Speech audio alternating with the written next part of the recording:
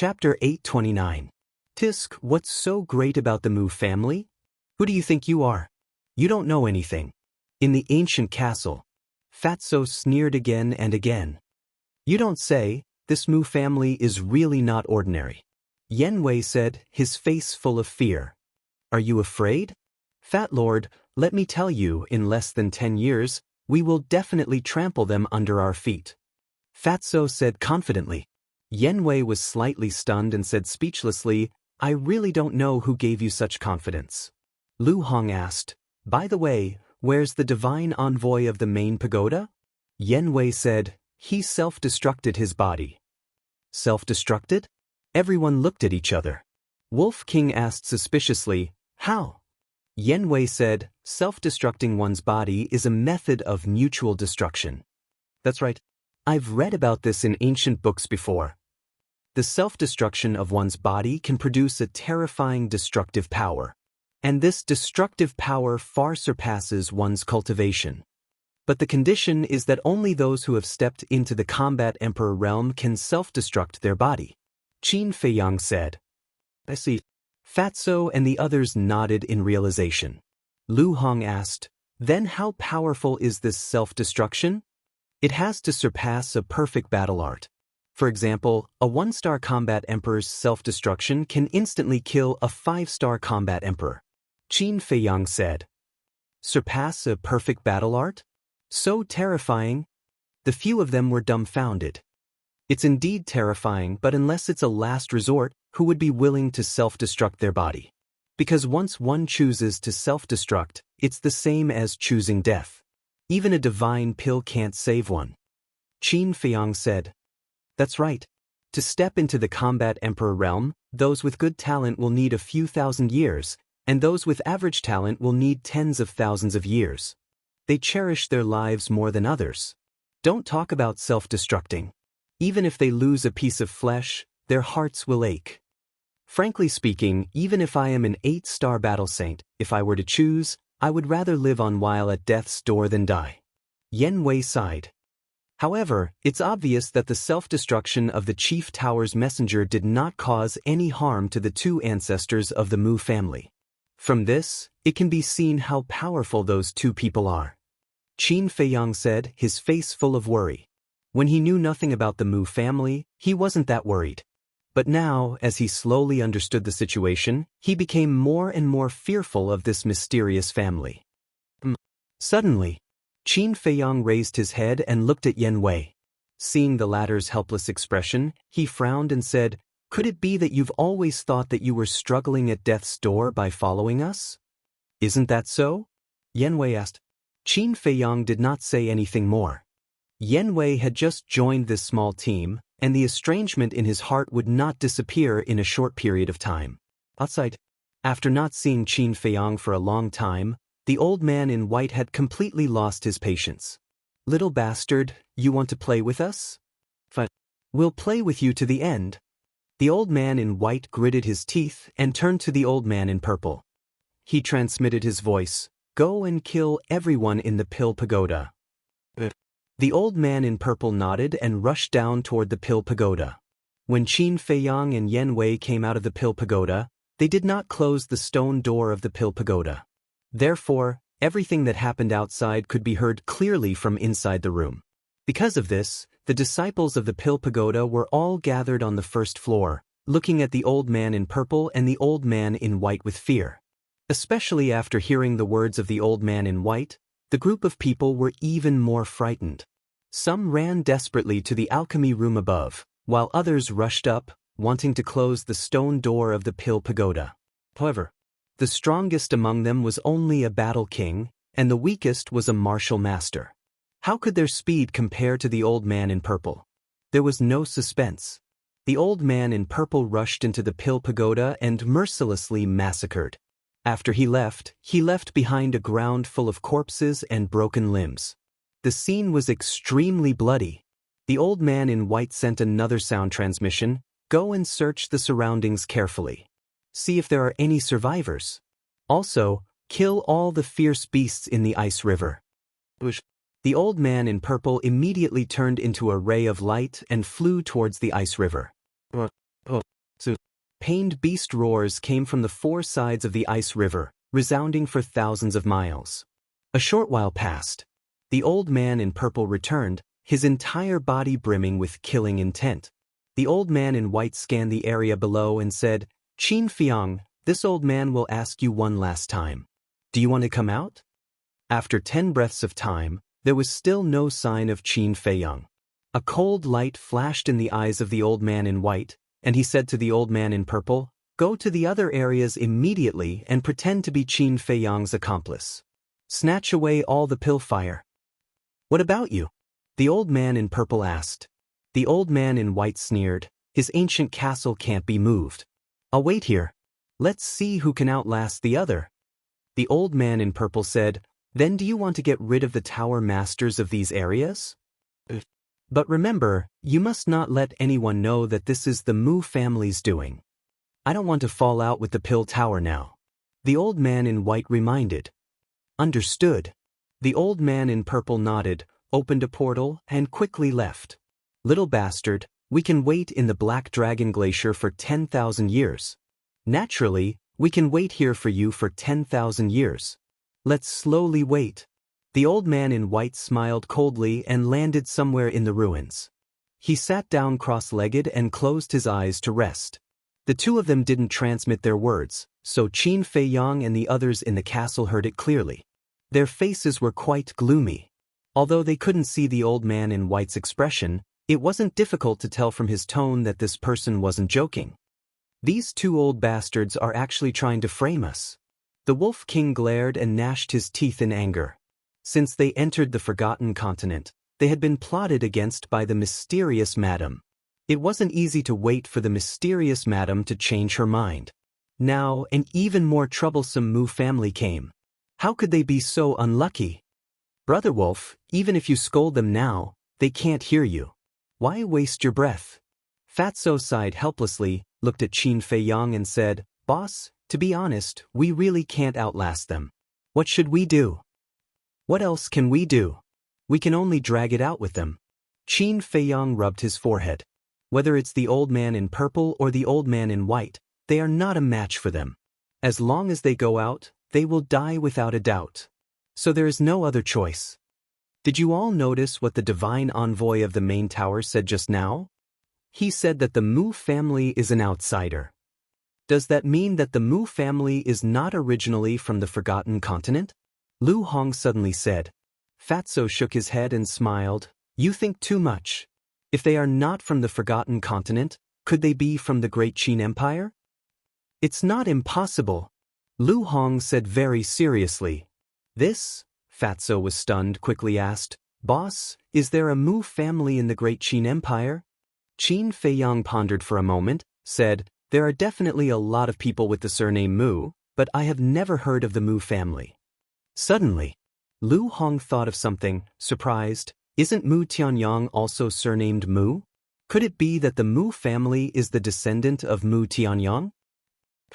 Qin Feiyang and the others looked at Lu Hong, their expression constantly changed. "What? Did I say something wrong?"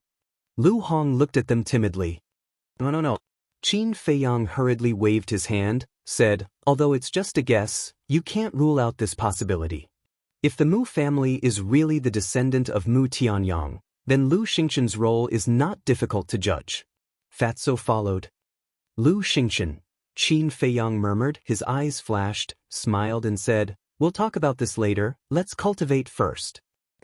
He turned around and walked to the altar, opened the iron box, opened the 6-word manual, and continued to copy the 5th stroke of the kill manual. Fatso and the others also went into seclusion one after another. Yanwei walked to Qin Feiyang's side, looked at the kill word on the iron cover book, and asked, "Is there any meaning in copying this kill word?" "Of course."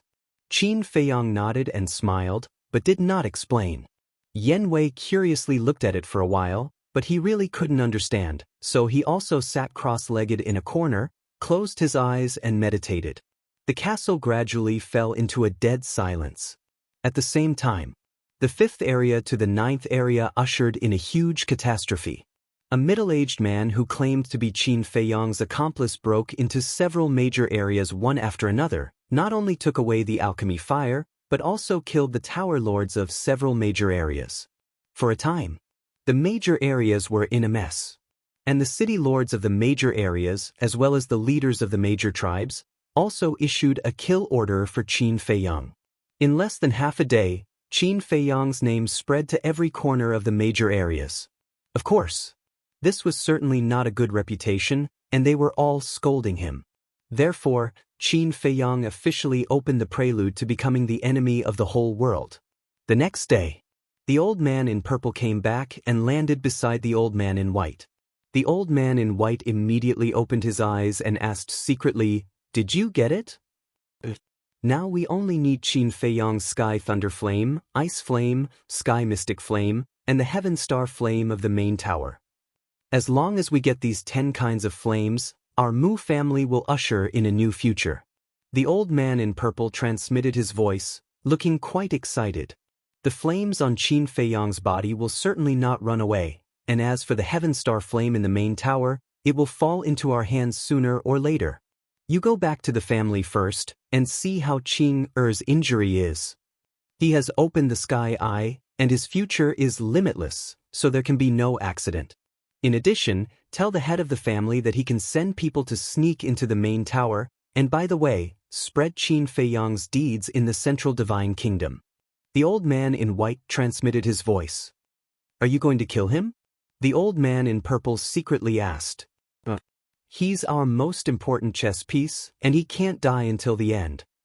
I'm just doing this to divert the attention of the forces in the central divine kingdom, and let them focus on Qin Feiyang.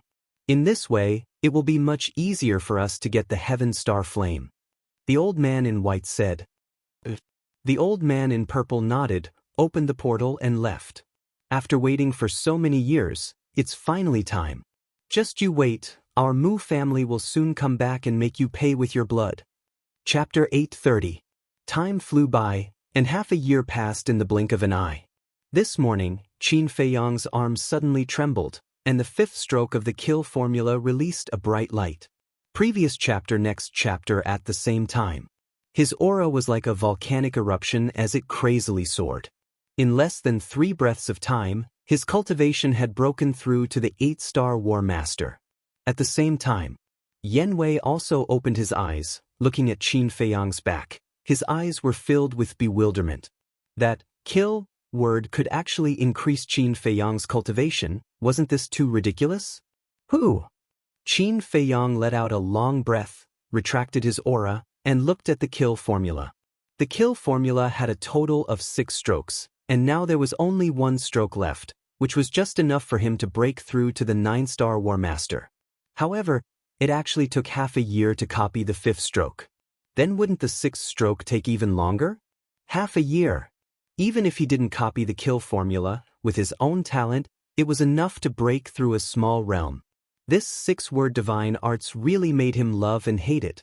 It didn't take much time to copy a stroke in the early stages. But in the later stages, it was completely dragging him down. The key was that he couldn't give up yet. After all, every single one of these divine arts had a heaven-defying ability. Let's take it slow. In any case, there's only 1 stroke left for the kill formula. Qin Feiyang muttered, closed the iron book, closed the iron box, and turned to look at Fatso and the others. After half a year of meditation, everyone's strength had broken through. Especially the black dragon snake. It, who had crippled its cultivation and started cultivating again, had already recovered its cultivation to the 5-star War King. The only ones who had not broken through were Yan Wei and the dual-winged snow eagle. There was no need to talk about Yan Wei. Without opening the door to potential, it was naturally not that easy to break through to the 9-star War Saint. As for the dual-winged snow eagle, although it had opened the 6th level and its talent had greatly increased, the realm of the War Saint was not something that the War Master could compare to. So, it would probably take some time for it to break through to the 2-star War Saint.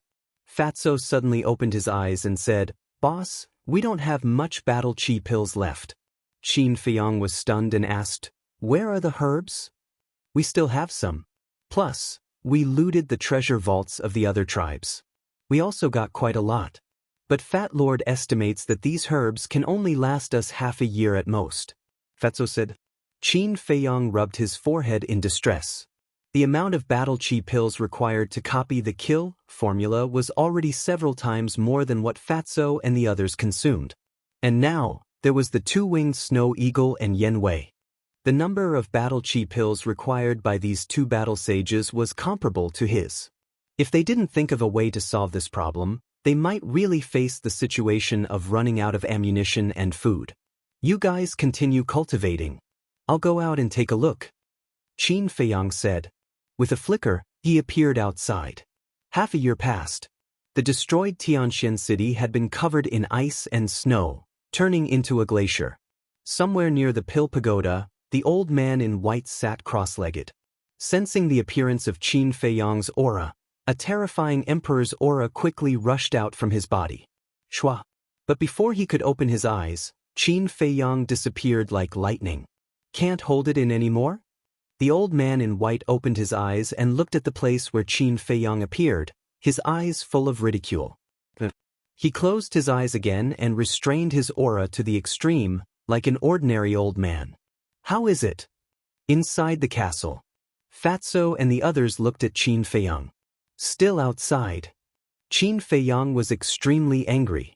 This old thing really planned to continue to waste time with them. Yen Wei sighed. I hope there will be a turn for the better. Boom. Before his voice faded, a powerful aura suddenly descended above the Pill Pagoda.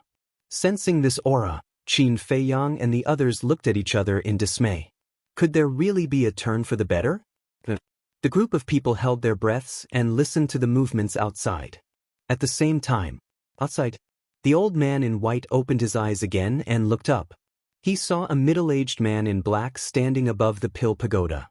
The middle-aged man in black also noticed the old man in white and couldn't help but be stunned. He said in surprise, "You are the great ancestor of the Mu family?" "That's me." The old man in white smiled and nodded. He got up and said, "This old man thinks you look familiar. You should be from the main pagoda, right?" "That's right." The middle-aged man in black nodded. The old man in white cupped his hands and said, "Nice to meet you." "I don't dare." The middle-aged man in black quickly waved his hand with a trace of awe on his face. The great ancestor of the Mu family smiled and asked suspiciously, "What are you doing here?" The middle-aged man in black sighed deeply and said, "I believe you have heard that Qin Feiyang and his accomplices have snatched the pill fire of my 9 regions. The great ancestor of the Mu family nodded and said, "To be honest, this old man quite admires this little guy. He actually dares to provoke the Almighty. Young people are more arrogant. It's understandable. But he shouldn't have come to provoke my Pill Pagoda. And this time, I'm here to capture him." The middle-aged man in black said. His eyes were like a blade, extremely sharp. The great ancestor of the Mu family's eyes flashed and asked, "When did you come?" "The moment I received the news, I brought people here. But during this time, I've been in the 9th region. Because we suspected that Qin Feiyang might go to the Central Divine Kingdom, so we wanted to wait at the entrance. But after waiting for so long, I didn't see him appear, so I came out to try my luck." "By the way, what are you doing here?" the middle-aged man in black asked. The great ancestor of the Mu family raised his eyebrows and said, "To tell you the truth, this old man is also looking for Qin Feiyang, and this old man knows where he is." But the middle-aged man in black was refreshed. "Right here. He's hiding in a spatial divine object. If he doesn't take the initiative to come out, we can't do anything to him," the great ancestor of the Mu family said. The middle-aged man in black glanced down and suddenly looked at the great ancestor of the Mu family and asked suspiciously, "Why are you looking for Qin Feiyang?" "He's doing whatever he wants in the 9 regions. As a member of the Forgotten Continent, this old man naturally has to do something." The great ancestor of the Mu family laughed. If it was someone who didn't know, looking at his sincere attitude at this moment, they would really think that he was a good person. "Can you stop pretending?" At this time, Qin Feiyang appeared out of thin air, looked at the great ancestor of the Mu family, and said, "Do you know that your face right now is extremely disgusting?" Qin Feiyang. The middle-aged man in black suddenly looked at Qin Feiyang, and said word by word, killing intent burst out of his eyes. Yes, it's me. But don't believe that old thing's nonsense, because the pill fire from the 5th area to the 9th area was snatched away by his Mu family. Qin Feiyang said in a deep voice. The middle-aged man in black was stunned and turned to look at the great ancestor of the Mu family. However, the great ancestor of the Mu family was not nervous at all. He looked at the middle-aged man in black and said with a smile, "Do you believe it?" "Of course not." The middle-aged man in black sneered and looked at Qin Feiyang again and said coldly, "Hand over the pill fire immediately, and I'll leave your corpse intact." "Young man, don't resist, you have no chance." The great ancestor of the Mu family laughed, and the emperor's might emerged and rushed towards Qin Feiyang. This time, Qin Feiyang did not dodge. The emperor's might firmly imprisoned him in the void, because when he came out, he had already thought that the people of the main tower would not believe him. Of course, he had also been prepared to deal with it. Glancing at the great ancestor of the Mu family, Qin Feiyang looked at the middle-aged man in black and said, "If you don't believe me, I can go with you to the central divine kingdom, because I have evidence in my hands that can prove that all of this was done by the Mu family. But this evidence is very important, and I can only give it to your master." "Evidence?" The middle-aged man in black raised his eyebrows without a trace. This kid vowed solemnly and was not afraid at all. He took the initiative to go with him to the central divine kingdom. Was this really related to the Mu family? At the same time, deep in the eyes of the great ancestor of the Mu family, there was also a trace of surprise. Was what this little bastard said true or false? "Believe me, otherwise you will fall in the hands of the Mu family sooner or later," Qin Feiyang said with a very sincere attitude. "Don't talk nonsense. The Mu family is open and above board. How could they do such a thing? However, since you took the initiative to ask to go to the central divine kingdom, then I will take you there. I believe that the master also wants to see you," the middle-aged man in black said coldly. Qin Feiyang nodded and pretended to be very happy. At the same time, he glanced at the great ancestor of the Mu family with a trace of provocation in his eyes. "Great ancestor, I want to take him back to the central divine kingdom immediately.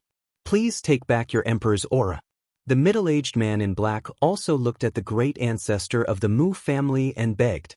However, the great ancestor of the Mu family turned a deaf ear to him and stared at Qin Feiyang. The middle-aged man in black raised his eyebrows and was about to speak. But at this time, the great ancestor of the Mu family laughed out loud. "Qin Feiyang, oh Qin Feiyang, this old man really likes you more and more. You are the smartest young man this old man has ever seen. However, if you want to use him to get away, you are too naive." Boom. After saying that, the eyes of the great ancestor of the Mu family burst with a piercing cold light. His old arms stretched out in the air, and an invisible big hand suddenly grabbed the middle-aged man in black. The middle-aged man in black's face changed and said in shock and anger, "Great ancestor, what do you want to do? Didn't I tell you? The Mu family is the real culprit, and I am just a victim that they framed. As for now, of course he wants to kill you to silence you." Qin Feiyang sneered. "Damn it." The middle-aged man in black cursed and turned around without hesitation. "Don't think about leaving since you are here." The great ancestor of the Mu family wanted to kill him. The invisible big hand cut through the sky like lightning and grabbed the middle-aged man in black. The middle-aged man in black was immediately controlled. "Alas. Originally, I was still hoping that you could save me, but I didn't expect you to be so weak. I shouldn't have come out." Qin Feiyang sighed. "Count on him? You don't know, right? He is just a messenger of the main tower." A mere messenger is just a little stronger than an ant in front of this old man. The great ancestor of the Mu family smiled disdainfully and his 5 fingers suddenly shrank. The middle-aged man in black's body suddenly began to deform, and blood spurted out from the pores all over his body. In an instant he became a bloody man. But he didn't scream, and he didn't even frown. He stared at the great ancestor of the Mu family and sneered, "There is no such thing as an airtight wall in the world. Don't think that you can hide it from the world by killing me today. Let me tell you, your Mu family will pay the price for this sooner or later. Explode. Chapter 8:31. Boom. The middle-aged man in black self-destructed, and a destructive aura rolled out between heaven and earth like a raging wave. The glacier shattered, and the ground sank. The void was twisting crazily, as if it was about to split open. The Mu family's ancestor was the closest, so he bore the brunt of it. His face turned pale, and he spat out a mouthful of blood. It was enough to see that the cultivation of the middle-aged man in black was stronger than that of the white-robed man. At least his self-destruction could cause a trace of damage to the Mu family's ancestor. And because of the Mu family's ancestor's injury, the emperor's aura that imprisoned Qin Feiyang loosened a little. Qin Feiyang seized the opportunity, decisively opened a portal, and went in without looking back. Just as he disappeared, the destructive blast of the middle-aged man in black's self-destruction roared. The portal instantly shattered, but there was no trace of him. Bastard! Seeing this scene, the Mu family's ancestor was furious. He was confident that he could easily kill the middle-aged man in black. But what he didn't expect was that these people from the Pill Pagoda were all so crazy. They self-destructed their bodies without saying a word. Twice now. It was all because of the self-destruction of the people from the Pill Pagoda that Qin Feiyang was able to escape. So in his heart, his resentment towards the Pill Pagoda grew stronger. In the sky above a glacier, a sorry figure appeared out of thin air. It was Qin Feiyang. That was close. He scanned his surroundings and patted his chest with lingering fear. Just now. If he had left a step later, even if he hadn't been killed by the Mu family's ancestor, he would have died under the blast. The power of the War Emperor's self-destruction was not something he could resist. After a long, long time, he finally calmed down and took Yen Wei out. Isn't this too risky? Yen Wei looked at Qin Feiyang helplessly. He had never seen such a crazy young man. It's a little crazy, but it's basically within my expectations. Qin Feiyang laughed. Within your expectations? Yen Wei was taken aback. He frowned and asked, why are you so sure that the people from the main tower will blow themselves up? It's simple. As long as I say that I have evidence in my hands, regardless of whether it's true or not, the Mu clan's great ancestor will not let me go to the Central Divine Kingdom. And the only way to stop me from going to the Central Divine Kingdom is to kill that middle-aged man in black. The great ancestor of the Mu clan is so powerful that the middle-aged man in black is definitely not his opponent. Therefore, he could only choose to self-destruct. Qin Feiyang said. Yen Wei suddenly understood and said, so, you've already planned all of this. But, aren't you afraid that the black-clothed middle-aged man will change sides and join the Mu family? Qin Feiyang said, then let me ask you, would you let someone who knows your secret live in this world? I won't. Yen Wei shook his head. That's right. The Mu clan has planned such a big conspiracy. How can they let the middle-aged man in black continue to live in this world? Even if he joins the Mu clan, the great ancestor of the Mu clan will not let him go. And the middle-aged man in black, as the divine envoy of the main tower, naturally can see through this. So, in the face of such a hopeless situation, it's better to blow himself up. This way, it can create a chance for me to escape. After all, I'm the only one who knows the truth. Of course. If the great ancestor of the Mu clan can accept his betrayal, then I can only admit that I'm unlucky. Qin Feiyang said. Amazing. After hearing this, Yen Wei gave Qin Feiyang a thumbs up without hesitation. Although the young man in front of him is not very strong, his brain is really not comparable to ordinary people. However, I can't let the middle-aged man in black die in vain. After all, it's because of him that I can escape. I'll remember this account first, and then I'll find the Mu clan and settle it together. Qin Feiyang's eyes flashed with a cold light. Yen Wei asked, then what's your plan now? I want to go to the Central Divine Kingdom, but I'm a little worried. Qin Feiyang said, the alchemy fire in the 5th to 9th regions has fallen into the Mu clan's hands, so there's no need to continue to stay in the 9 regions. What are you worried about? Yen Wei asked. Mu Qing. Although this person was seriously injured by the divine envoy of the main tower, I have a feeling that he will definitely not die. And his omniscient eye is too big a threat to me. If he's also in the central divine kingdom, then no matter how I disguise myself, I will be exposed. Qin Feiyang said. This is indeed a problem. But I think compared to Mu Qing, the great ancestor and the second ancestor of the Mu clan are a bigger threat. Because they will definitely not let you enter the central divine kingdom alive. Yan Wei said. You're wrong. The Mu clan won't kill me now. Qin Feiyang shook his head and said. But Yan Wei was surprised. I don't know. Maybe in their eyes I still have value. I'll tell you the truth. In fact, it's the Mu clan that lured me to the Forgotten Continent. Qin Feiyang said. They lured you here? Yan Wei was surprised. So, there's really something fishy about this? You don't have to worry about the Mu clan. Now, the people who know the truth are already dead. Even if I tell the truth, no one will believe me. Now, I have to worry about the Pill Pagoda. They will definitely hunt me down if they don't know the truth. If only I had evidence in my hands, then I wouldn't be so passive. Qin Feiyang sighed. Makes sense. Yan Wei nodded. Suddenly, he smiled and said, Not necessarily. What do you mean? Qin Feiyang was stunned and looked at him suspiciously. You don't know, right? In fact, after you left the castle, that little girl Lu Hong took out the image crystal. Yan Wei smiled. Took out the image crystal? Qin Feiyang was a little confused. Suddenly, he seemed to have thought of something and said in surprise, You mean, she recorded the conversation between me, the Mu clan's ancestor, and the black-clothed middle-aged man? Yan Wei nodded. Qin Feiyang was stunned and said angrily, Why didn't you say so earlier?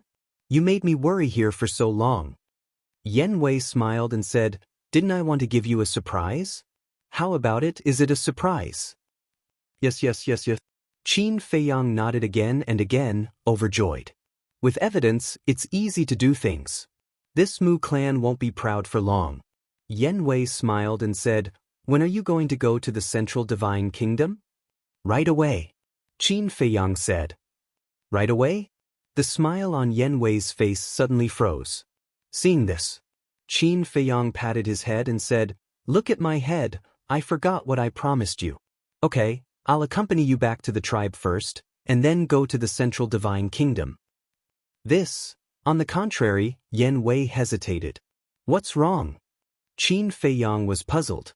This, I think I can go back alone, Yan Wei said. Qin Feiyang was stunned and said helplessly, You don't trust me that much? Without a doubt. Yan Wei must be worried that Qin Feiyang would make things difficult for his clansmen. It's not a matter of trust or not, but I have to be responsible for them. I can't let them enter the fire pit. Yan Wei said. Fire pit? Qin Feiyang smiled bitterly. He remembered that in the Great Qin Empire, there were countless people who wanted to curry favor with him. But in Yan Wei's eyes, he was actually a fire pit? It was really a blow. Qin Feiyang glanced at him and nodded helplessly. Hey, I won't go. Are you satisfied now? Ha! Yan Wei smiled awkwardly. Qin Feiyang waved impatiently and said, Go and come back quickly. I'll wait for you here. Yan Wei nodded, took out a portal, opened it quickly, and soon disappeared in front of Qin Feiyang's eyes. Fire pit. Qin Feiyang shook his head and couldn't help laughing. It seemed that he had to find a chance to tell this Yan Wei, so that he wouldn't treat him like a plague all day. Swish. Chapter 8:32. The 8th region. In a certain glacier, there was a huge tribe. This tribe covered an area of dozens of miles. Old wooden houses were arranged neatly like stars in the sky. Around them, there was a row of tall wooden fences covered with snow, like a city wall, blocking the whistling cold current for this tribe. However, in this huge tribe, there was not a single person, not even a child. At a glance, other than the houses, there was only snow, as if it was an empty city. In front of the gate of the tribe, there was a stone tablet that was more than 10 meters tall. On it, there was a pattern engraved. It was a golden giant tiger. In between its eyebrows, there was an eye-catching king word, and its bell-like eyes were shining. Although it was just a pattern, it was very real. It was like a real giant tiger, sealed in the stone tablet, emitting a shocking king's aura. And this was the totem. Under the totem, there were 4 bold words. Sky Tiger Tribe. Suddenly, a child ran out from one of the houses. This child was only 3 or 4 years old, with a small canine tooth, wearing a red doo-doo, and a golden bell hanging on his neck. As he ran, the bell made a crisp sound. But the child's mouth was full of blood. Moreover, there was a trace of bloodthirsty light in his small eyes, and he seemed to be full of hostility. He stood in the snow outside, looking around. His eyes suddenly flashed, and he wiped the blood from his mouth, and the hostility between his eyebrows disappeared instantly. At this moment, a strong man in black clothes descended in the sky above the Sky Tiger Tribe. It was Yen Wei. The child in the doo-doo raised his head and looked at Yen Wei. With an innocent smile on his pink little face, he looked very obedient. I'm finally back. At the same time, Yen Wei stood in the sky, looking at the tribe below, and for a moment, he was filled with emotions. Back then, he went to the Black Dragon Glacier full of confidence, but in the end, not only did he not get the inheritance of the demon dragon, he almost died inside. In the end, he survived, but he was reduced to being someone else's servant. His life was out of his control. If the heavens could give him another chance, he would rather die than enter the Black Dragon Glacier. It's all because of greed. He sighed to himself and sorted out his emotions. A faint smile appeared on his face. He continued to hide it because he didn't want his clansmen to notice anything and worry about him. But just as he was about to go down, he couldn't help but be stunned. Where did the people of the tribe go? Why didn't he see any of them? Very soon, he found the child in the doo-doo. He flashed and landed in front of the child. He squatted down and gently grabbed the child's shoulders. He smiled and asked, "Whose child are you? Where are the others?" The fact that the Sky Tiger tribe had their own totem meant that there were at least 1 million of them. Even if Yen Wei was the leader of a tribe with 1 million people, it was impossible for him to know everyone. I don't know. Uncle, can you take me home? I think I'm lost. The toddler shook his head. His voice was very childish, and there was a trace of confusion on his little face. Yen Wei smiled dotingly. He reached out and picked up the child. He asked, "What are your parents' names?" "My parents' names? Let me think." The toddler scratched his head and suddenly smiled. "I remember now. My father is called Hades and my mother is called Grim Reaper." Hades? Grim Reaper? Yen Wei was stunned. He reached out and touched the child's forehead. He didn't have a fever. Why was he talking nonsense? At this moment, the door of a house at the side was gently pushed open. A burly man carefully poked his head out and scanned the outside. Leader? When he saw Yen Wei, the burly man was surprised. However, when he saw the child in Yen Wei's arms, his face changed and he shouted, "Leader, be careful." Yen Wei was shocked. He quickly scanned the surroundings and then looked at the burly man. He asked curiously, "Be careful of what?" "Be careful of him." The burly man pointed at the toddler, his face full of fear. "Is there a problem with him?" Yen Wei suspiciously lowered his head and looked at the child in his arms. The child grinned at him. Immediately, a strong sense of crisis emerged in Yen Wei's heart. Without thinking, he hurriedly threw the child out. But at the same time, the child stretched out his little hand. That pink and tender little arm was like a sharp blade. With a poochy sound, it pierced into Yen Wei's lower abdomen. Yen Wei screamed in pain on the spot. His face was distorted. "Leader! Little bastard, I'll fight it out with you." Seeing this, the burly man hiding behind the door roared and rushed towards Yen Wei crazily. "What? Leader is back!"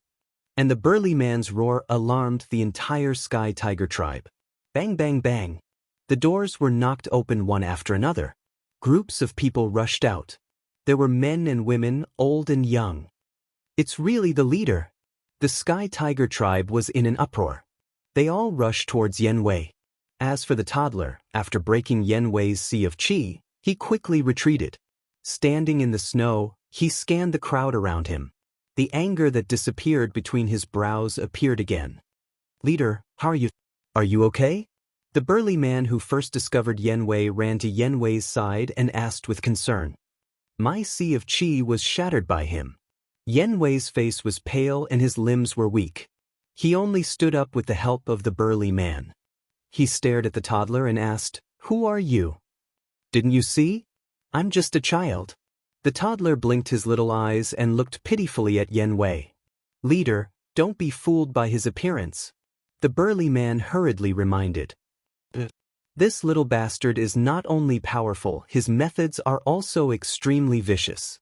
Many of our tribesmen died tragically in his hands." More and more people gathered behind Yen Wei. They all shouted with righteous indignation. "I didn't want to. But their blood is so delicious. I couldn't control myself." The toddler said timidly.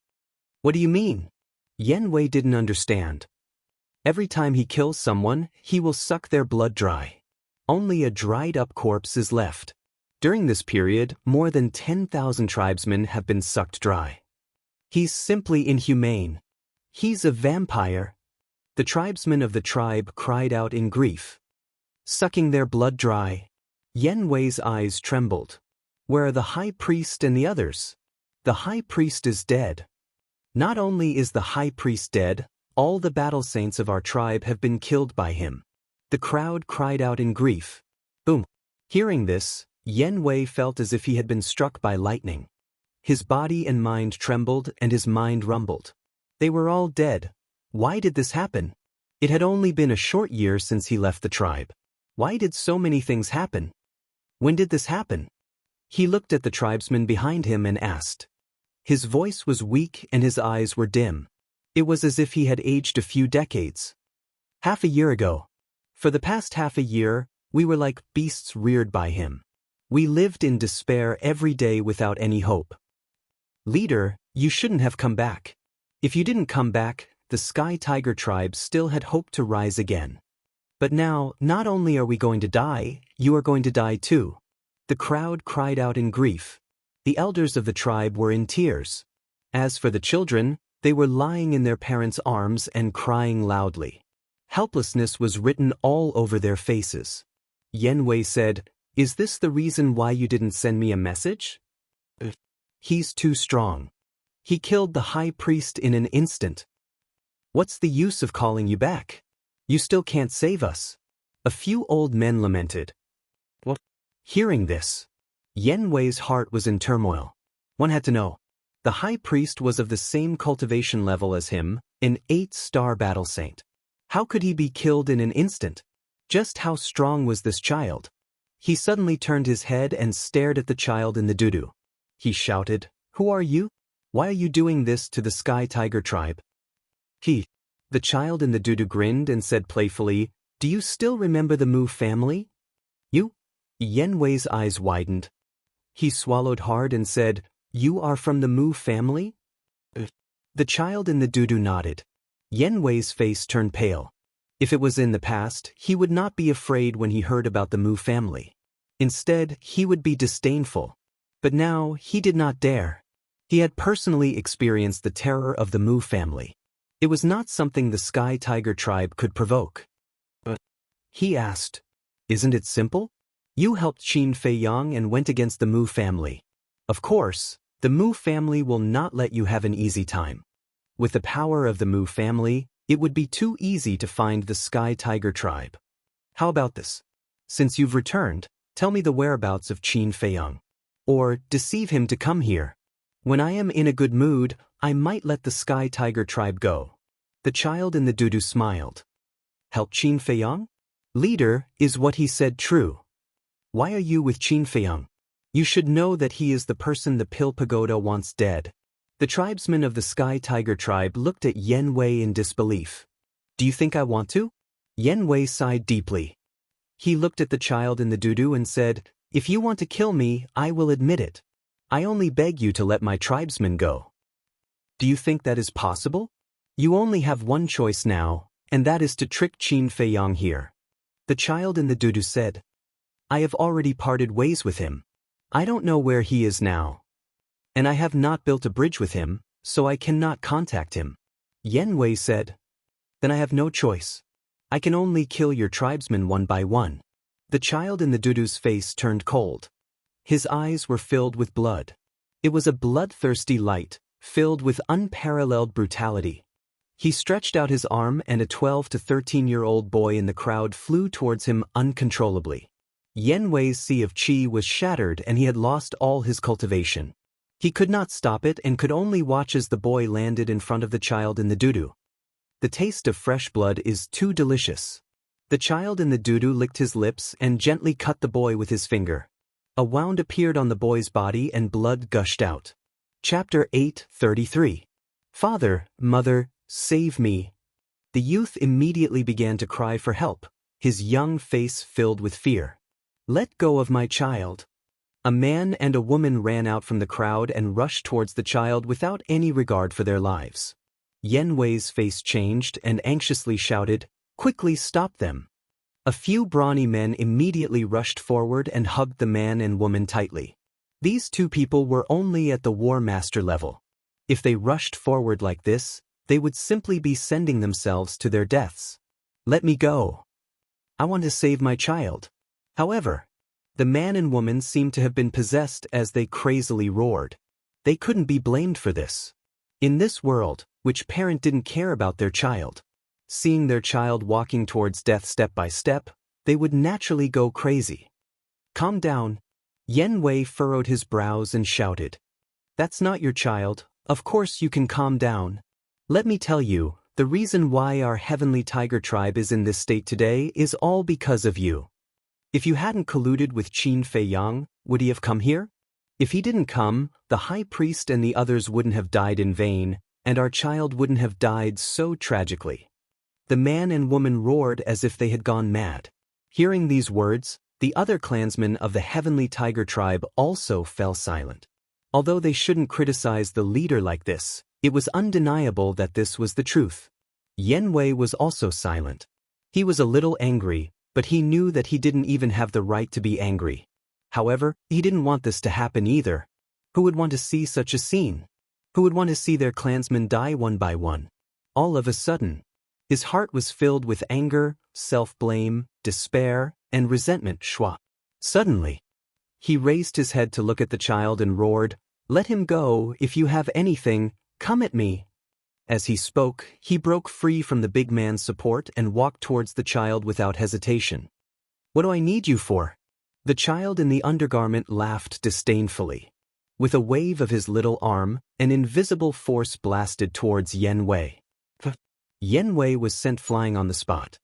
He spat out a mouthful of blood and smashed into the crowd behind him. Leader, how are you? Are you all right?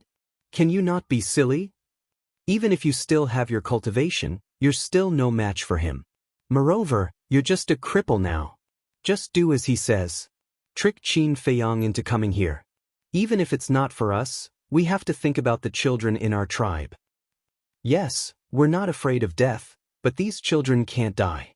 Look at them. Look at how scared and desperate they are now. I'm afraid this incident will leave a shadow in their hearts for the rest of their lives. Everyone howled in grief. The entire tribe was filled with a desolate atmosphere. And how could Yen Wei not know this? However, he knew that if he called Qin Fei Yang over, it would only speed up the destruction of the Sky Tiger tribe. Because the Mujia's target is Qin Fei Yang. If Qin Fei Yang doesn't come, the Mujia won't really kill him. However, as long as Qin Fei Yang comes, the Sky Tiger tribe will lose its value. The end result will be the destruction of the tribe. However, the tribesmen didn't know the bitterness in his heart. They all thought that he was still protecting Qin Fei Yang. They couldn't help but feel resentment in their hearts. After a moment of struggle, Yen Wei gritted his teeth and said, All right, I'll listen to you. Immediately called Qin Fei Yang over. Quickly let him go. Do you know where he is? Then just now, why did you say that you don't know? That's where you're wrong. You'll pay the price for lying to me like this. Do you know that? The child in the Dudu grinned and suddenly raised his arm. Like a knife, it sank into the youth's heart and crushed it. Ah, The youth screamed in pain and died on the spot. The blood that gushed out from the youth's heart was all sucked into the mouth of the child in the doo-doo. Awesome! This taste is too good for words. He closed his eyes and raised his head. His face was full of enjoyment and intoxication. Damn it! You demon, give me back my son's life. The parents of the youth had also gone completely crazy. Their aura suddenly burst out and shook the people around them away. They madly pounced on the child in the doo-doo. The child in the doo-doo suddenly opened his eyes. 2 rays of cold light burst out of his eyes. What I hate most is people disturbing me at this time and ruining my mood. As soon as he finished speaking, the golden bell on his neck suddenly shot out 2 rays of golden light and sank into the brows of the man and woman. Boom! Accompanied by 2 screams, the 2 people's heads immediately exploded like watermelons. The cruel methods and bloody scene made one's hair stand on end. Plop. Looking at this scene, Yan-Wei knelt on the ground powerlessly and begged, "I beg you, please don't hurt my tribesmen anymore, okay? But as long as you call Qin Feiyang over, I'll let them go." The child in the doo-doo grinned. His lips and teeth were stained with blood. It was scarlet and looked so ferocious. "Hey, wait for me." Yan-Wei nodded, got up, and walked to the side of a slightly older elder. He whispered to the elder a coordinate. Now that his cultivation was crippled, he could not open the portal himself. Buzz. The elder waved his hand, and a portal appeared. His battle chi surged, and the portal immediately expanded in the wind and quickly opened. "I'll be back soon. Don't hurt them anymore." Yan-Wei looked at the child in the doo-doo again and said worriedly. He stepped into the portal. The teleportation gate quickly dissipated. At the same time, Yan-Wei appeared out of thin air above a glacier. However, because he had lost his cultivation, he could not fly in the air. As soon as he appeared, he fell powerlessly. "Qin Feiyang, come out quickly." As he fell, he shouted loudly. The next moment, Qin Feiyang appeared out of thin air. Seeing Yan-Wei covered in blood, his expression changed. He quickly swooped down, carried Yan-Wei, and landed on the peak of an ice mountain. What happened? After putting down Yan-Wei, Qin Feiyang asked in surprise. Yan-Wei said weakly, "First, give me a spirit sea pill." Spirit sea pill? Qin Feiyang was stunned. When he saw the wound on Yan-Wei's lower abdomen, he suddenly understood. He immediately took out a spirit sea pill with 4 veins and put it in Yan-Wei's mouth. The pill melted in his mouth, turned into a majestic energy, and rushed to Yan-Wei's sea of qi. Qin Feiyang frowned. "Didn't you go back to the tribe? How did this happen?" Yan-Wei said angrily. "Isn't this all your fault?" "Me?" Qin Feiyang was a bit confused. The Mujia's people are standing in my tribe, my people." Speaking of this, Yan-Wei couldn't continue. He lowered his head, his face was distorted by the pain, and tears couldn't help but burst out of his eyes. Although Yan-Wei didn't finish, Qin Feiyang already understood. His face instantly became gloomy. "These damn bastards."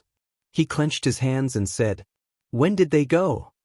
"Not long after we left the Black Dragon Glacier, they found my tribe. Their target is you. I have no choice. In order to save my people, I can only come to you. I beg you, come with me." Yan-Wei endured the pain, kneeling on the ground, begging Qin Feiyang. "Get up first." Qin Feiyang frowned and said. Yan-Wei shook his head. "If you don't agree, I will kneel here until I die. I will go.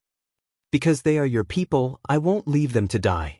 But you have to know, even if I go, the Mujia won't let them go." Qin Feiyang said. "I know, but I can't just leave them alone, right?" Yan-Wei roared. "So the most important thing now is to think of a way to transfer your people," Qin Feiyang said. "Transfer? There are more than 1 million people in my tribe. How can we transfer them? What's more, even if there is a way to transfer them, the Mujia will definitely stop us. That's simply a fantasy." Yan-Wei shook his head. His face was full of helplessness. "Yes, to do this is harder than ascending to the sky." Qin Feiyang sighed. "But if they ran like this, not only would they not be able to save the people of the Sky Tiger tribe, even he and Yan-Wei would be captured. But what can they do to get the best of both worlds? I can help you. Suddenly, an emotionless voice sounded above their heads. The two of them were startled. They looked up and their faces were suddenly stunned. It was a beautiful woman, wearing a white dress. Her hair was fluttering in the wind, exuding an otherworldly aura. Who else could it be but the mysterious lady? After regaining his senses, Qin Feiyang frowned. You've been following us all this time? The mysterious lady said, after leaving the Black Dragon Glacier, I have been following you all this time. How did you do it? Qin Feiyang was surprised. At that time, he left using the portal, only he knew where he was going. But this mysterious madam had actually found him so quickly. Wasn't this too ridiculous? The mysterious lady said, Don't worry about this, just answer me, do you need my help? Yes, of course I do. Before Qin Feiyang could answer, Yan Wei spoke first, as if he was grasping at a life-saving straw. The mysterious lady frowned and said, Shut up, I want Qin Feiyang to answer personally. Yan Wei immediately looked at Qin Feiyang pleadingly. Qin Feiyang frowned and asked, What are your conditions? The mysterious lady wanted him to answer personally, which meant that she definitely wouldn't help for free this time. There must be some conditions. You are indeed a smart person.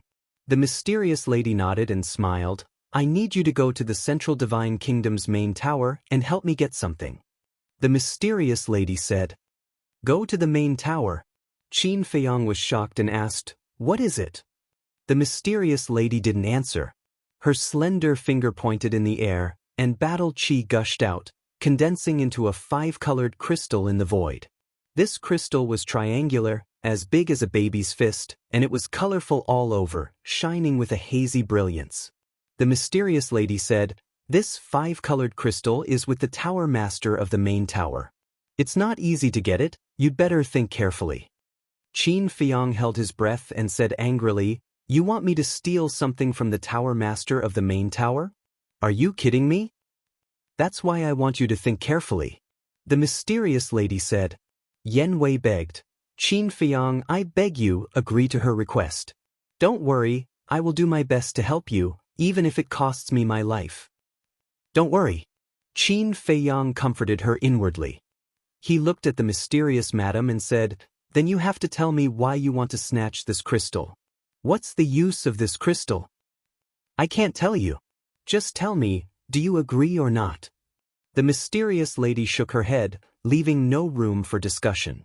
Qin Feiyang raised his eyebrows and said helplessly, Do I have a choice? But this is too dangerous. I can lose my life if I'm not careful. You have to give me a way to save my life. If you want benefits, just say it. Why do you have to be so fake? The mysterious lady rolled her eyes and said, I'll give you 2 more perfect battle arts, okay? Only 2? That's too little, isn't it? Qin Feiyang said unhappily. The mysterious lady's face twitched and said unkindly, Boy, have you heard of the saying, a man who is never content is like a snake trying to swallow an elephant? I advise you not to be too greedy. Qin Feiyang smiled. What a joke, who would complain about having too many perfect battle arts? But he also knew that the mysterious lady meant what she said, so he didn't continue to pester her. 2 was better than nothing. Looking at Qin Feiyang's expression, the mysterious lady couldn't help but laugh and said, Actually, you don't have to be too worried. If something happens to you, someone will secretly help you. Qin Feiyang's heart skipped a beat. This woman had planted a spy in the Central Divine Kingdom. Who is it? He asked curiously. You'll know when the time comes. Of course, if you can succeed, he won't appear. The mysterious lady said. Qin Feiyang nodded and his eyes suddenly turned cold. He said, Then there's no time to lose. Let's go to the Sky Tiger tribe immediately. As for the perfect battle arts, give me them later. There's hope. Chapter 8:34. Sky Tiger Tribe. The toddler was like a king, looking arrogant and disdainful. His aura shrouded the entire area. You have done such a heartless thing, you will suffer retribution sooner or later.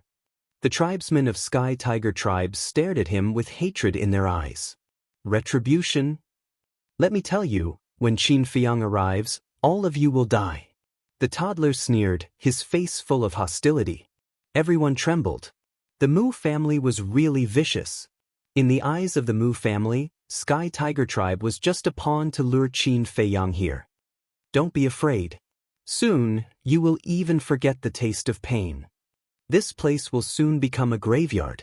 The toddler licked his lips, his eyes were bloodshot, like a demon, extremely terrifying. You're wrong. This is not their graveyard, it's your graveyard. Suddenly, a cold voice sounded. 3 figures descended from the sky above the tribe. They were Qin Fengyan Wei and the mysterious madam. You're courting death. The toddler's eyes turned cold as he looked up. Immediately, his pupils constricted, his gaze fixed on the mysterious madam. Just this kid? At the same time, Qin Feiyang was also looking at the toddler, his expression a little startled. Don't underestimate him. I heard from my tribesmen that the battle saints of my tribe, including the high priest, died in his hands. I was also bewitched by his appearance, that's why I suffered a great loss. Yan Wei whispered. What? Qin Feiyang was dumbfounded. He clearly remembered that Yan Wei once told him that there were hundreds of battle saints in Sky Tiger Tribe. And the high priest was an 8-star battle saint. He did not expect that they would all die in the hands of this kid. It's you. Suddenly, the mysterious madam's voice sounded. You know him? Qin Feiyang asked. He's called Demon Child, cruel and bloodthirsty. Furthermore, he would often use this face to confuse others. As for his strength, he is very strong, second only to the Mu clan's great ancestor and second ancestor. The mysterious lady said. This, Qin Feiyang was stunned.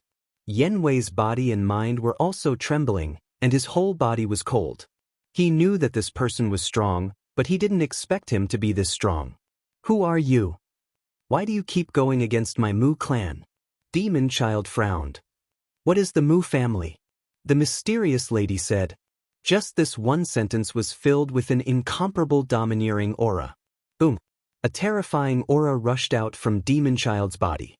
He gloomily stared at the mysterious madam. The bloody light flickered like a sea of blood. But at the same time, there was a trace of fear. You're also the pillar of the Mu family. If I were to kill you today, I'm sure the Mu clan's great ancestor and second ancestor would be very sad. The mysterious lady pursed her lips and smiled. However, this smile was like the smile of the Grim Reaper, causing one's hair to stand on end. She took a step forward. In an instant, she landed in front of Demon Child, raised her white jade-like hand, and reached for Demon Child's head. Demon Child's face changed, and he quickly retreated. I'm here, so don't even think about leaving. The mysterious lady was domineering. A powerful pressure emerged, forcibly rolling up Demon Child and rushing into the sky. Bitch, don't go too far. Demon Child was furious. His whole body was covered in bloody light, and he slapped the mysterious lady with a backhand, his battle chi roaring in all directions. So what if I bully you? The mysterious lady smiled disdainfully and slapped her palm without dodging. Boom! The moment the two palms collided, the void distorted, and the world lost its color. A destructive wave of air, like a tsunami, rushed in all directions. Fortunately, the two were fighting in the sky. Otherwise, this battle's fluctuations were enough to make Qin Feiyang and the others, as well as the entire Sky Tiger tribe, instantly turn into ashes. At the same time, Demon Child was directly sent flying by the mysterious lady's palm, and blood spurted from his mouth. On the other hand, the mysterious lady stood firmly at the top of the sky, without moving at all. Kid, you'd better go back and drink milk.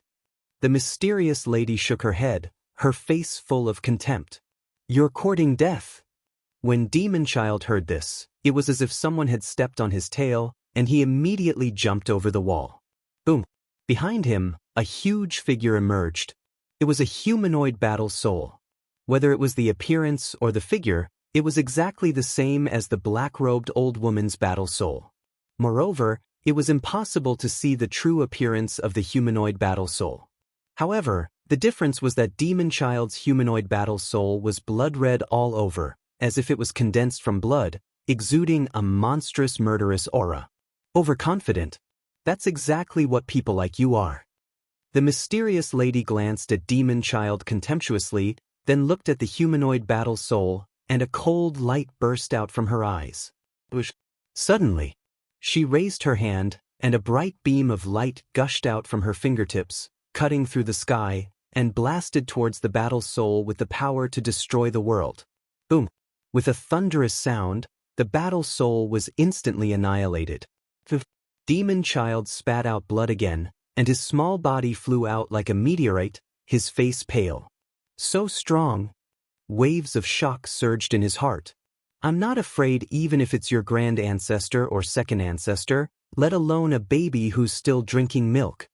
The mysterious lady was too strong. Not only did she frighten Demon Child, but even Qin Feiyang was afraid from the bottom of his heart. If this woman had not changed her mind, he would have become a dead soul long ago.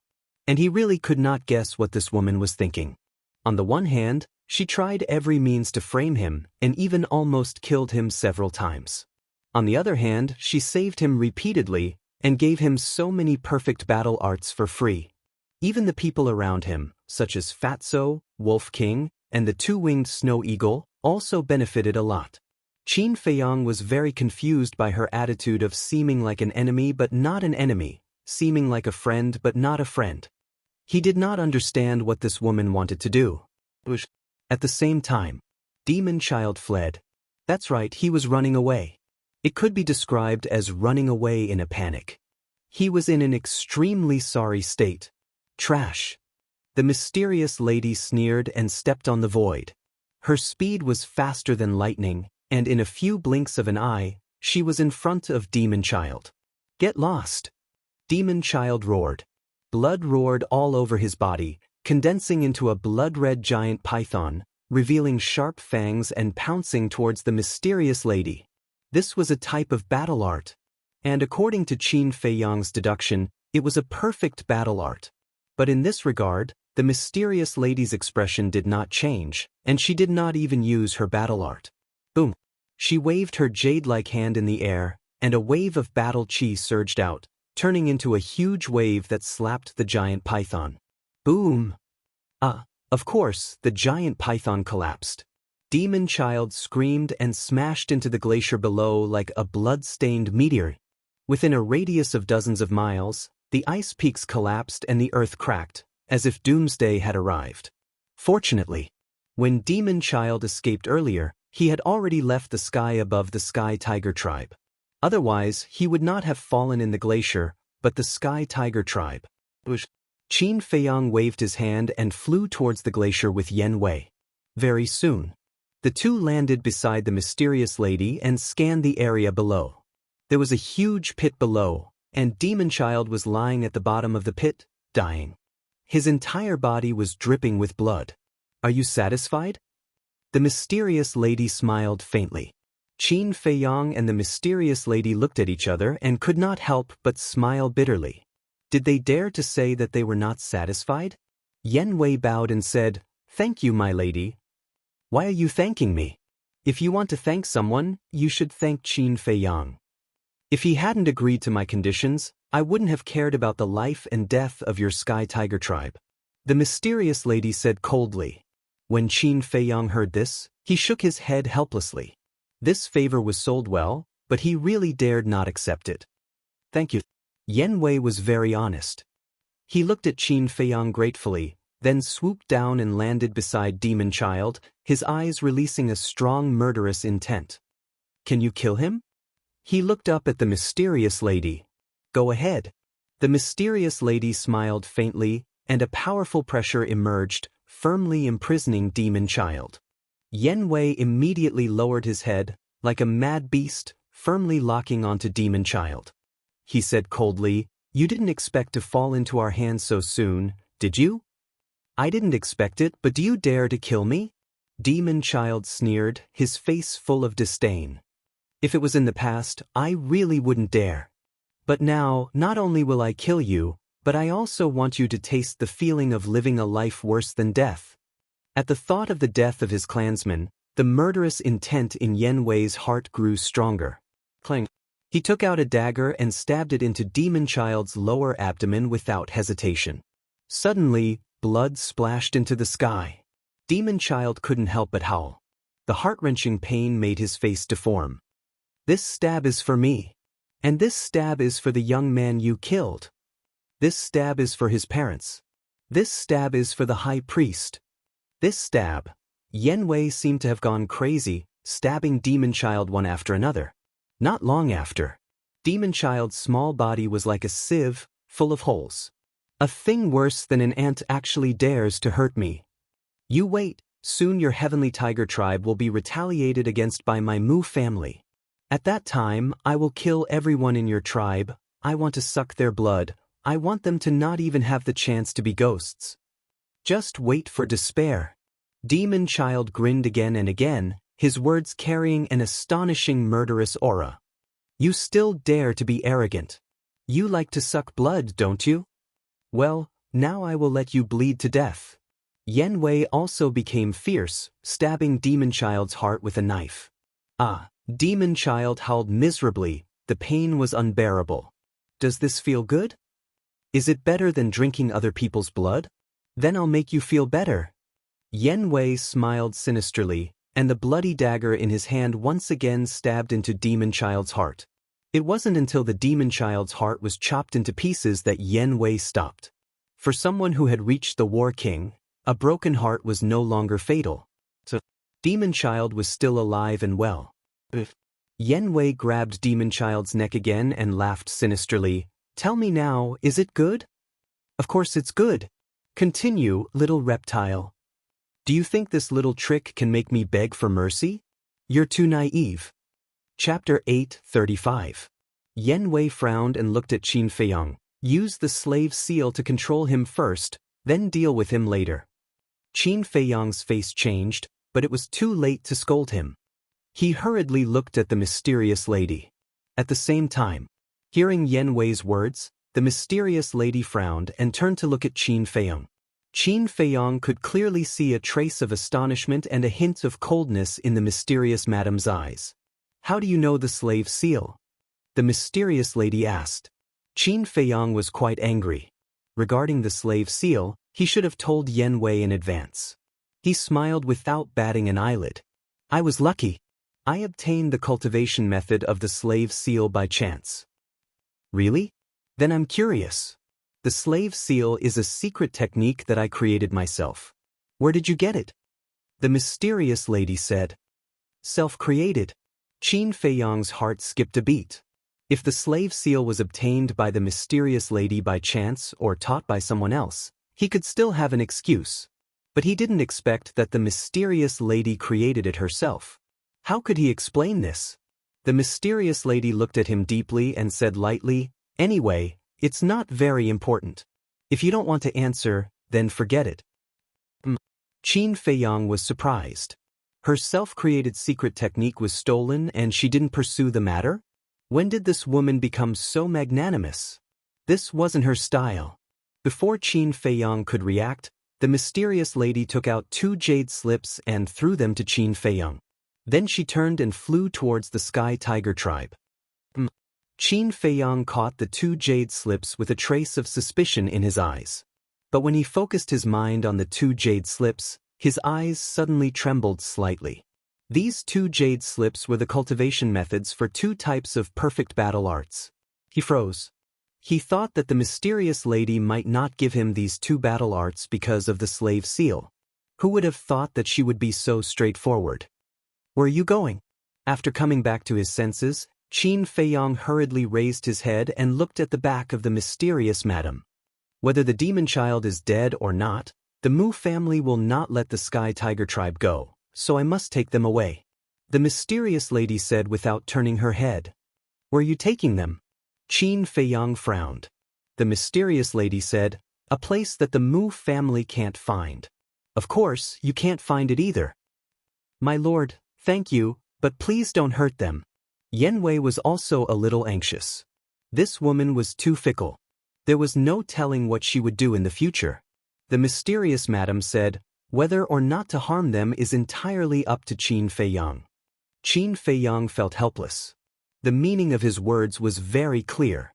If he could successfully snatch the 5-colored crystal stone, this woman would not harm Yan Wei's clansmen. On the contrary, if he failed, no one in the Sky Tiger tribe would be able to survive. In other words, the millions of people in the Sky Tiger tribe were the bargaining chips used by the mysterious madam to threaten him. Qin Feiyang asked, "Then how do I contact you?" "You don't need to contact me.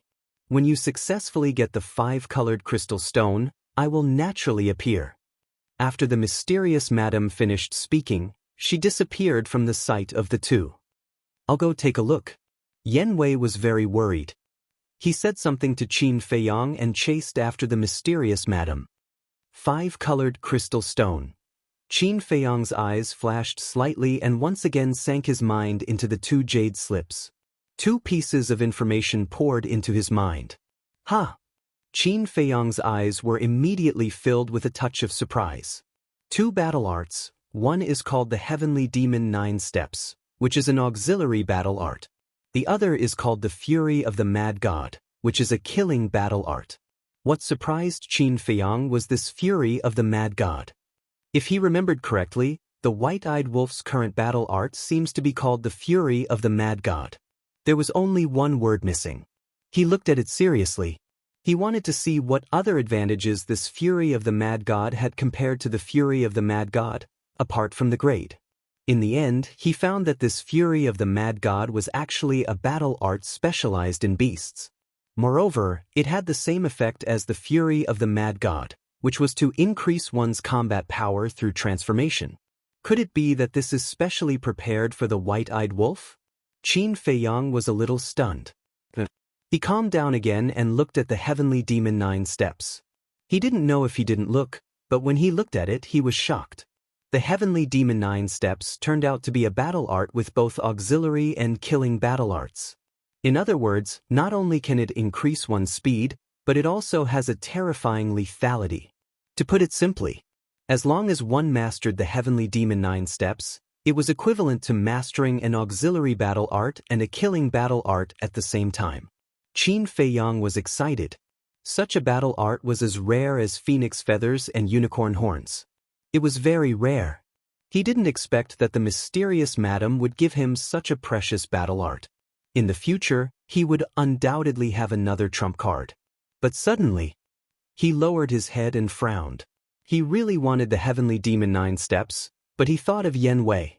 This time, the Heavenly Tiger tribe suffered a disaster all because of him, which made him feel a little guilty. Moreover, Yan Wei was now following him, and it was also necessary to strengthen Yan Wei's strength. Just give it to him. Qin Feiyang let out a long breath, temporarily put away the 2 jade slips, and landed beside the demon child. The demon child was still lying in a pool of blood, seriously injured and dying. His cultivation base was destroyed, and he was no longer a threat to him. Qin Feiyang looked down at him and said lightly, "You should know that others are afraid of your Mu family, but I am not." "What do you want to say?" The demon child looked at him suspiciously. Qin Feiyang said, "Tell me, why did you lure me to the Forgotten Continent? Aren't you very smart? Guess it yourself." The demon child joked. Qin Feiyang's eyes were cold, and he grabbed the demon child's neck, twisted it up, and said in a deep voice, "You have to know, if I want to kill you, I will not have any scruples. I know that you, Qin Feiyang, are a person who is not afraid of anything. But in this world, you are not the only one who is not afraid of death." The demon child sneered, and his contempt was undisguised. Qin Feiyang raised his eyebrows, and his expression calmed down a lot. He said with a faint smile, "I'm sure I found out some details about your Mu family. Tell me about it?" The demon child looked at Qin Feiyang playfully. "Then please listen carefully. Your Mu family is actually the descendant of Mu Tianyang." Qin Feiyang said, and then he stared at the demon child's expression, not letting go of any details. But in the end he was disappointed. The demon child looked confused. It seems that the guess that the Mu family is the descendant of Mu Tianyang is not valid. Qin Feiyang muttered, a cold light flashed in his eyes, and his hands began to form seals. Soon, a mark appeared and sank into the top of the demon child's head. Ah! The demon child suddenly held his head and howled in pain, roaring, "What did you do to me?" Qin Feiyang said, "Didn't you hear it just now? The seal of slavery." The demon child endured the severe pain and said gloomily, "What is the seal of slavery?" "It controls people's souls. To put it simply, as long as the seal of slavery is formed, you will be my servant in the future," Qin Feiyang said. Damn it! The demon child was furious. He suddenly got up and rushed towards Qin Feiyang with a ferocious face. Qin Feiyang shook his head and sneered.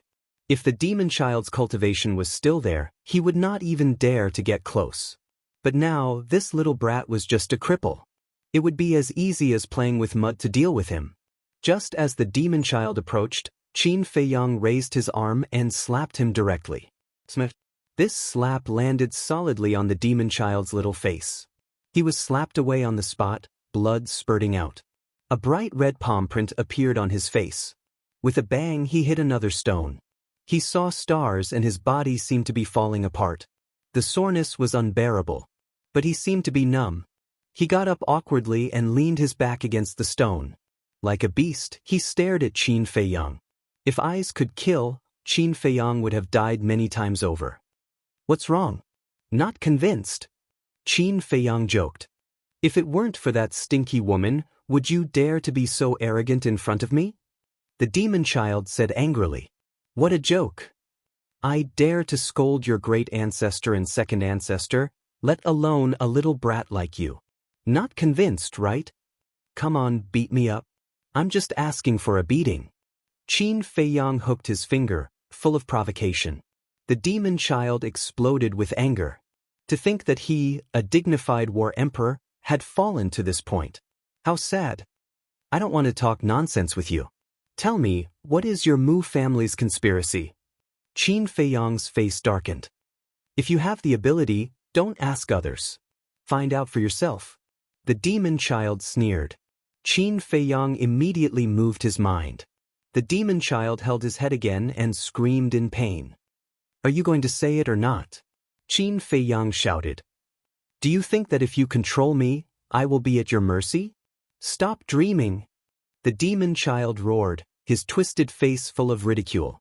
Seeing this, Qin Feiyang sighed deeply. This person's temper was too strong. Even if he controlled his soul, it was useless. And such a person certainly couldn't be kept by his side. Without hesitation, he directly erased the demon child's soul. Bang! At that moment, the demon child stopped screaming and fell to the ground dead. At this time, Yan Wei ran over and stopped beside Qin Feiyang. Qin Feiyang turned to look at him and asked, "How is it?" "I took them all away." Yan Wei nodded, but there was still a trace of worry between his eyebrows. "Don't worry. Although that woman is hateful, she still keeps her word. She won't hurt your people. She definitely won't." Qin Feiyang patted him on the shoulder and comforted him with a smile. Yan Wei nodded, glanced at the demon child, frowned and said, "Why did you kill him? Keeping him will only be a threat. It's better to kill him," Qin Feiyang said. "That's too easy for him." Yan Wei snorted coldly. "Then what else do you want? Torture him? It's meaningless. By the way, do you have a perfect battle art?" Qin Feiyang said. Yan Wei shook his head. "Then I'll give you the Heavenly Demon 9 steps." Qin Feiyang took out a jade slip and handed it to Yan Wei. "This won't do. It's too precious." Yan Wei hurriedly waved his hand. "Take it. It's a little compensation for you." Qin Feiyang smiled and stuffed the jade slip into Yan Wei's hands. Then he sent the fury of the mad god to the castle for the white-eyed wolf to cultivate. Yan Wei checked the jade slip and looked quite excited. He looked at Qin Feiyang and said, "Thank you. We're all on the same side. Why are you being so polite? By the way, did you ask that woman for the coordinates of the 9th area?" Qin Feiyang laughed. "Coordinates?" Yan Wei was taken aback and said awkwardly, "I'm sorry, I didn't think of that at all." "It's okay. We'll fly there. Anyway, with you here, it won't take much time." Qin Feiyang smiled faintly. Yen Wei nodded, put away the jade slip, sat cross-legged, and focused on repairing his sea of qi. Chapter 8:36. After several hours of traveling, Qin Feiyang suddenly noticed that the temperature was gradually rising. Moreover, the snow on the mountains below was getting less and less. In some places, green vegetation could be clearly seen. Yen Wei said, "The temperature is rising, which means that we are about to reach the Flame Mountain Range." Flame Mountain Range? Qin Feiyang was doubtful. The Flame Mountain Range is located between the 8th and 9th regions. It is shrouded in flames all year round and the temperature is very high. Therefore, the surroundings of the Flame Mountain Range will also be affected. Yen Wei explained. Flames? Qin Feiyang was stunned. Yen Wei said, "Those flames are very magical. Water can't extinguish them and they will never be extinguished." After a while, a vast mountain range entered Qin Feiyang's line of sight. Sure enough, as Yen Wei said, it was a mountain range burning with flames. Moreover, the fire was extraordinarily big. Waves of fire were like tsunamis in the sea, covering the sky and earth. The mountain peaks that emerged from the waves of fire were also scarlet red. Swish! The two stopped above the edge of the Flame Mountain Range. The temperature here was estimated to be 80 to 90 degrees Celsius. If a mortal came here, they would definitely die in a few breaths. Yen Wei said, "I have entered this Flame Mountain Range before." "What's inside?" Qin Feiyang asked. Yen Wei said, "Magma, ferocious beasts, and nothing else." Qin Feiyang said, "How strong are the beasts?" Yen Wei said, "Basically, they are all sacred beasts." Qin Feiyang's heart sank. "Don't worry, except for the Beast Emperor in the central region, the other sacred beasts are no match for me." Yen Wei said with a smile. "I see." Qin Feiyang breathed a sigh of relief and asked, "What kind of beast is the Beast Emperor in the central region? What is its cultivation level?" "I'm not too sure. I remember that year, when I killed my way to the central region, I suddenly sensed the aura of a beast ahead. At that time, my cultivation level was not weak either. I was a 6-star battle saint. However, the aura of that ferocious beast caused me to feel fear and terror.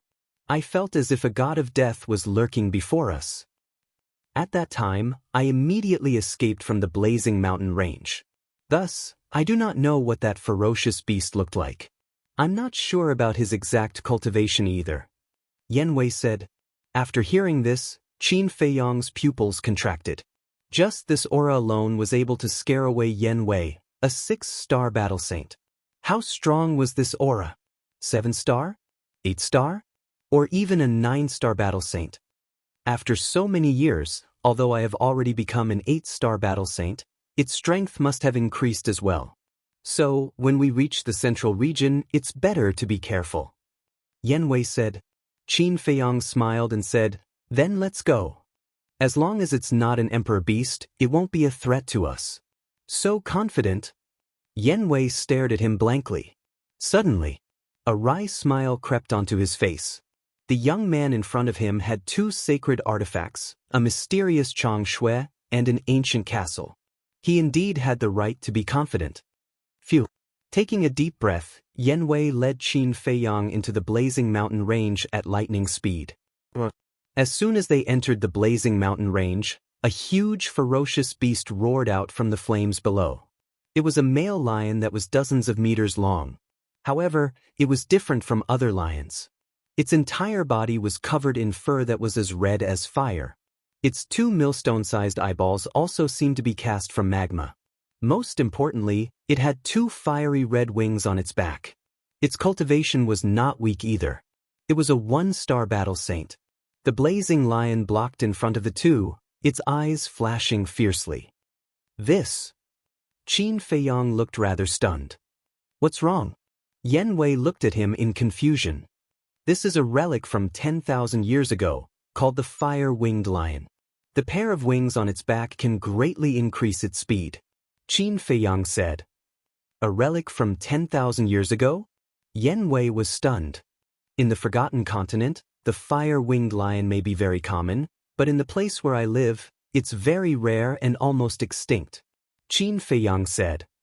So it's like that? Yan Wei suddenly understood and laughed. Then do you want to catch one and bring it back? Bring it back? Qin Feiyang shook his head and smiled bitterly. The white-eyed wolf and the others had already given him a headache. If another one came, would he still have a peaceful life? Forget it. He didn't want to do this kind of troublesome thing a second time. Looking at Qin Feiyang's expression, Yan Wei couldn't help but shake his head and laugh. Although he didn't get along with everyone for long, he had some understanding of the characters of Wolf King and the other beasts. All of them were restless. To be honest, he still admired Qin Feiyang for being able to tolerate so many beasts by his side. If it were him, he would have chased them away. The fire-winged lion glanced at the two of them and suddenly roared. It spread its wings and pounced toward the two of them with a terrifying saint aura. Kill it? Yan Wei asked. Qin Feiyang said, forget it, just scare it away. Boom. Immediately, Yan Wei's body shook and the aura of an 8-star battle saint surged out. The fire-winged lion's gaze trembled and immediately fled, diving into the fire below and disappearing. Whoosh!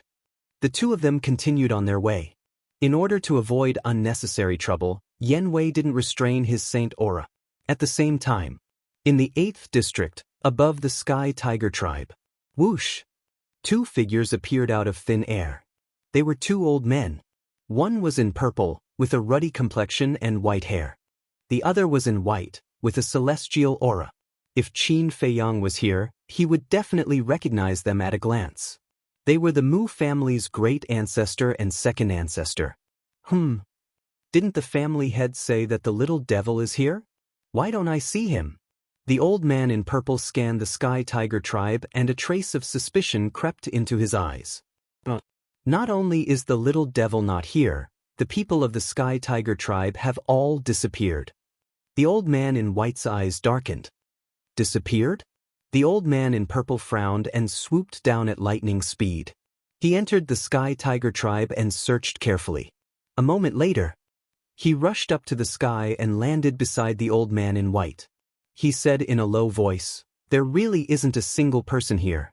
How could this be? The old man in white looked at the void and said, do you feel that there is a remnant of a battle in the void? The old man in purple was stunned.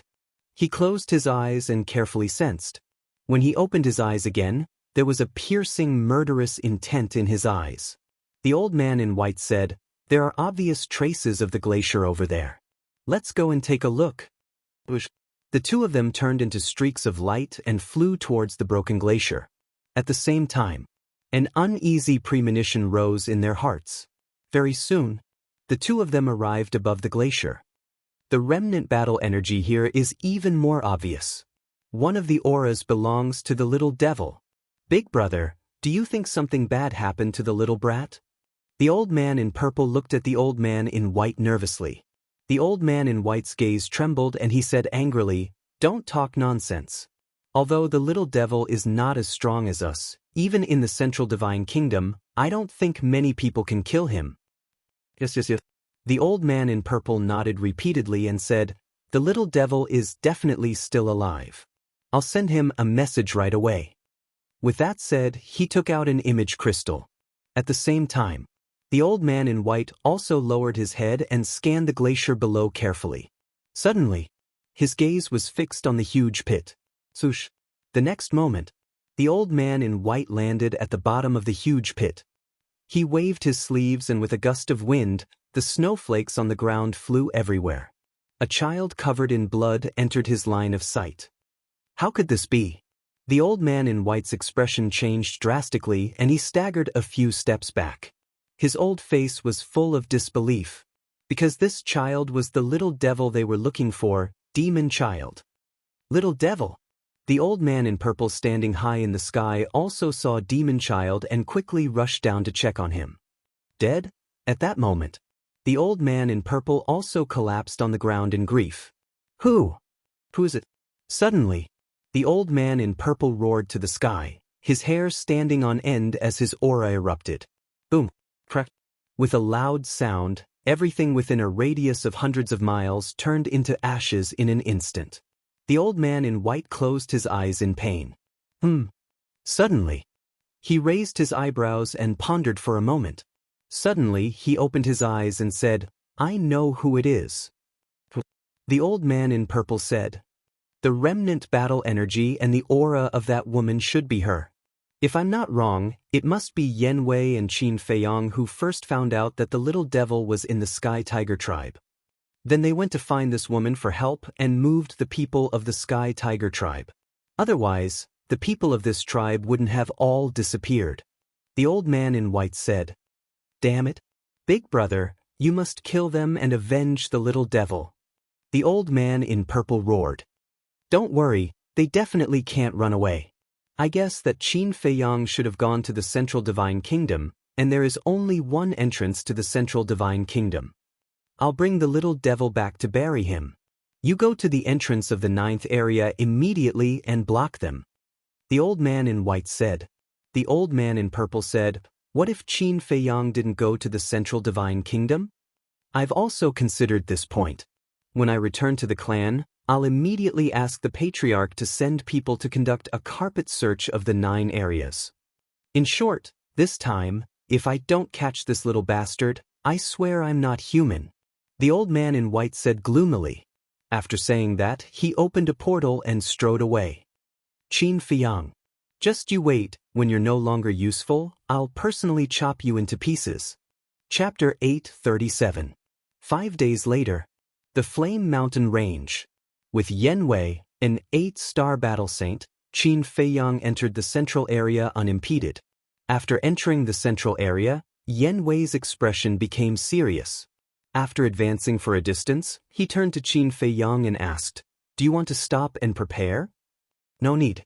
Qin Feiyang shook his head. But the next moment, he raised his eyebrows slightly and looked forward. All of a sudden, he felt that something in front of him seemed to be calling him, giving him an inexplicable sense of familiarity. How could this be? He muttered to himself. "What's wrong?" Yan Wei looked at him suspiciously. "Nothing." Qin Feiyang waved his hand and didn't think too much about it. He just thought that it was an illusion. The two of them continued to advance. However, Yan Wei obviously slowed down and his expression was full of vigilance. The surprise on Qin Feiyang's face became more and more intense. As they went deeper and deeper, the inexplicable sense of familiarity didn't disappear. Instead, it became stronger. This was obviously no longer an illusion. But why was it like this?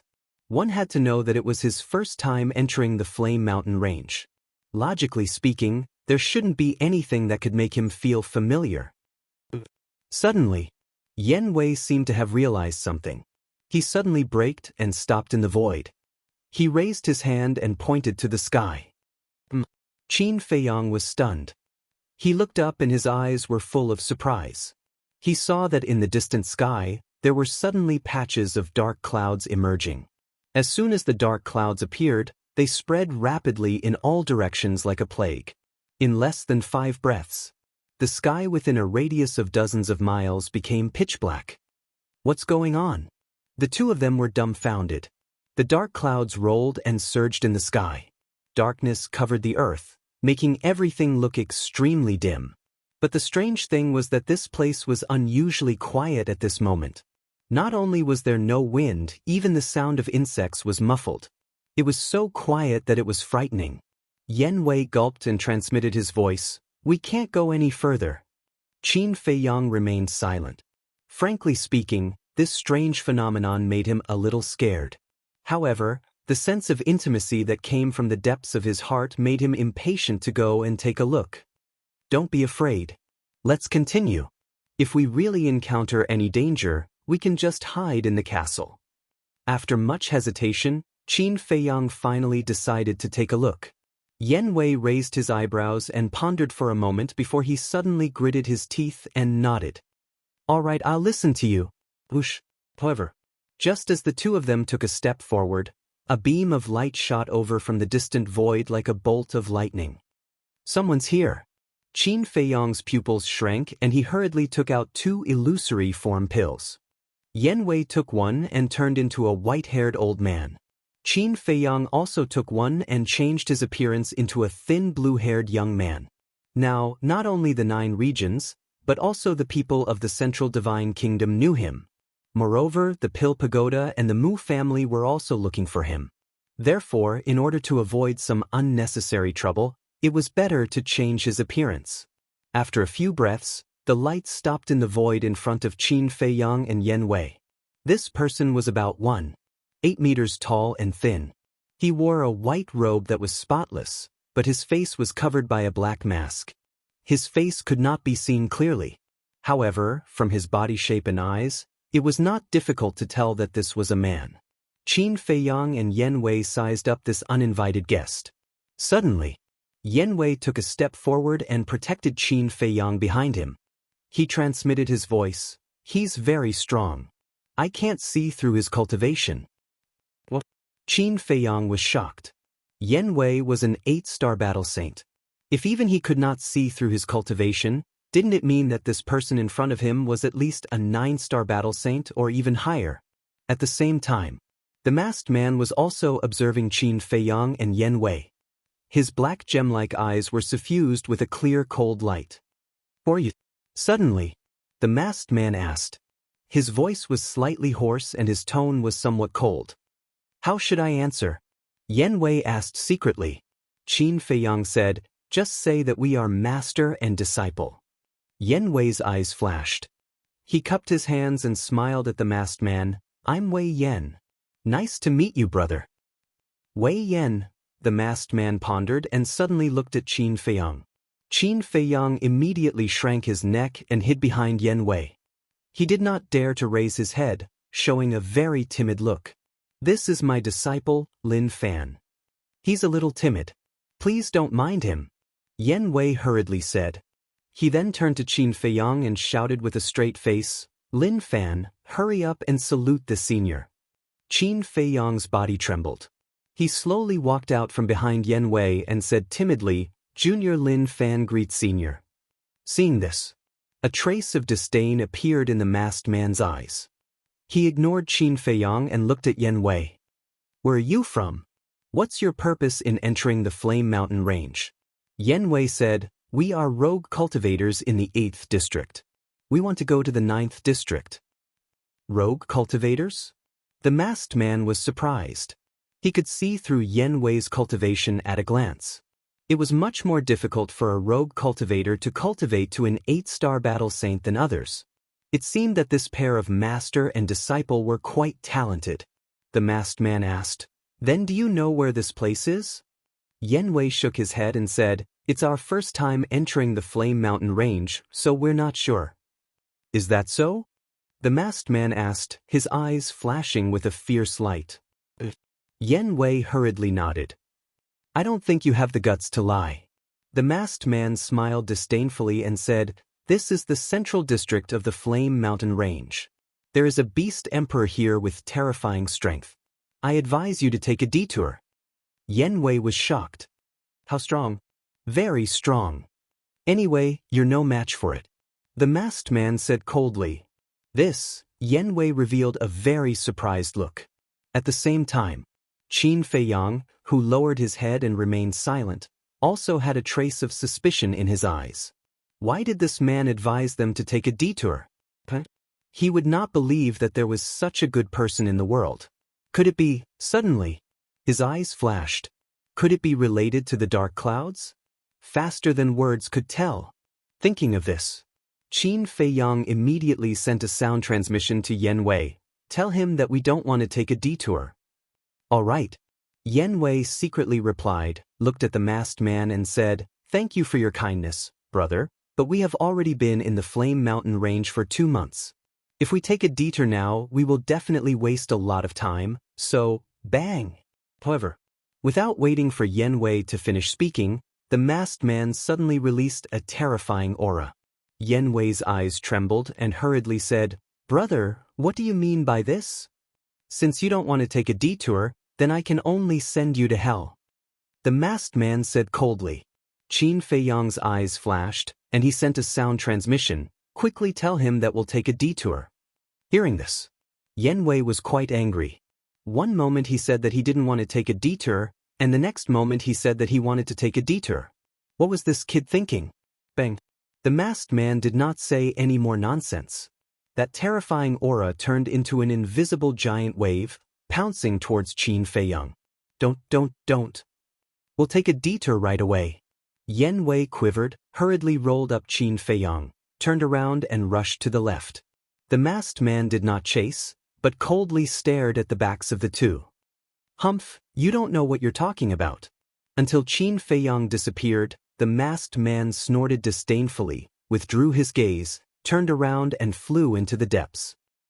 At the same time, above a crimson giant peak, Qin Feiyang swept past. Qin Feiyang turned his head and looked behind. Seeing that the masked man did not follow, he stretched out his hand and said, "Stop." "What's wrong?" Yen Wei slammed on the brakes, stopped in the void, and turned his head to look at Qin Feiyang in confusion. Qin Feiyang said with a faint smile, "I don't really plan to take a detour." Yen Wei was slightly stunned, and asked suspiciously, "Then what do you want to do? How's that person's strength?" Qin Feiyang did not answer, but asked instead. Yen Wei said in a low voice, "Very strong. According to my judgment, he should be a battle emperor." Yes. Although he did not release his emperor's aura, judging from his aura, his cultivation is definitely above a battle saint. Let me ask you again, why would a battle emperor be in the central area of the Flame Mountain range? And why would he stop us from moving forward? Qin Feiyang said. But Yen Wei asked. Very simple. There must be some rare treasure in the depths of the mountain range. Qin Feiyang said, his eyes shining. Rare treasure? Yen Wei's eyes trembled and said, Are you sure? Qin Feiyang nodded and said, Actually, just now, I asked you to say that we don't want to take a detour, because I wanted to see his reaction. So that's how it is.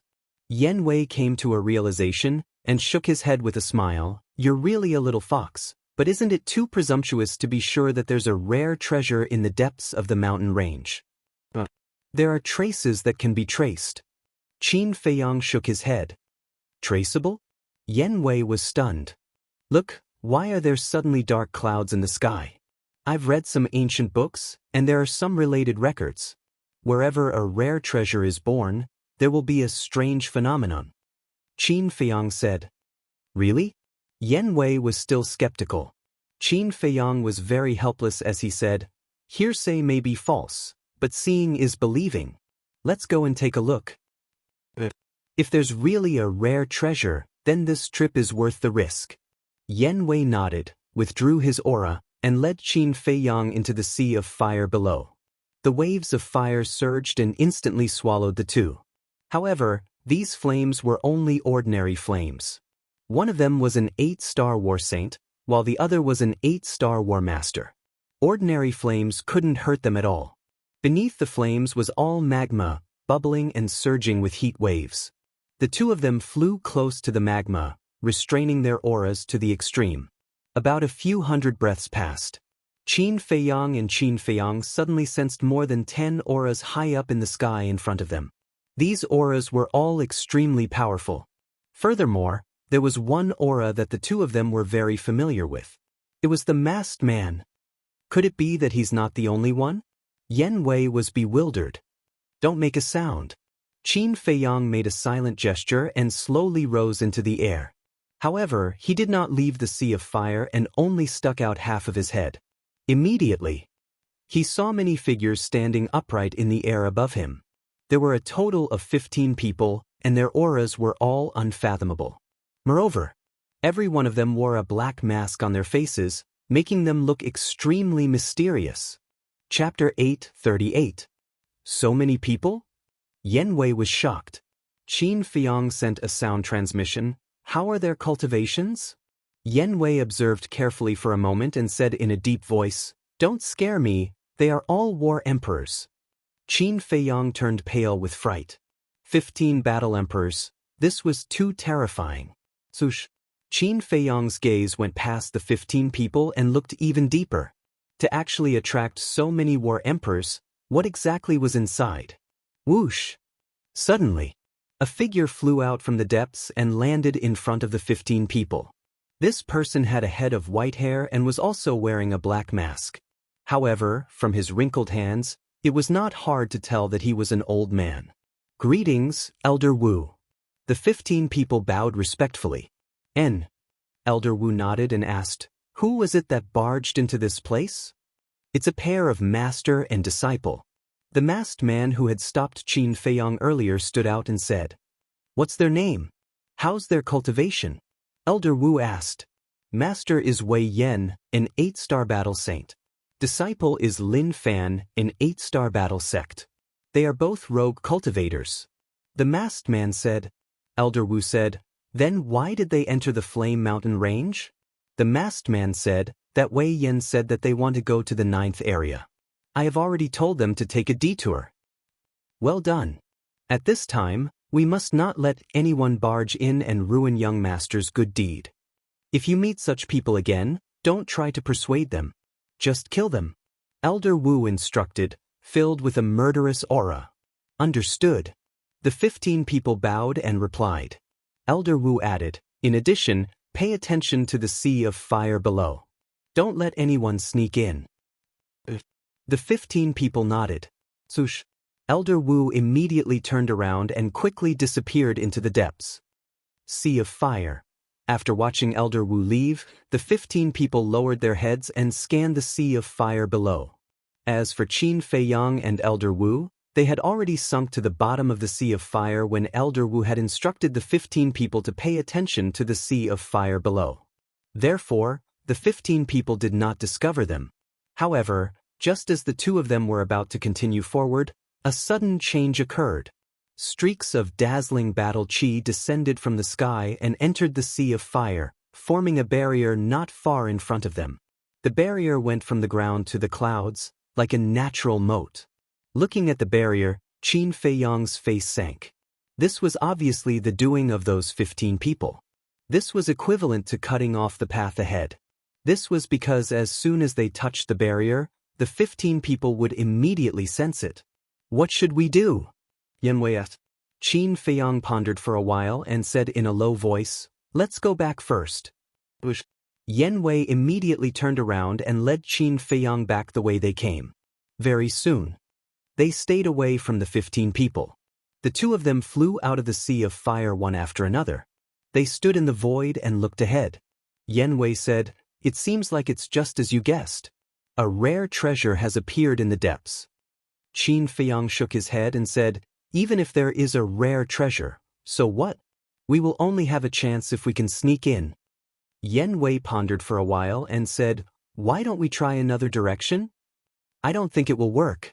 Because from their cautious attitude, it's not difficult to infer that there should be people guarding the other directions." Qin Feiyang said. Yanwei said, "This is just your guess.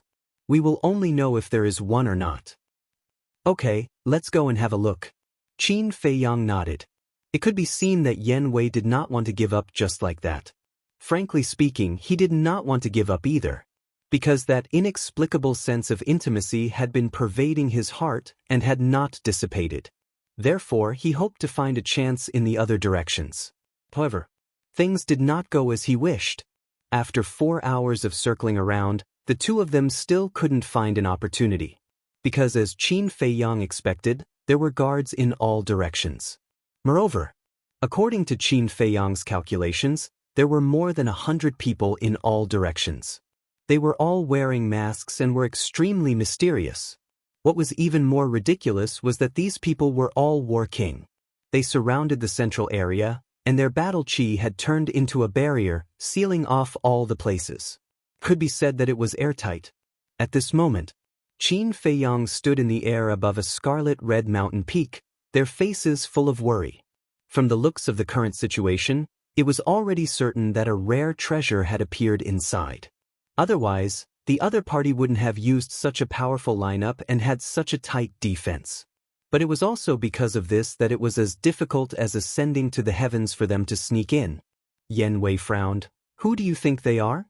When he first saw the 15 people, he thought that they were all in formation. But he didn't expect that there was actually a young master. In other words, these 100 War King-s were all followers of this person. To use so many War King-s at once, this young master's identity was definitely not simple. Qin Feiyang asked. Could it be someone from the 9th region? Impossible. Although I've never been to the 9th region, I can imagine that no tribe can have so many war kings. Yan Wei shook his head. In that case, these people should be from a certain force in the Central Divine Kingdom. Qin Feiyang muttered. Central Divine Kingdom. Yan Wei's gaze trembled. If that was really the case, then he would have to carefully consider whether he should get involved in this mess or not. Qin Feiyang pondered for a moment and said, How strong is that Elder Wu? Yan Wei thought for a moment and said, Looking at his aura, he should be stronger than the others. Then there's nothing we can do. Qin Feiyang sighed, feeling weak both physically and mentally. Those 100 or so masked men were not something he could deal with, not to mention the even stronger Elder Wu. Yan Wei was startled and said, You're giving up just like that? Then what else do you want? Qin Feiyang shook his head and laughed. Life is more important than anything, let's go. Yan Wei looked at the central region, sighed deeply, and left with Qin Feiyang. Woo-woo. But at this moment, in the sky, a gust of wind suddenly rose. The whistling sound of the wind was like thunder, resounding through heaven and earth. Yan Wei immediately stopped. The two of them looked up, their eyes full of surprise. In the sky, dark clouds were rolling, as if they could topple mountains and overturn seas. Even within the dark clouds, one could faintly catch traces of lightning arcs that were faintly discernible. What's going on? Yan Wei was surprised. Qin Feiyang shook his head, unable to understand. Suddenly, somewhere in the distant sky, a vortex gradually appeared. As soon as the vortex appeared, the wind in the sky became more and more terrifying. Moreover, it was still rapidly expanding and growing bigger. Qin Feiyang stood in the air like a small boat in the middle of a vast ocean, rocking back and forth. Even when the wind blew, there was a tingling sensation on his skin. Could this be? He stared at the vortex, and a terrifying thought climbed up in his mind. Suddenly, he looked down. Right below the whirlpool, there was a huge mountain. The giant mountain was tens of thousands of feet high, completely red, as if it was cast from magma, and exuded a majestic aura. Could the treasure be on the top of the mountain? Yan Wei was surprised. Qin Feiyang did not say anything, but his eyes were shining brightly. Boom! All of a sudden, a loud sound exploded in the sky, like the 9th heaven divine thunder, shaking Qin Feiyang's blood and qi. Even Yan Wei's face was a little pale. What's that? Yan Wei's eyes were full of shock. Thunder! Qin Feiyang said word by word. Yan Wei's face was full of disbelief. How could thunder be so terrifying? Qin Feiyang suddenly raised his head and looked at the vortex again.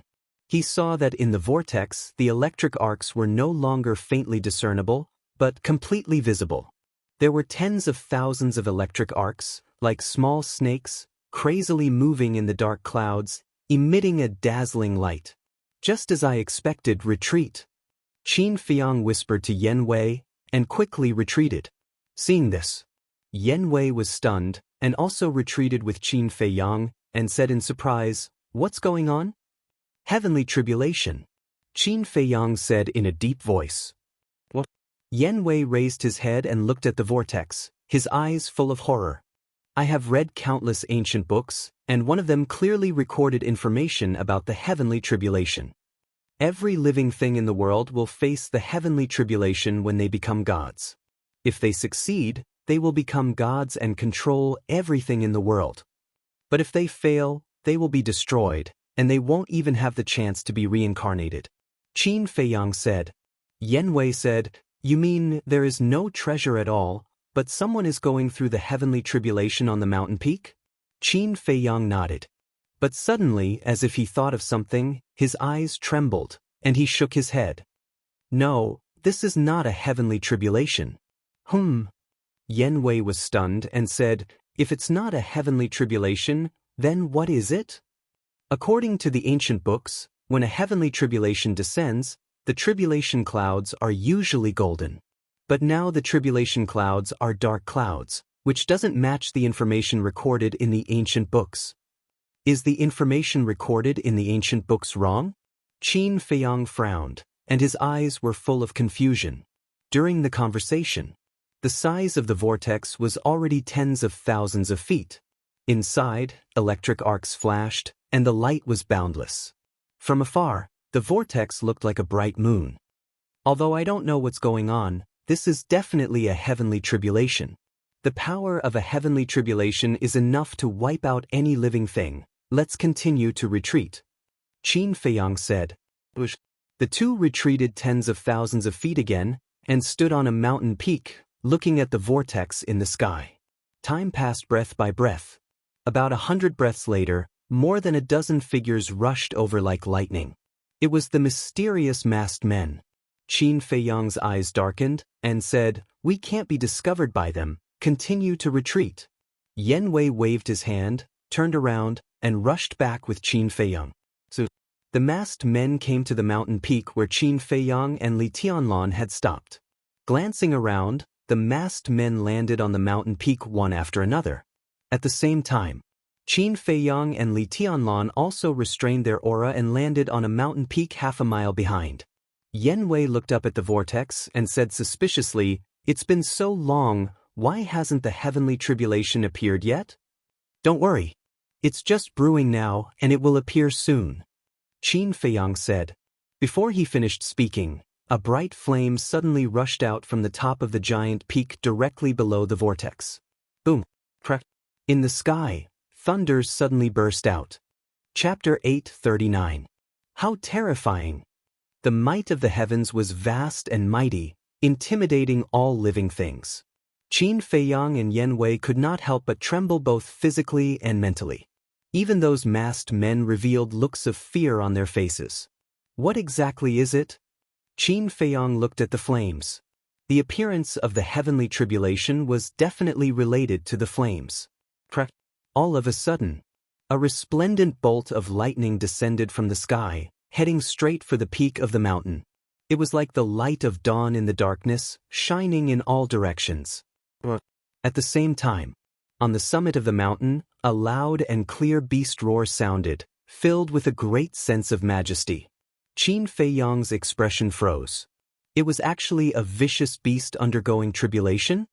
He turned to look at Yan Wei and said, "Could it be the beast emperor you were talking about?" "Impossible. That beast emperor is indeed very strong, but I'm sure that when I first came here, its cultivation would not surpass the War King." Yan Wei decisively rejected. Boom! In the blink of an eye, the lightning struck the peak of the mountain. The entire mountain was instantly shattered. At the same time that the mountain was shattered, a vicious beast entered Qin Feiyang's line of sight. It was a fiery red vicious beast. Its body was not big, about 3 to 4 meters long. It looked like a lion, its entire body covered in flames, but there were 2 fiery red wings on its back. Isn't this a fire-winged lion? Yan Wei's eyes widened. Along the way, they had encountered countless fire-winged lions. Although this fire-winged lion was much smaller than the other fire-winged lions, it was indeed a fire-winged lion. I think I've seen it before. Furthermore, it's the one that gives me a sense of familiarity. Qin Feiyang whispered. Yan Wei was startled and asked in surprise, "Isn't this your first time in the Flame Mountain Range? How could you have seen it before?" "I don't know either. Anyway, I just feel an inexplicable sense of familiarity, as if I know it." Qin Feiyang raised his head and looked at the fire-winged lion, his eyes filled with confusion. He was sure that he had never seen this fire-winged lion before. But why did he have such a feeling? After being bombarded by the heavenly tribulation, the fire-winged lion was covered in blood. However, its bell-like eyes contained an unyielding will, as well as a trace of ridicule and disdain. It gave people the feeling that it was looking down on heaven's might. Along with a loud rumble, the second god's trial landed. Lightning shot in all directions and lit up the sky. However, not only did the flame-winged lion not dodge, it instead spread its wings and took the initiative to meet the attack. A terrifying, ferocious aura spread out in all directions, causing everyone to raise their eyebrows. Boom! The two collided violently like comets. The flame-winged lion let out a pained howl as its body cracked open. Blood sprayed into the air as it was blasted down into the mountain range below. Qin Feiyang's pupils contracted. The power of the heavenly tribulation was too terrifying. Even though the fire-winged lion appeared to be unstoppable, there was no way it could withstand it. How strong is it? He looked at Yen Wei and asked. According to my deduction, it should be a 2- or 3-star combat emperor. Yen Wei said. Qin Feiyang said in a low voice, then it definitely won't be able to withstand it. Yen Wei frowned and said, let's not talk about whether it can withstand it or not. Let's talk about why it's undergoing the heavenly tribulation first. I don't know. Qin Feiyang shook his head. He was also puzzled. Logically speaking, regardless of whether it was a beast or a human, the heavenly tribulation would only descend when they were breaking through to the divine war realm. However, the fire-winged lion's cultivation was obviously not enough. In the blink of an eye, the fire-winged lion that was blasted into the mountain range below rushed up into the sky and roared at the sky, provoking heaven's might. Boom. It seemed that its provocation had really angered heaven's might. The third heavenly tribulation quickly descended. Moreover, whether it was the speed or the movement, it was more terrifying than the previous 2 heavenly tribulations. Boom. The heavenly tribulation was aggressive and arrived in an instant, striking its body fiercely. The 2 wings on its back broke on the spot and flesh and blood splattered everywhere. The fire-winged lion was once again blasted down. In an instant. In this place, the mountains collapsed and the earth cracked. Magma erupted, and the land within a radius of several miles was instantly razed to the ground. At the same time, the white-haired old man known as Old Wu flew over with a purple-clothed youth. Qin Feiyang was slightly stunned as he looked at the youth from afar. That person was about 25 or 26 years old. He had a tall figure and an imposing appearance. However, at the moment he was also in a sorry state. Yen Wei said in a low voice, the young master that those masked men are talking about should be him. 9-star war sect is not simple. Qin Feiyang muttered. Yen Wei said, do you think his goal is this fire-winged lion? It's possible. Qin Feiyang nodded. While the 2 were talking, Old Wu and the purple-clothed youth had already landed in front of the masked men. Greetings, young master. The masked men hurriedly bowed. The purple-clothed youth nodded and lowered his head to look at the fire-winged lion lying in the magma. At this moment, the fire-winged lion's wings were broken and its body was in tatters. It was on the verge of death and could be said to be in imminent danger. However, the heavenly tribulation did not show any mercy. The 4th bolt of heavenly thunder descended from the sky, roaring through the sky as it crazily struck towards the fire-winged lion. Roar! Suddenly, the fire-winged lion roared and rushed into the air. At the same time, the ground below cracked, and a palm-sized flame rushed out from a crack. Pill fire! Yen Wei glared at him. It's not a pill fire. Qin Feiyang shook his head. He understood pill fire very well. Pill fire had a very special aura. And this cluster of flames did not have the aura of a pill fire. Hurry up and snatch it. At the same time, the purple-clothed youth shouted. A strong desire and greed emerged in his eyes. Whiz! Old Wu immediately rushed towards the flames like lightning. You're courting death. The fire-winged lion also noticed Old Wu at the first moment, and its eyes were filled with an astonishing ferocious light. Boom! Suddenly, a flame rushed out of its body and pounced towards Old Wu with an overwhelming force. If it's not a pill fire, what are they snatching? Yen Wei was surprised. Qin Feiyang was also puzzled. What were these people trying to do? Courting death. Old Wu sneered and said, if it weren't for my young master liking you, I would have killed you long ago. As he spoke, he raised his hand and waved.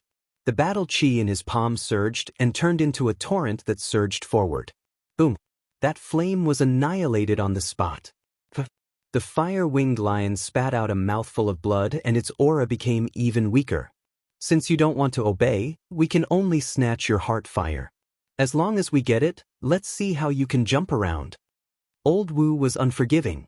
He stepped into the air and his old hand grabbed at the heart fire like an eagle's claw. His entire person was like a sharp sword, sharp and threatening. Seeing that Qin Feiyang was indifferent, Yan Wei frowned and said, "Aren't you going to help it?" "How can I help?" Qin Feiyang asked. This fire-winged lion gave him an inexplicable sense of familiarity. He did want to help, but with his little strength, how could he help? Yan Wei's eyes flashed and he said in a deep voice, "Give me one of those ribs." "What do you want to do?" Qin Feiyang was stunned and asked. "According to my observation, other than Old Wu, the other masked men's cultivations are basically at the one-star combat emperor level. I want to take a gamble." Yan Wei said. "Are you sure?" Qin Feiyang frowned. Yan Wei nodded. Qin Feiyang did not hesitate and took out a rib and handed it to Yan Wei. Yan Wei grabbed the rib and hid it in his sleeve. Without hesitation, he used the Heavenly Demon's 9 steps and rushed towards the mountain peak where the purple-clothed youth was. These days, while they were on the road, Yan Wei was also cultivating the Heavenly Demon's 9 steps. Although he was not completely proficient in it, he could still unleash half of its power. The 2 mountain peaks were only half a mile apart. For Yan Wei, who was moving at full speed, it only took a few breaths of time. But at the same time, the masked men also sensed Yan Wei's aura. "You guys didn't leave?" one of the masked men said in surprise. Obviously. He was the one who intercepted Qin Feiyang and the other 2. Yan Wei did not answer, his eyes filled with a sharp light. "You don't know life from death." The masked man's gaze turned cold, he turned around and took a step forward, rushing towards Yan Wei. In that instant, the 2 of them met in the sky. "Do you really think I'm afraid of you?" Yan Wei laughed coldly, the rib that was hidden in his sleeve fiercely knocked on the masked man's head. The masked man let out a blood-curdling scream and was sent flying on the spot. His skull was shattered, and several cracks appeared on his head as blood gushed out. However, he was not dead, only injured. But even so, Yan Wei was overjoyed.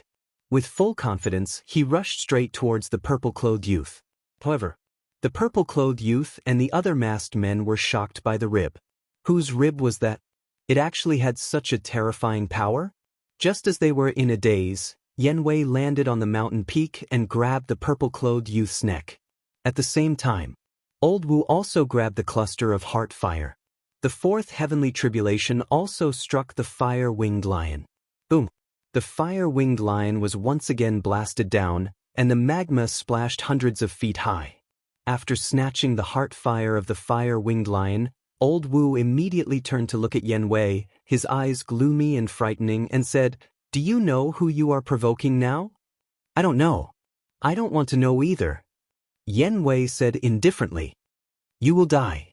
Not only will you die, your family, your friends, they will all die because of your stupid actions." The purple-clothed youth was not worried at all. He coldly stared at Yan Wei, as if looking at an ant, full of contempt. "Is that so?" Qin Feiyang took a step forward, walked towards the mountain peak, and said with a faint smile, "Even if we will die, you will definitely die in front of us." The purple-clothed youth's pupils shrank, and he looked at Qin Feiyang with a trace of suspicion in his eyes. "Little bastard, I really regret not killing you at that time." At this time, the masked man who was sent flying roared and rushed towards Qin Feiyang with a murderous aura. "Do you dare to touch him?" Yan Wei's face turned cold, and the big hand that grabbed the purple-clothed youth's neck squeezed hard. Crack! A crisp sound of something shattering could be heard. The masked man's face changed, and he quickly stopped. "It's not that I look down on you, but even if you want to kill us, you can't do it." Qin Feiyang glanced at the masked man contemptuously and landed on the mountain peak, standing beside Yan Wei. The fire-winged lion let out a roar and dragged its wounded body into the sky. When it saw Qin Feiyang, it could not help but be stunned. It also felt an inexplicable sense of familiarity in its heart. But it did not think too much. Chapter 840. Qin Feiyang looked at the fire-winged lion. From its eyes, it was not difficult to see that this so-called heart fire was extremely important to it. Swish! He suddenly turned his head and looked at Old Wu. "Return the heart fire to it immediately, or I will kill your young master." "You dare!" Old Wu shouted angrily, his voice stern. Those masked men also surrounded Qin Feiyang and Old Wu, their eyes revealing a fierce light. You don't dare? Qin Feiyang chuckled, took out an ordinary dagger, and gently rubbed the blade. Abruptly, with a wave of his hand, he directly cut off the right arm of the young man in purple. Blood immediately gushed out. The young man in purple was also in so much pain that his face twisted. Qin Feiyang raised his head and grinned at Old Wu, saying, "Don't challenge my patience." Old Wu said word by word, suppressing his voice, "You are borrowing courage from the heavens, do you know that? Are you threatening me? I'm sorry, I'm afraid of everything, but I'm not afraid of threats." Qin Feiyang smiled faintly, raised his arm, and cut off the left arm of the young man in purple. The young man in purple couldn't help but howl miserably. However, Old Wu still had no intention of returning the heart fire. Although Qin Feiyang cut off the arms of the young man in purple, he firmly believed that Qin Feiyang would never dare to kill him. Qin Feiyang, of course, could also see what Old Wu was thinking. He smiled faintly and said, "I don't know if you have heard of the Mu family of the Central Divine Kingdom?" Mu family? Old Wu's eyes trembled. The group of masked men also had a hint of fear in their eyes. Qin Feiyang glanced at them one by one, pursed his lips and smiled. "I even dare to kill the demon child, let alone you?" "What? The demon child was killed by you?" Old Wu's face changed. "You still don't know? Then you have to ask around." Qin Feiyang laughed. "That's impossible. The demon child is second only to the great ancestor and the second ancestor in the Mu family. With your strength, you can't kill him." Old Wu shook his head in disbelief. "It seems that you know a lot about the Mu family. So, you should be from the Central Divine Kingdom. And his status in the Central Divine Kingdom is not ordinary. However, your family background is useless to me," Qin Feiyang said lightly. Old Wu looked at Qin Feiyang in surprise. Suddenly, he thought of something and said in surprise, "Could it be that you are?" Qin Feiyang nodded and said, "Yes, I am Qin Feiyang." He took out a face-restoring pill and threw it into his mouth. Soon, his true appearance was restored. "It's really you?" Everyone was dumbfounded. "My patience has its limits. I'll ask you one last time, do you want to return the heart fire?" Qin Feiyang waved his hand and the dagger poked the purple youth's crotch. The purple youth's body and mind tightened. A cold current surged into his heart. He quickly shouted, "Return the heart fire to him." In fact, Old Wu didn't dare to hesitate anymore. Although he had never seen Qin Feiyang before, he had heard about what Qin Feiyang had done in various major regions. Even Qin Feiyang's notoriety had spread throughout the Central Divine Kingdom. This was a man who was not afraid of anything. As long as he said it, he would be able to do it. With a wave of his hand, the heart fire turned into a stream of light and flew toward the fire-winged lion. At the same time, the fifth tribulation also fell. The fire-winged lion hurriedly rushed over and swallowed the heart fire. At that moment, a magical scene appeared. The injuries on its body were healing at a speed visible to the naked eye. Even the broken wings on its back were quickly regenerating. When the fifth tribulation fell, its injuries were basically healed. It was full of energy again and took the initiative to face the tribulation with high fighting spirit. Qin Feiyang was dumbfounded. Such a serious injury was actually healed so quickly. Wasn't this a little too ridiculous? Old Wu glanced at the fire-winged lion and looked at Qin Feiyang gloomily. "Can you let go of the young master now? Do you think I'm stupid? If I let him go now, won't you kill me right away?" Qin Feiyang looked at him with disdain and secretly told Yan Wei, "Be careful, don't let them take him away." Yan Wei nodded. Old Wu raised his eyebrows and didn't say anything more. He paid close attention to Qin Feiyang and Old Wu. As long as there was a chance, he would definitely take action. Boom! The fire-winged lion and the fifth tribulation met in the sky. There was no suspense. The fire-winged lion was blasted down again.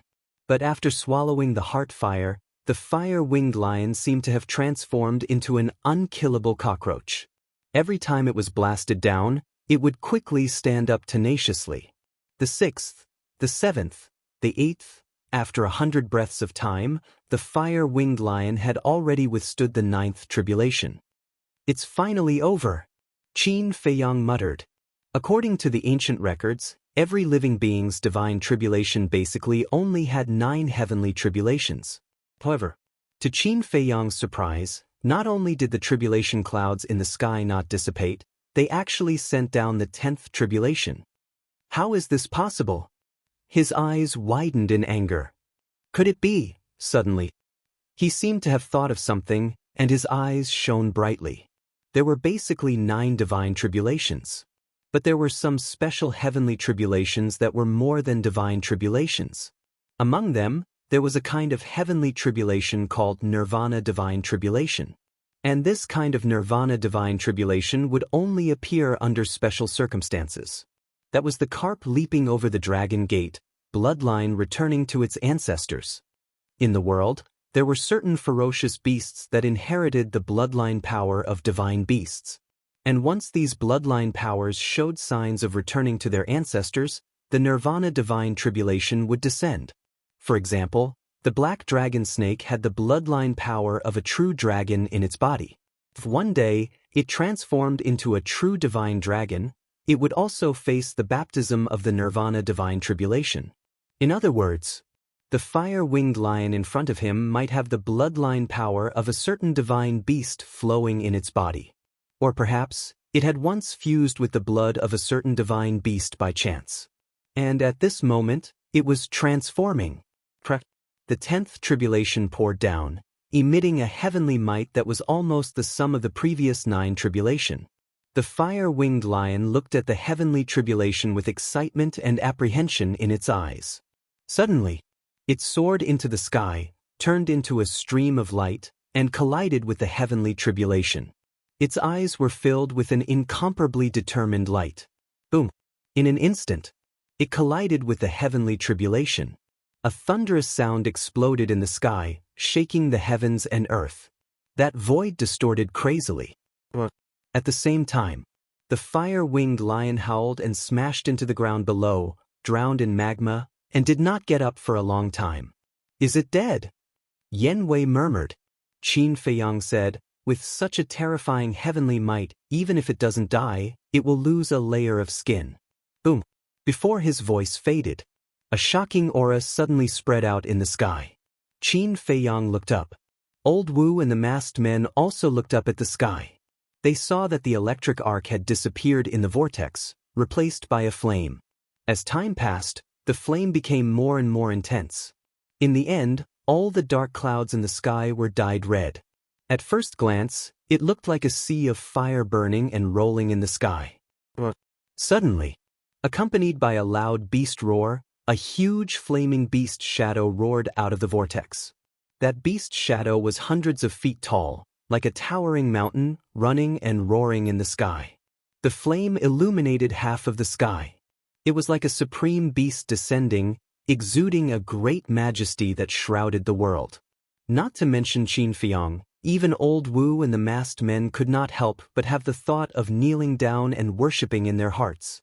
Suddenly, the beast's silhouette stopped and revealed its true appearance. "What?" Qin Feiyang exclaimed, his eyes almost popping out. That beast looked very strange. It looked like a musk deer, but it had a head like a dragon's and a huge tail like an ox's. His body was also covered in densely packed scales. They looked like snake scales, but they also looked more like dragon scales. Moreover, on its head, there were 2 half-meter-long antlers, red all over, blooming with a bright light. What kind of beast is this? Yen Wei's face was dull. Although this ferocious beast didn't look like one, it was very handsome. And the aura it exuded was like a real god. Dragon's head, antlers, ox's tail, elk's body. If I'm not wrong, it's the legendary divine beast, Fire Qilin. Qin Feiyang said word by word, his eyes full of shock. It could be seen that the fire-winged lion's previous tribulation was indeed the Nirvana tribulation. Fire Qilin. Yen Wei's body trembled. He also knew a little about the Fire Qilin. It was said that this Fire Qilin was a legendary divine beast, comparable to the divine dragon and had the ability to defy the heavens. He never expected that after the fire-winged lion's tribulation, a fire Qilin statue would descend. Rumble. That fire Qilin stood high in the sky like a king, overlooking the world. This world seemed to be subdued under its feet. The void shattered and the sky collapsed. Boom. Suddenly, a wisp of flames swept out of its body and went straight down. Finally, the flames sank into the magma and disappeared. The next moment, the fire-winged lion floated out of the magma. It closed its eyes, covered in flames, as if it was sleeping, looking particularly peaceful. However, its body was quietly changing. First, the head. The head kept changing, and in less than 10 breaths, a dragon head appeared in everyone's sight. Its fur fell off bit by bit and was replaced by fiery red scales. Then its body, tail, eyes, and limbs also began to change. Until the end, a real fire Qilin appeared high in the sky. A terrifying divine beast's power also spread out, shocking the hearts of everyone present. Fire Qilin. Qin Feiyang's eyes were shining like 2 bright moons. He really didn't expect. This fire-winged lion actually had the bloodline power of the divine beast Fire Qilin. Swish. He turned to look at old Wu and asked, "You already knew?" "That's right. It's also because we found out that it has the bloodline power of the fire Qilin that young master wanted to subdue it. But this beast would rather die than submit. Originally, we wanted to forcibly take out its heart fire, because for the fire Qilin, the heart fire is their lifeline. As long as the heart fire is controlled by us, it has no choice but to submit. But this beast is also very cunning. It actually hid the heart fire." Old Wu's old face was incomparably gloomy. Qin Feiyang said, "You are far away in the central divine kingdom. How did you know that there is a fire-winged lion with the bloodline power of the Qilin here? Our tribe's totem is the fire Qilin. We have been looking for it, hoping to find a real fire Qilin to be our tribe's guardian beast. Now we finally found it, but I didn't expect it to be destroyed by you." Old Wu stared at Qin Feiyang, his old face full of resentment. Chapter 841. You people with powerful families and backgrounds have always been high and mighty. You don't take others seriously. I just feel that it's a very pleasant thing to be able to spoil your plans. Qin Feiyang laughed. Elder Wu's face darkened. At this moment, with an earth-shaking beast roar, the fire Qilin in the sky got into the vortex and disappeared. The tribulation clouds also began to recede like the tide. Elder Wu looked at Qin Feiyang and asked, "When will you let him go?" Qin Feiyang said, "When I'm out of danger, I will let him go." Elder Wu's eyes flashed coldly. Whoosh! The tribulation clouds receded and the heavenly power disappeared. The world gradually returned to calm. The masked men who were guarding the other directions also rushed over here one after another. What's going on? Why was the young master kidnapped? Isn't he the rumored Qin Feiyang? When these people arrived and saw Qin Feiyang, their faces changed drastically. Yan Wei glanced at those people's expressions and secretly joked, "It seems that your name has really spread throughout the central divine kingdom." "Actually, I didn't do anything bad." Qin Feiyang sighed helplessly. Whether it was slaughtering the creatures in the first and second areas, or snatching the alchemy fire in the 5th to 9th areas, it had nothing to do with him. He really couldn't figure out why no matter where he went, there would be people who would come to him. Could it be that he was born to attract criticism? Fortunately, Lu Hong had recorded his conversation with the Mu family's ancestor. Otherwise, even if he jumped into the netherworld, he wouldn't be able to clear his name. Gossip is a fearful thing. Yan Wei sighed. To be honest, if it wasn't for the time he spent with Qin Feiyang and knew about Qin Feiyang, if he didn't hear the Mu family's ancestors' words with his own ears, even he would believe that all of this was done by Qin Feiyang. At this moment, all the masked men gathered around.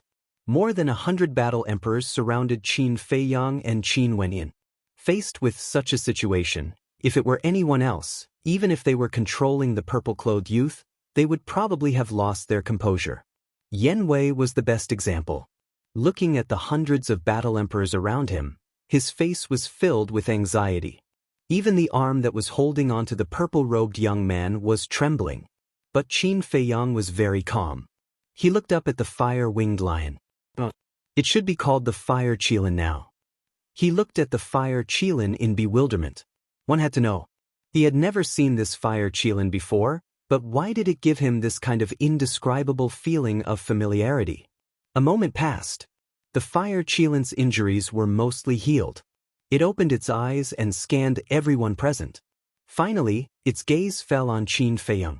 In its eyes, Qin Feiyang could clearly see a trace of gratitude. Qin Feiyang smiled and said, "This is not a good place to stay. You should leave quickly." "What about you?"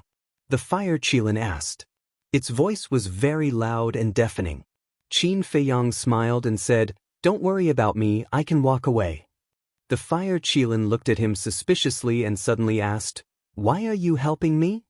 Qin Feiyang pondered for a moment, then shook his head and said, "I don't know, it's a feeling." "All right. We'll meet again." Without any hesitation, the fire qilin turned into a ray of fire and quickly disappeared into the sky.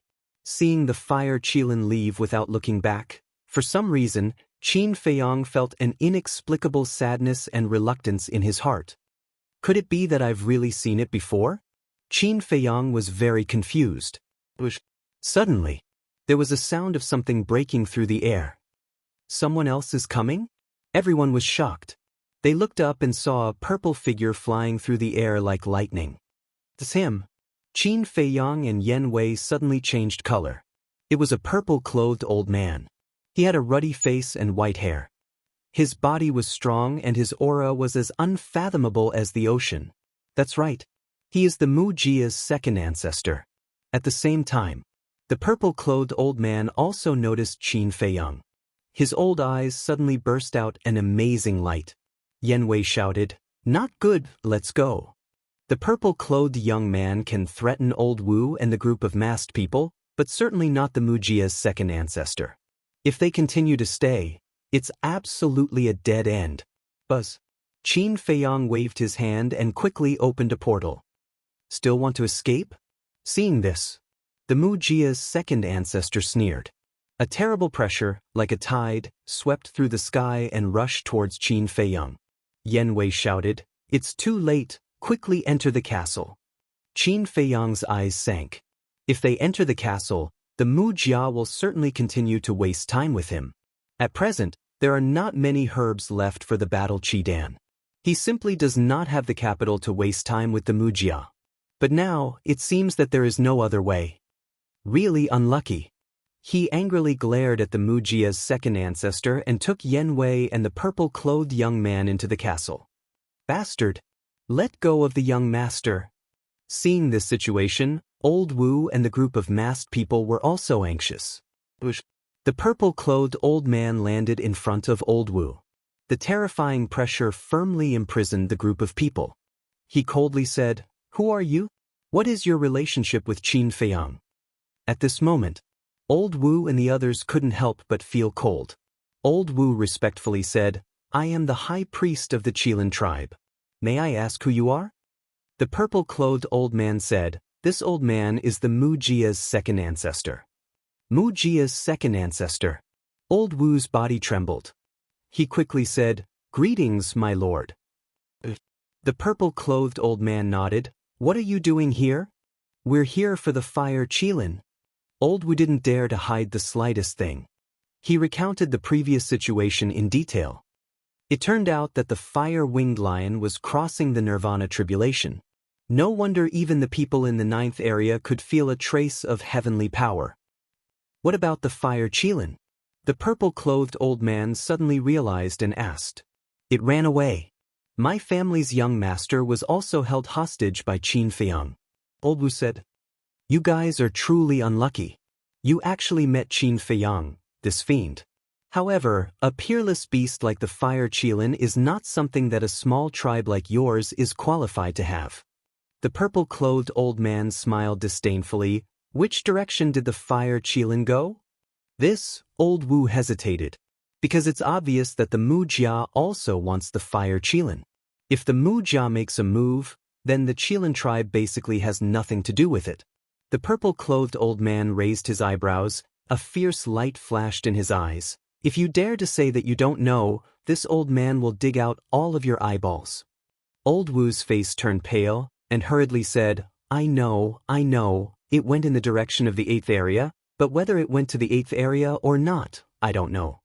The purple-clothed old man heard this, was silent for a while, and took out the image crystal. Buzz. A black-clothed old woman appeared. It was the previous housekeeper of the Wuxia. The black-clothed old woman bowed and said, Greetings to the second ancestor. Quickly inform the patriarch that a fire Qilin has appeared in the Flame Mountain range and is fleeing to the 8th area. Ask him to immediately send someone to intercept it. By the way, tell the great ancestor that I found Qin Feiyang, and he is also in the Flame Mountain range. The purple-clothed old man said, Fire Qilin. The black-clothed old woman's eyes trembled and hurriedly said, I'll go find the patriarch right away. After that, the shadow disappeared. The purple-clothed old man also put away the image crystal, looked at old Wu and the others, and said, You guys go. Go. A group of people looked at each other. Old Wu swallowed his saliva and said, Lord, we don't want to stay here and disturb you, but our young master is still in the hands of Qin Feiyang. Don't have any hope. I know Qin Feiyang too well. As long as someone falls into his hands, there will be no way to survive. The purple-clothed old man sneered. Old Wu's heart sank. The purple-clothed old man said with a blank expression, This old man doesn't want to say it again. I will leave now. Old Wu nodded again and again, unwillingly looked at the place where Qin Feiyang and the others disappeared, and then opened a portal, leading a group of people, and quickly left. At the same time, inside the castle, Yan Wei has released the purple-clothed young man, and at this moment, he was looking at the castle curiously. Qin Feiyang, on the other hand, was carefully listening to the conversation outside. When he heard the introduction of the conversation outside, Qin Feiyang turned to look at the purple-clothed young man and asked, What's your name? The purple-clothed young man's body stiffened. He stared at Qin Feiyang with vigilance and said, Wuxia. Qin Feiyang asked, What's the status of your Kirin tribe in the Central Divine Kingdom? It's not bad, it's one of the top 10 tribes. Wu Xiao timidly said. If he didn't know the true identity of Qin Feiyang, he would certainly be proud. And as the young master of the Kirin tribe, one of the top 10 tribes in the Central Divine Kingdom, he indeed has the capital to be proud. But now, he really didn't dare to be arrogant in front of Qin Feiyang. Qin Feiyang was stunned and said in surprise, There are so many super tribes in the Central Divine Kingdom? Wu Xiao nodded. So, your status is not low, but why can't your high priest recognize the second ancestor of the Wuxia? Qin Feiyang was suspicious. Because the Wuxia is very mysterious, and they rarely appear in front of people, we basically only know the existence of the Wuxia. Especially the great ancestor, the second ancestor, and the demon child. Since I was born, I have never seen them appear in the Central Divine Kingdom. So, we have only heard of their names, but have never seen them in person. Wu Xiao said. So that's it. Qin Feiyang suddenly nodded. At this time, Fatso opened his eyes and said worriedly, Boss, the battle Qidan is really running out, we can't waste any more time with the Wuxia. I know. Qin Feiyang said. Yan Wei hesitated and said, The battle Qidan, we don't need to think about it for the time being. What do you mean? Everyone looked at him in surprise. When the mysterious lady took away my people, I went to the tribe's treasure house and took a part of the medicinal materials. The medicinal materials for the battle Qidan are estimated to be more than 5 million. Yan Wei said. This, several people looked at each other. This is really an unexpected surprise. Fatso said angrily, Why didn't you say so earlier? Fat Lord has been here for so long. Yan Wei scratched his head and said awkwardly, I thought such a thing would never happen again, so I didn't mention it. Everyone shook their heads and laughed. In any case, the current problem has been solved. However, more than 5 million sets of medicinal materials, it's not a small amount, but it's not a lot either. At the current rate of consumption, they can only last for about half a year, so they can't completely put down their worries and hide in the castle to cultivate. Chapter 842. What do you want?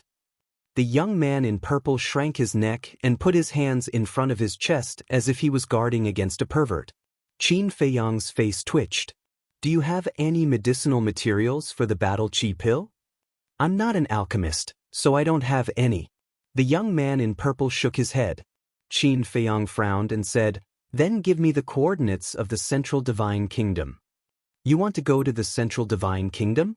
The young man in purple was surprised. Qin Feiyang nodded. The young man in purple was dumbfounded. He knew. Now, whether it was the Pill Tower or the Mu family, they were all looking for this guy. Anyone with a little sense would choose to find a place to hide in the 9 regions. However, this guy actually took the initiative to go there? He was really not afraid of death. Seeing that the young man in purple was silent for a long time, Qin Feiyang raised his eyebrows and said unkindly, You don't want to give me the coordinates? The young man in purple quickly said, It's not that I don't want to give you the coordinates, but it's useless even if I give you the coordinates. But Qin Feiyang asked. Because the portal can't directly teleport to the Central Divine Kingdom. There is only one way to enter the Central Divine Kingdom, and that is through the portal of the Pill Tower in the 9th region. The young man in purple said. The portal again. Qin Feiyang was quite angry. In the Great Qin Empire, people in the 9 regions also had to go through the portal if they wanted to go to the capital. In fact, there was an advantage to this. It could prevent some people with bad intentions from sneaking into the capital and the Central Divine Kingdom without being noticed. But on the other hand, this practice had a taste of discrimination. Because they were all from the same continent, why should they set up such barriers to hinder others? Didn't this show that people in other places were inferior to the people in the capital and the Central Divine Kingdom? Qin Feiyang frowned. Is there no other way to enter the Central Divine Kingdom besides the portal? The people of the Mu family and the Pill Tower must be waiting for them at the portal, so they must not go there. Yes, but it's very dangerous. There is a vast ocean between the Central Divine Kingdom and the 9th region. We call it the Endless Sea. I've never been there, but I've heard that there are countless sea beasts there. And there are all kinds of dangerous places. I can tell you with certainty that since ancient times, there has never been anyone who has successfully crossed the Endless Sea. The purple-clad young man said. Qin Feiyang asked, How strong are those sea beasts? It said that emperor-level sea beasts travel in groups. There are even rumors that there is a divine beast hidden somewhere in the Endless Sea. This divine beast is not something the fire Qilin can compare to. It is said that it is a true deity. The purple-clad young man said in a deep voice. God. Qin Feiyang felt a chill in his heart. Regardless of whether this rumor was true or false, just those emperor-level sea beasts were enough to make people feel intimidated. Qin Feiyang said, Then give me the coordinates of the Pill Tower in the 9th region. The purple-clad young man said, I won't give you the coordinates, but I can take you there. Qin Feiyang was stunned and looked at the purple-clad young man with a playful smile. You're quite smart, you know this is your only bargaining chip. Pumph. The purple-clad young man snorted from his nose and said, Although my Qilin tribe is not as strong as the Mu family and the Pill Tower, it's not something you can compete with now. If you dare to touch me, I promise you will regret it in the future. You're still being arrogant. Fatso looked at him maliciously, his face full of ridicule. The purple-clad young man shrunk his neck and said, I'm not being arrogant, I'm just stating a fact. Instead of hurting me, you might as well cooperate with me. With my help, you will have a higher chance of sneaking into the Central Divine Kingdom. Qin Feiyang said, Then tell me, how can you help me? To be honest, he was a little tempted. When old Wu goes back, he will certainly explain this to my father, and my father will certainly come to me in person. At that time, you can change your face, pretend to be a member of my tribe, and follow me into the Central Divine Kingdom. Of course, the premise is that you have to find a way to get rid of the Mu family's second ancestor, otherwise, we will be trapped here and can't go anywhere. The purple-clad young man said. Qin Feiyang heard and couldn't help but laugh. The purple-clad young man frowned. What are you laughing at? I have to say, you're still too naive. The Mu family wants to catch me, even if I change my face and follow you, I can't escape their interrogation. Because in this world, there are things called Heaven's Eye Stone and Facial Restoration Pill. Unless your Qilin tribe is strong enough to not accept the Mu family's interrogation. But do you dare? Actually, I have an idea. Qin Feiyang said. What idea? The purple-clad young man asked. I have a conversation record in my hand. As long as this conversation record is successfully handed over to the pill tower, they will definitely send someone to save me. Qin Feiyang said. What conversation record? The purple-clad young man was surprised. One should know that what Qin Feiyang did in the 9 regions had completely angered the pill tower. It can be said that the pill tower's people can't wait to skin him alive, so how could they save him? You don't need to know this. You just need to remember, don't play any tricks, otherwise, no matter where you hide, I can kill you. Cripple his cultivation. After Qin Feiyang finished speaking, Yan Wei immediately waved his hand and shattered the purple-clad young man's qi. What are you doing? The purple-clad young man was shocked and angry. The severe pain made his face distorted.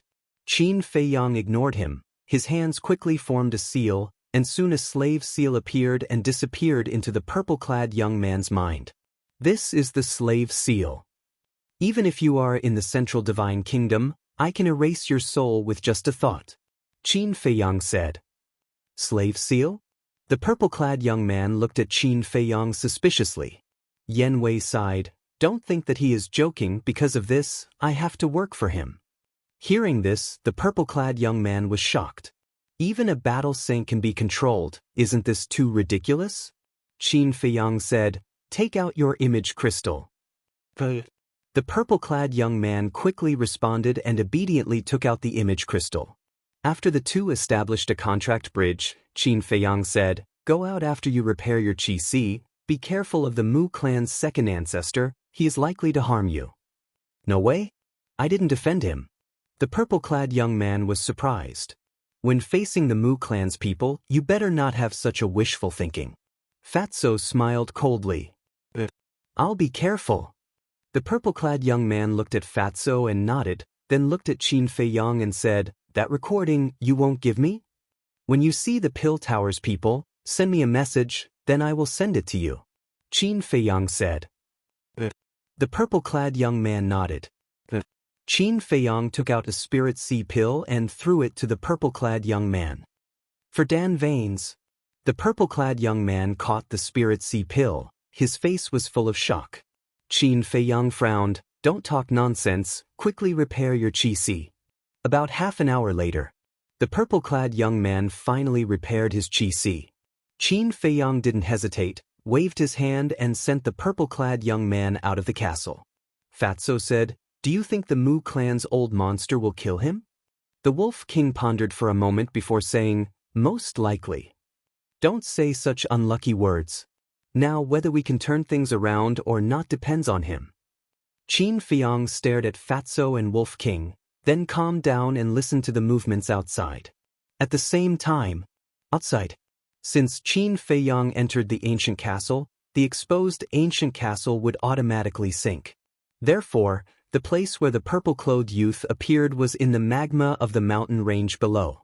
The temperature of the magma was extremely high and could instantly melt steel, but the purple-clad young man was a 9-star battle master, so it was not a threat to him. Bang!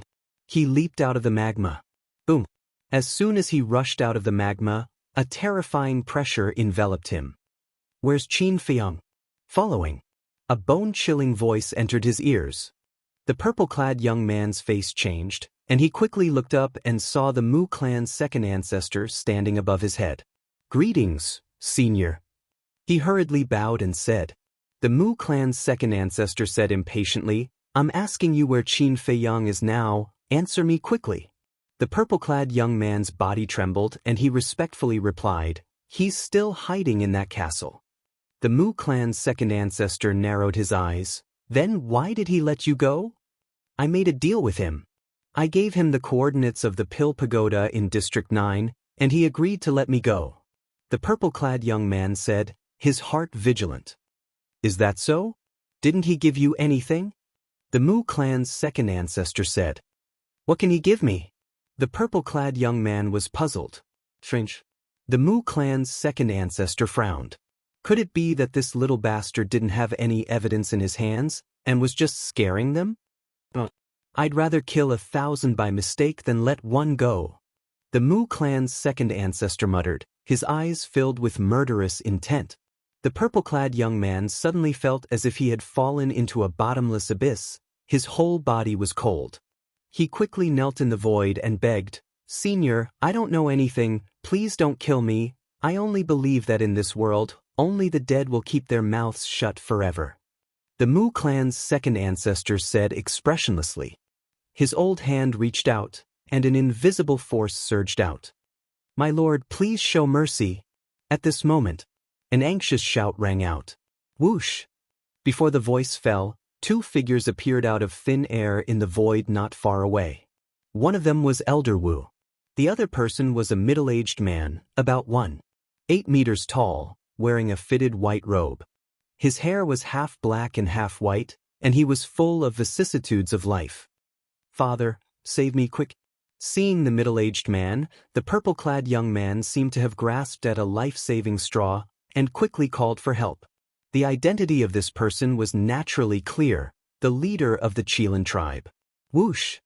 As soon as the 2 appeared, they stood in front of the purple-clad young man. Don't be afraid. Chapter 843. The Mu family's second ancestor glanced at the 3 people, frowning slightly. A moment later, he lowered his arm and said, "I can let him go, but before we catch Qin Feiyang, he must stay in the Mu family." But the Qilin tribe leader was puzzled. "There is no why, you just have to nod your head, or else, you will all die here." The Mu family's second ancestor said, a cold light surging in his eyes. Although he didn't know whether Qin Feiyang had evidence or not, he must eliminate all possibilities. And Qin Feiyang letting go of the purple-clothed youth, in his opinion, was very abnormal. So he had to be careful. "Sir, I respect you, but your way of doing things, isn't it too much?" The Qilin tribe leader frowned. "You should respect me, as for whether it's too much or not, it's up to me." The Mu family's second ancestor said lightly, although his words were plain, they were overbearing. The Qilin tribe leader and old man Wu couldn't help but show a trace of anger in their eyes. "I admit, your Mu family is very strong, my Qilin tribe can't even catch up. But don't forget, the Pill Tower is the ruler of the Forgotten Continent. And your Mu family, after all, is just an outsider. I'm not afraid to tell you the truth, this time I came to find you, my people all know. If something happens to me here, my people will definitely go to the head of the Pill Tower to explain this matter. And my Qilin tribe, although in your eyes, is nothing, but in any case, it is still one of the top 10 tribes of the Central Divine Kingdom. I believe the head of the Pill Tower won't sit idly by." The Qilin tribe leader said. "In other words, he has the backing of the Pill Tower, you dare to touch him?" Hearing these words, the Mu family's second ancestor's face became very ugly. As an existence second only to the ancestor, no one dared to speak to him like this. Because these words were obviously a threat. But frankly speaking, now he really didn't dare to touch the Qilin tribe's leader and high priest. Because the Qilin tribe's leader was right. The Pill Tower is the supreme ruler of the Forgotten Continent. And all the major tribes of the Central Divine Kingdom also follow the Pill Tower's lead. If he touched the Qilin tribe's people, the Pill Tower will definitely not sit idly by. At that time, the Mu family will be facing the whole world's enemy. Of course, it's not that the Mu family is afraid of the Pill Pagoda. It was just that it wasn't time to fall out with him yet.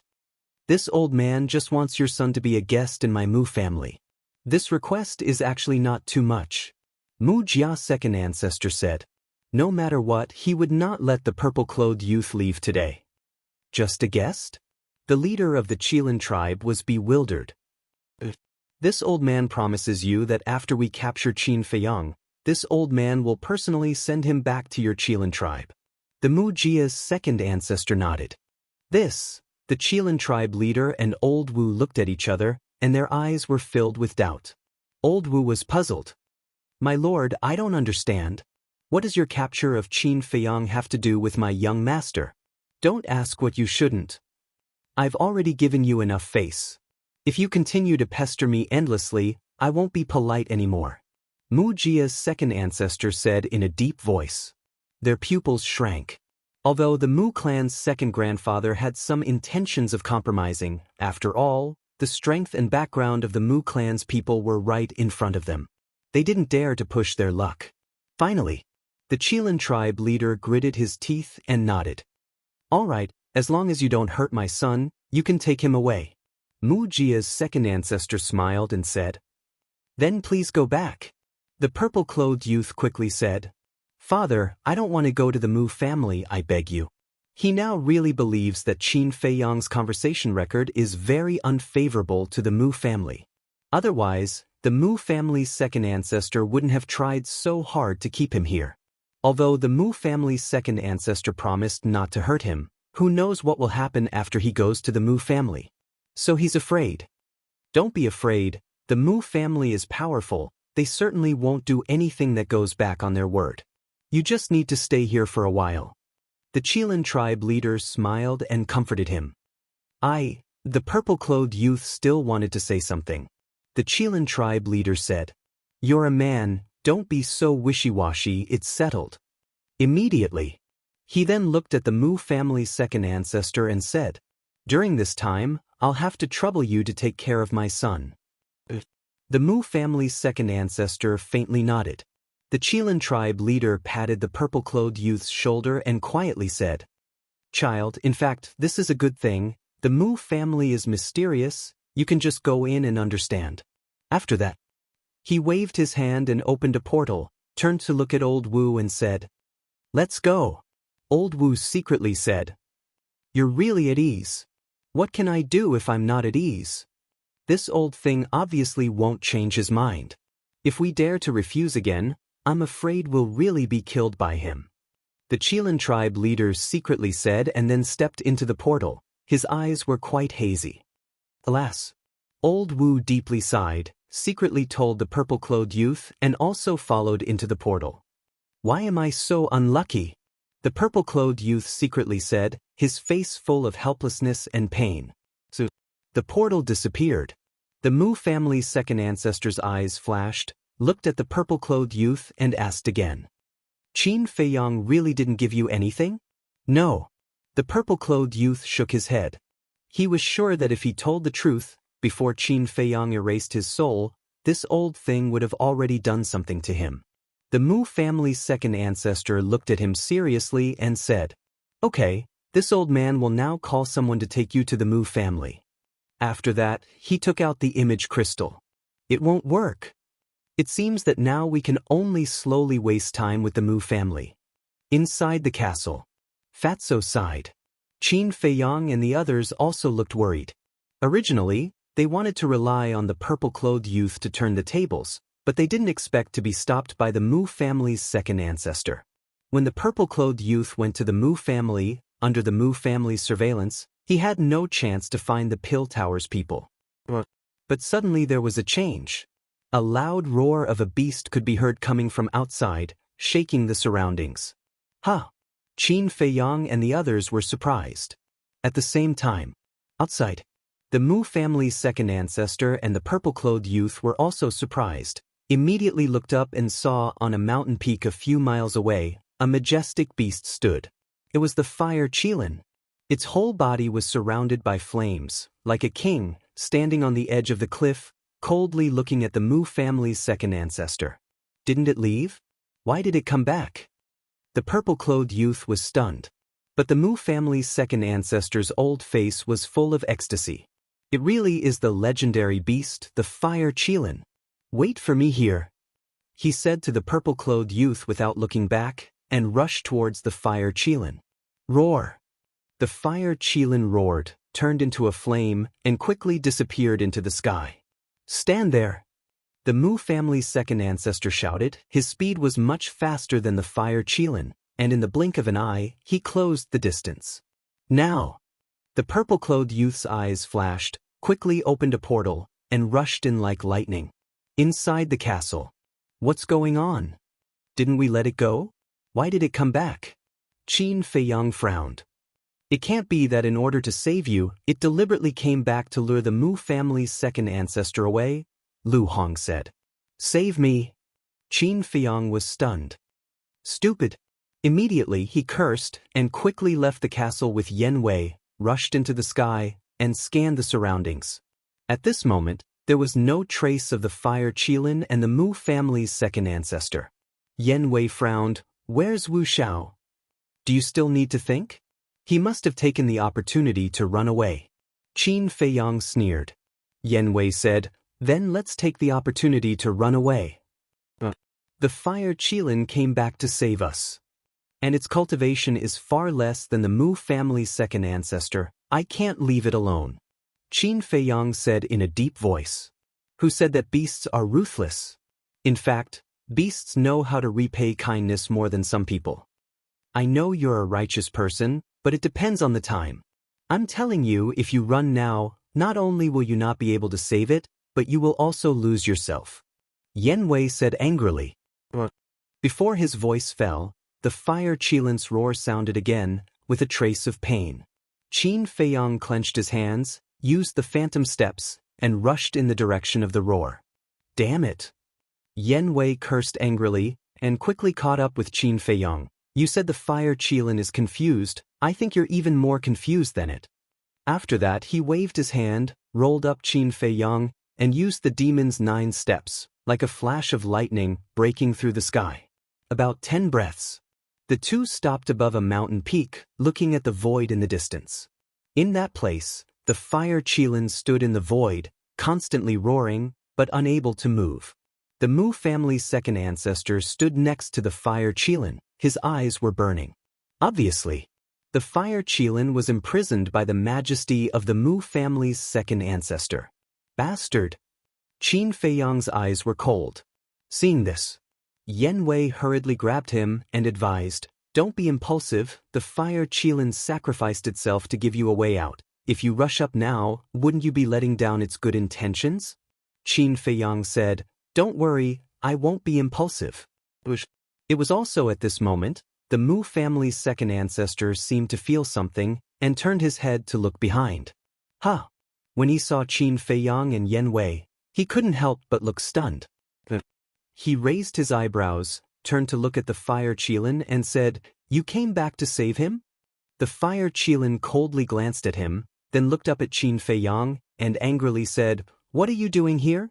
Go. Thank you. Qin Feiyang bowed. The fire Qilin said, I'm just repaying your favor, no need to thank me.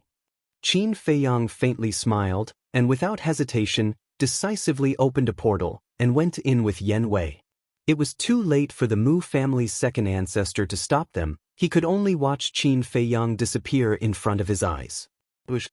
He suddenly turned his head, stared at the fire Qilin, and roared, what did he do for you, that you would help him like this? Even disregarding your own life? He's better than you. The fire Qilin smiled coldly, then closed its eyes and no longer spoke. It had an attitude of, if you want to kill me, then do whatever you want. Damn bastard. If it weren't for the fact that you're a mythological beast, this old man would definitely kill you. The Mu family's second ancestor said coldly, then opened a portal and forcibly left with the fire Qilin. Chapter 844. At the edge of the Flame Mountain range, there was a majestic mountain ridge. At this moment, Qin Feiyang stood above the mountain ridge, looking into the depths of the Flame Mountain range, his eyes flashing with a shocking cold light. Yan Wei, on the other hand, stood beside him in silence. After a while, Qin Feiyang took out the image crystal and poured his battle qi into it. At the same time, somewhere in the 9th district, there was a huge city. This city was called Ice Crystal City. As the name suggested, Ice Crystal City was covered in snow all year round. Every building, including every street, was covered with a thick layer of ice. In the center of the city, an ancient stone tower stood between heaven and earth, emitting a cold aura. It was the Pill Tower. In front of the tower, there was a huge square, and the teleportation altar was located in the center of the square. At this moment, at the edge of the square, hundreds of figures stood upright. They were wearing black armor, with sharp eyes, holding a long halberd in their hands, showing off their sharpness. In addition to them, there was a group of people who were particularly eye-catching. There were a total of more than 50 people in this group. They were wearing black with a flame symbol on their chest. They surrounded the teleportation altar, their aura unfathomable. At the same time, in front of the altar, there was a white-haired old man sitting cross-legged. He closed his eyes as if he was recuperating. There was no symbol on his body, but the aura he exuded was many times stronger than those men in black. On the surrounding streets, everyone who passed by here looked at the white-haired old man with awe. At this moment, on the southern street, a figure was hurrying towards the square. It was the purple-clothed youth, Wuxia. Buzz. Seeing that he was about to reach the square, the image crystal in his arms suddenly moved. He stopped and took out the image crystal with a trace of surprise in his eyes. Who would send me a message at this time? Father? Or Qin Feiyang? I can't reply. If it's Qin Feiyang, there will be a lot of trouble. He kept the image crystal and continued to walk towards the square. At the same time, in the air above the Flame Mountain range, Yanwei asked suspiciously, "Who are you sending a message to?" Qin Feiyang laughed and said, "Who else could it be other than Wu Xiao?" Yanwei frowned and said, "He hasn't responded for so long. It seems like he doesn't want to see you anymore." "That's not up to him." A cold light flashed in Qin Feiyang's eyes.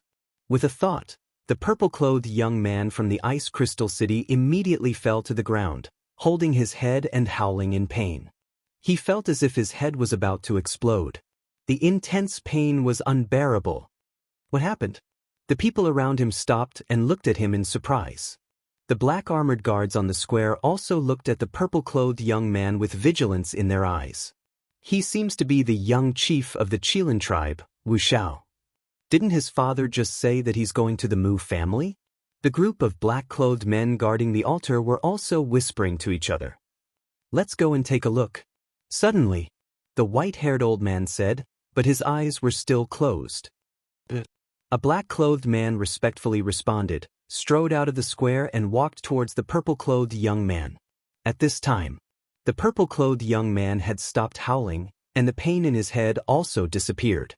But he squatted on the ground, his heart was filled with fear. He originally thought that Qin Feiyang was just scaring him, but now it seems that this is not the case. The slave seal can really control his soul. "What's wrong? Do you need help?" The black-clothed man walked in front of him and asked. No need. It's just a sudden headache. I'm fine now. Thank you." The purple-clothed young man quickly got up and said respectfully. The black-clothed man looked at him suspiciously and said, "Didn't your father say that you're going to the Mu family? Why are you alone now?" The purple-clothed young man rolled his eyes, smiled and said, "I have something to do. I'll go another day." "So it's like this?" The man in black suddenly nodded and asked curiously, "Can you tell me why the Mu family invited you as a guest?" The purple-clothed young man hesitated for a moment, shook his head and said, "To be honest, I don't know." "You don't know?" The black-clothed man was surprised. But looking at the purple-clothed young man's expression, he didn't seem to be lying. "This Mu family, what are they trying to do?" The purple-clothed young man said, "Sir, if there's nothing else, I'll take my leave first." "Where are you going? Back to the Central Divine Kingdom?" The black-clothed man asked. "No rush. It's not easy to come to Ice Crystal City. I must have fun for a while." The purple-clothed young man smiled. The black-clothed man was speechless for a while and waved his hand. "Go." But the purple-clothed young man smiled and ran away. Sure enough, he's a playboy. The black-clothed man shook his head and didn't think much about it. He turned and walked toward the square. Near the square, in a small alley, the purple-clothed young man walked in with a gloomy face. Seeing that there was no one around, he took out the image crystal. Buzz. The next moment, an illusory figure appeared. It was Qin Feiyang. "Do you think you can run away? If I didn't show mercy just now, I'm afraid you'd be dead on the street now." Qin Feiyang faintly smiled. The purple-clothed young man's eyes trembled and said in a deep voice, "What do you want to let me go?" "Don't worry, when the time comes, I'll definitely let you go." Qin Feiyang smiled and said, "Now give me your coordinates." Sigh. The purple-clothed young man sighed deeply and gave the coordinates to Qin Feiyang. Qin Feiyang immediately opened a portal and brought Yan Wei to the purple-clothed young man. What's next? The purple-clothed young man looked at Qin Feiyang and asked. Qin Feiyang said, "Tell me about the situation here. The alchemy fire here, wasn't it you who took it? I heard that even the tower master here was killed by your accomplice. Do you still need me to tell you?" The purple-clothed young man frowned. Yan Wei raised his eyebrows and shouted, "Don't talk nonsense, just tell me." The purple-clothed young man shrunk his neck and said, "This is called Ice Crystal City. The Pill Tower and the Teleportation Altar are nearby, but now, the Teleportation Altar is guarded not only by the people of the City Lord Mansion, but also by the people of the Central Tower and even a messenger." "What about the Mu family?" Qin Feiyang asked. "I don't see them. Maybe they're hiding in the crowd." "Of course, I've never seen the Mu family before. Even if they stand in front of me, I won't recognize them," the purple-clothed young man said. Qin Feiyang nodded and pondered for a while, then said, "Are there any restaurants nearby?" "Go out of this alley, turn right, enter the street, then go straight. About 500 or 600 meters away, there's a restaurant called Purple Cloud Restaurant." The purple-clothed young man thought and said, "Yan Wei and I will go to Purple Cloud Restaurant first. You go and call the messenger of the Central Tower." Qin Feiyang said. The purple-clothed young man said, "Is it necessary? Can't we just go and find him?" "I have other things to do." After Qin Feiyang finished speaking, he took out 2 illusory form pills. He threw one to Yan Wei and swallowed the other. Just like before, Yan Wei disguised as an old man. Qin Feiyang disguised as a blue-haired young man. Qin Feiyang looked at the purple-clothed young man and said, "Go, after this matter is settled, I will remove your slave seal." "Really?" The purple-clothed young man was stunned and quickly asked. "I always keep my word." Qin Feiyang smiled faintly, took Yan Wei, and strode to the end of the alley. "Finally, I'm going to regain my freedom." The purple-clothed young man was ecstatic and quickly turned and ran to the square. About a few hundred breaths later, Qin Feiyang and the purple-clothed young man came to the entrance of the Purple Cloud Restaurant. At the door stood 2 waiters. Seeing Qin Feiyang and the purple-clothed young man stop in front of the door, one of the waiters immediately ran up and said with a flattering smile, "2 guests, do you want a drink or stay? Let's drink a little, and arrange a slightly more secluded room for me." Qin Feiyang smiled. "Okay, please come in." Under the waiter's guidance, the 2 entered the Purple Cloud Restaurant. In the hall, there were not many guests, sitting in 2s and 3s, drinking and chatting. As for Qin Feiyang's arrival, these people only glanced at him hurriedly and then looked away. Of course, if Qin Feiyang did not change his appearance, it would definitely be a different scene. "Young master, the secluded room is on the 4th floor. Follow me." The waiter called out, went straight up the stairs, and ran up. Everything went smoothly. But just as the 3 of them walked up to the 4th floor, the door of a room suddenly opened. Then an old man in white walked out.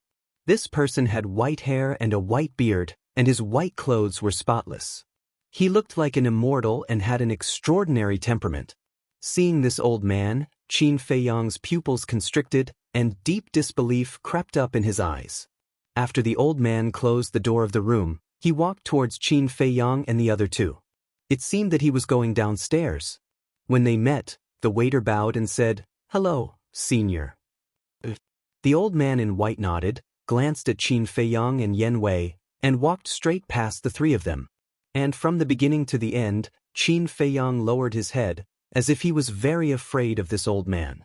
But suddenly, the old man in white who had already passed by stopped, turned around and stared at Qin Feiyang's back, and a trace of doubt crept up in his old eyes. And Qin Feiyang could clearly sense that the old man in white was staring at him. On his forehead, there were already beads of sweat the size of beans. It could be seen how nervous he was at this moment. After a few breaths, the waiter passed through a corridor, stopped in front of a room, and said with a smile, "Young master, this is your room."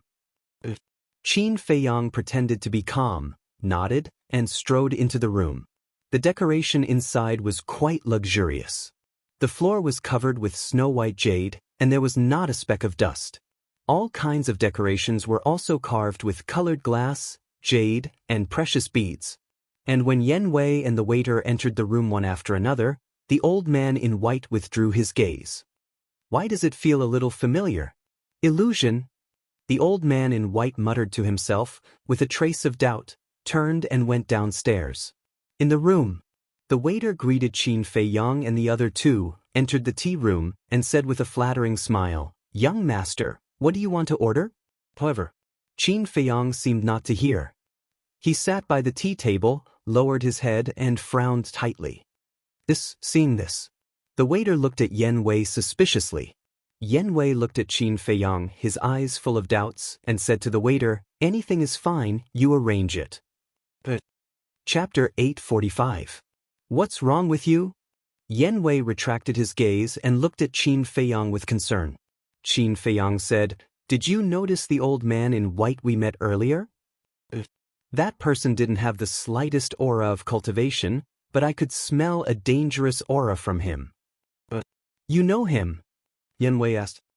"Not only do I know him, but even if he turned into a skeleton, I would still recognize him," Qin Feiyang said, his eyes flashing with a shocking light.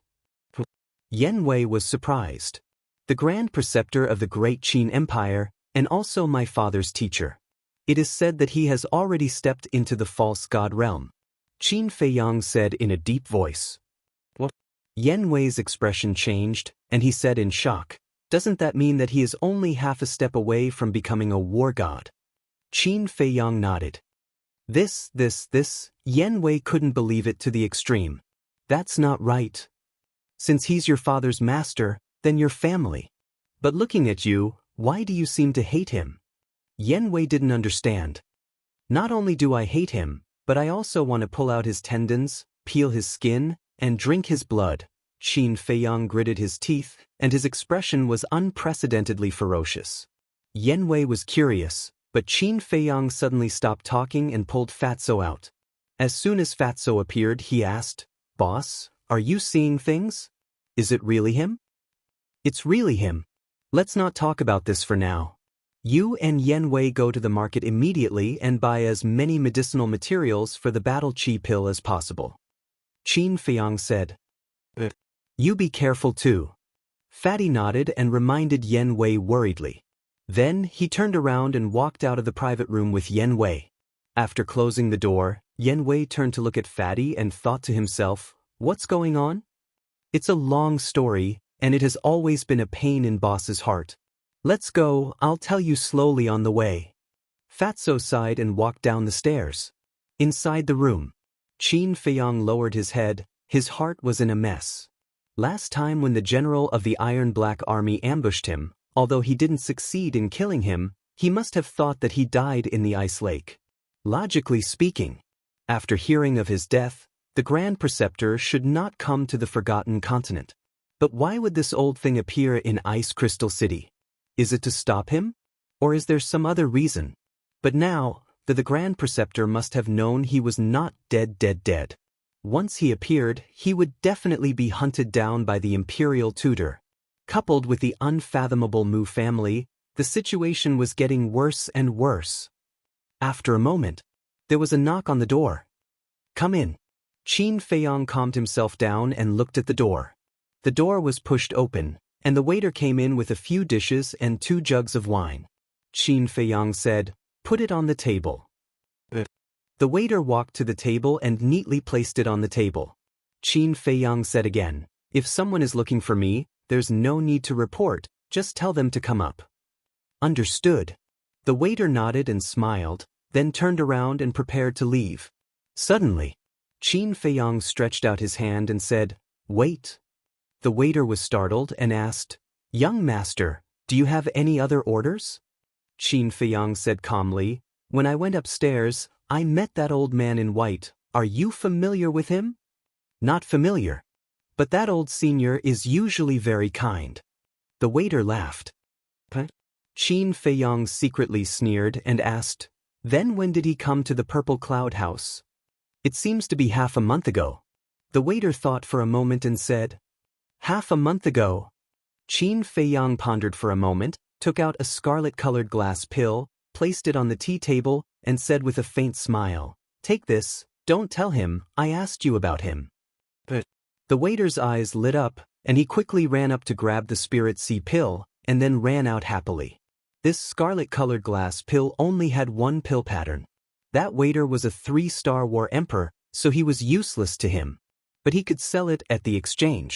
For a waiter in a restaurant, this could be considered a considerable income. Qin Feiyang was silent for a moment, rubbed his swollen head, and sighed, "It seems that I have to be more careful in the future." Then he stood up, walked to the table, grabbed a wine cup, sat at the table, and poured himself a drink. Time passed breath by breath. About 100 breaths. Another knock on the door sounded. "Is he here?" Qin Feiyang said in a low voice, put down the wine cup, and said, "Please come in." Before his voice died away, the door was pushed open, and an old man and a young man walked into the room. The young man was the purple-clothed young man. The old man was the white-haired old man who was guarding the altar. "Qin Feiyang, this is the divine messenger of the main pagoda. Milord, this person is Qin Feiyang." The purple-clothed young man closed the door, introduced both sides, and then stepped aside, silently looking at the two. "Are you really Qin Feiyang?" The white-haired old man looked at Qin Feiyang. "Yes, I am." Qin Feiyang took out a facial restoration pill and threw it into his mouth, and soon his face was restored. The moment he restored his face, the white-haired old man's eyes shone with a cold light. "Don't you know that the pill pagoda is looking for you?" he said in a deep voice. "Of course I know, otherwise I wouldn't be hiding." Qin Feiyang smiled. The white-haired old man frowned. "Then why did you take the initiative to look for me?" Qin Feiyang was taken aback, and looked at the purple-clothed young man suspiciously. The purple-clothed young man said, "This has nothing to do with me, and I didn't say anything. I only told him that you were here." Qin Feiyang nodded, looked at the white-haired old man again, and said with a faint smile, "If I don't do anything wrong, I'm not afraid of ghosts knocking on my door. Since I dared to look for you, I definitely have the confidence. Please sit." "Is there a need to sit?" "Get up and come with me. As long as you hand over all the alchemy fire, I will help you plead with the main pagoda master and ask him to be lenient." The white-haired old man said expressionlessly, "Some things are not as simple as you think. If you don't listen to me, I can guarantee that not only will you regret it in the future, but your main pagoda will also suffer." Qin Feiyang picked up the wine glass, and said lightly while drinking. The white-haired old man raised his eyebrows, walked to the table and sat opposite Qin Feiyang, and said, "This old man wants to see how you're going to quibble. Speak." "It's not a quibble, it's the truth. Except for the heavenly thunder flame, heavenly ice flame, and heavenly mystic flame, all the alchemy fire is in the hands of the Mu clan. The main pagoda masters of the 5th to 9th districts were also killed by the Mu clan's second ancestor. Also, the first 2 divine envoys who appeared were forced by the Mu clan to self-destruct because they knew the truth. Of course, the main reason why they self-destructed was to help me get out of this predicament. Because I'm the only one in this world who knows the truth. If I die, no one can stop the Mu clan's conspiracy." Qin Feiyang said, "You mean, all of this is the Mu clan's plot to frame you?" The white-haired old man frowned. Qin Feiyang nodded. "Impossible. The Mu clan has always abided by the rules in the Forgotten Continent.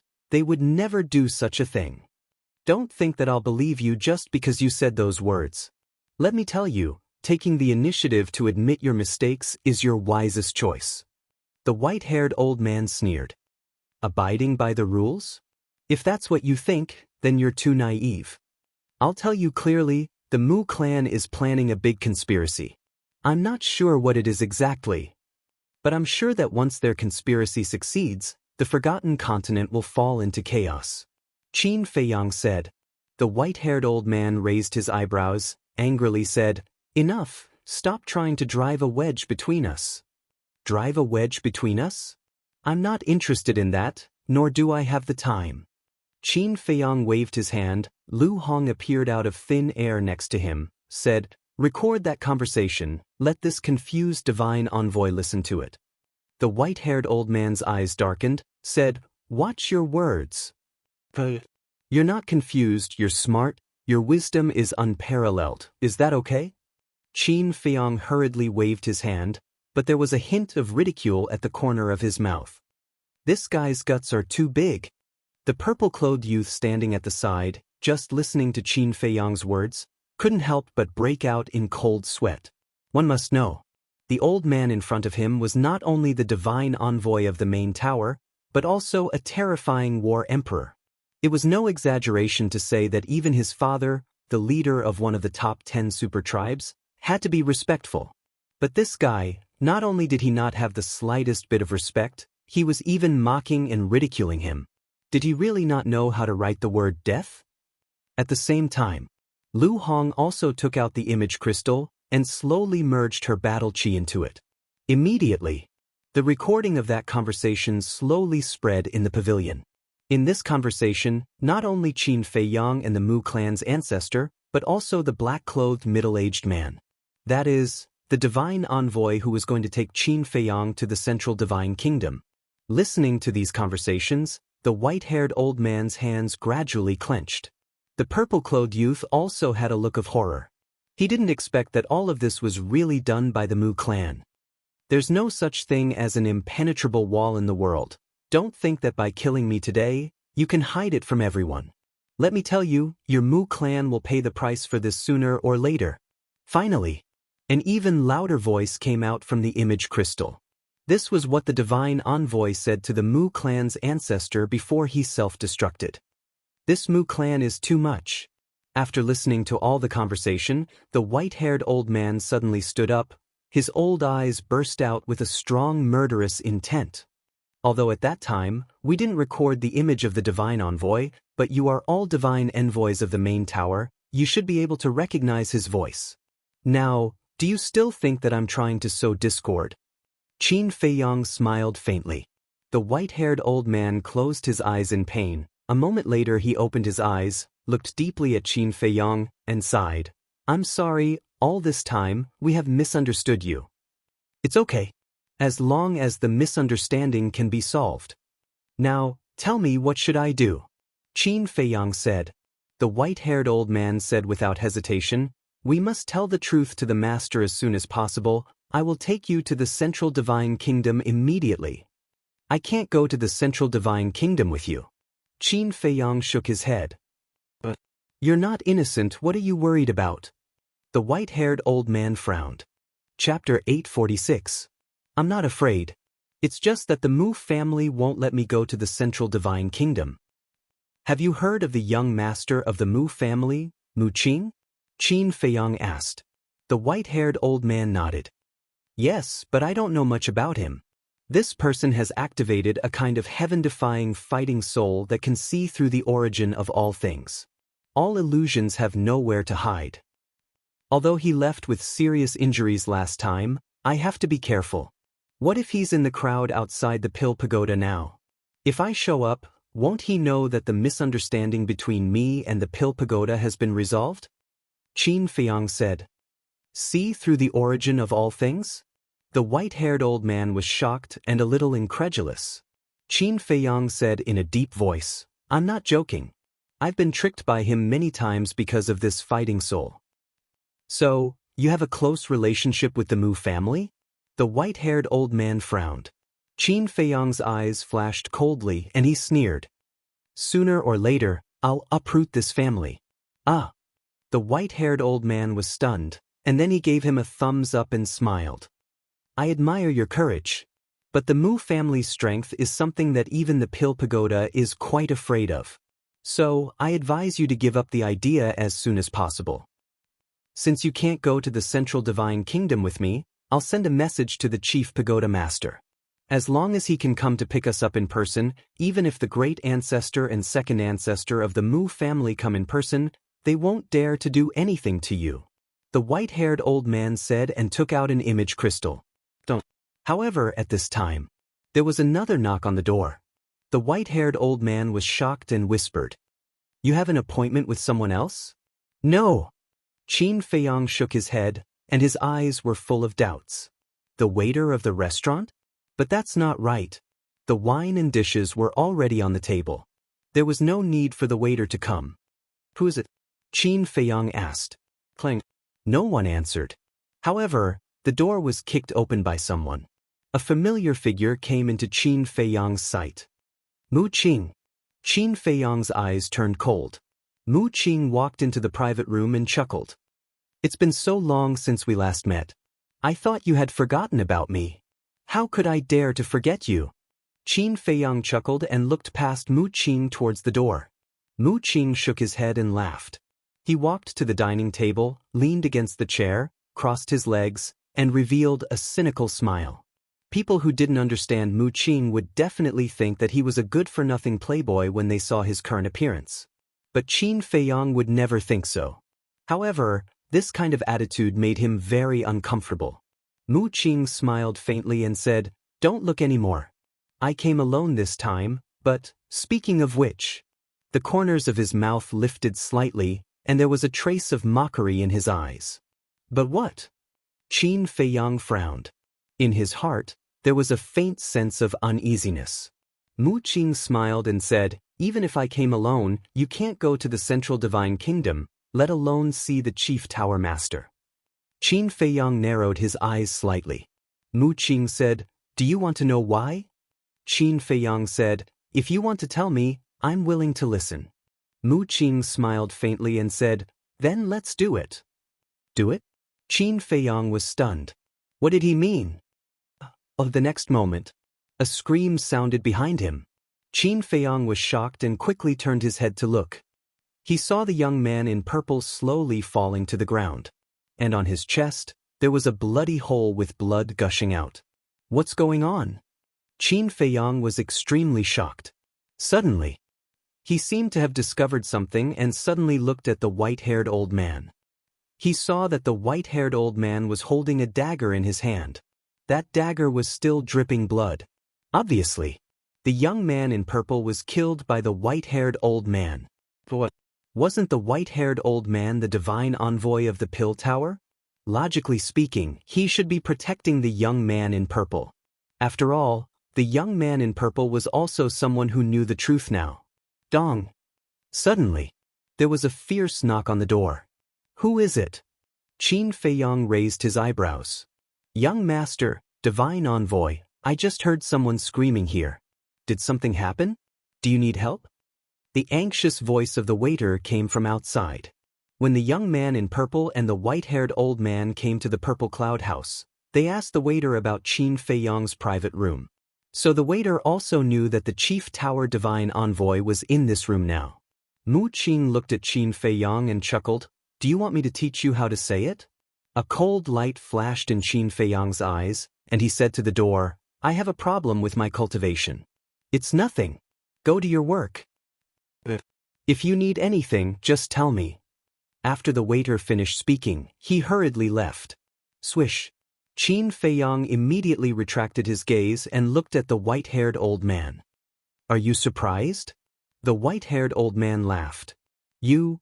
Looking at the smile on the old man's face and Mu Qing's playful expression, Qin Feiyang had a terrible idea in his mind. "Have you been bought by the Mu family?" Qin Feiyang was surprised. "Bought?" The white-haired old man shook his head with a smile and said, "You think too simply. Let me tell you." Mu Qing slammed the table and stood up with a smile. "The old man in front of you has two identities. The first identity is the Chief Tower Divine Envoy, and the other identity is my second grandfather." Chief Tower Divine Envoy? Second grandfather? Qin Feiyang's mind was in a mess. It seems too complicated and too sudden. You can't understand it for a while. Then I'll make it simpler. When my second grandfather was young, he had already sneaked into the Pill Tower and became the Chief Tower Divine Envoy step by step. But the senior figures of the Pill Tower still don't know that he is a member of the Mu family. Mu Qing laughed. What? Qin Feiyang's face stiffened. If he still couldn't understand it when it was so straightforward, then he was an idiot. At this moment, he was very bitter in his heart. He thought that this time he could make a comeback and ruin the Mu family's reputation. But he never expected that this white-haired old man was a spy planted by the Mu family in the Pill Tower. In an instant he was thrown from heaven to hell. God was too good at teasing people. It's not God who is teasing you, it's me who is teasing you. First I let you see hope, then I immediately let you fall into despair. This feeling is not ordinary. As if seeing through Qin Feiyang's thoughts, Mu Qing smiled faintly. Don't think that you can make me think highly of you by saying this. If it weren't for the force behind you, to be honest, I would have played you to death. Qin Feiyang said lightly. Don't you also have a huge force behind you? How powerful is the son of the great Qin Empire? It's a pity that you can't rely on it. Mu Qing was not angry and retorted. Qin Feiyang's eyes darkened and rushed to Mu Qing like lightning. His big hand was like an eagle's claw, grabbing Mu Qing's head. How dare you be so arrogant? The white-haired old man sneered and rushed toward Qin Feiyang with a roar. Let's wait and see. Qin Feiyang snorted and disappeared without a trace in an instant. The white-haired old man raised his eyebrows. Second grandfather, it's okay. Mu Qing waved his hand and smiled. Such a good opportunity and let him slip away. How can it be okay? The white-haired old man was a little displeased. If that's the case, you're underestimating him. If the pressure could keep him, he wouldn't have been able to escape from the hands of the great ancestor and second ancestor so many times. Mu Qing said. The white-haired old man said gloomily, it's all because of that damn woman. Wrong. Even without that woman, he has a certain life-saving method. Don't forget that the two great ancestors said that he could get the demon dragon's eye and heart because of the castle and the dagger called Chang Shui. I'm now suspecting that the castle and Chang Shui may be divine artifacts comparable to the space-time gate. They can't be underestimated. Moreover, this time, I didn't think of capturing him alive. I just wanted to see his angry expression, and the result didn't disappoint me.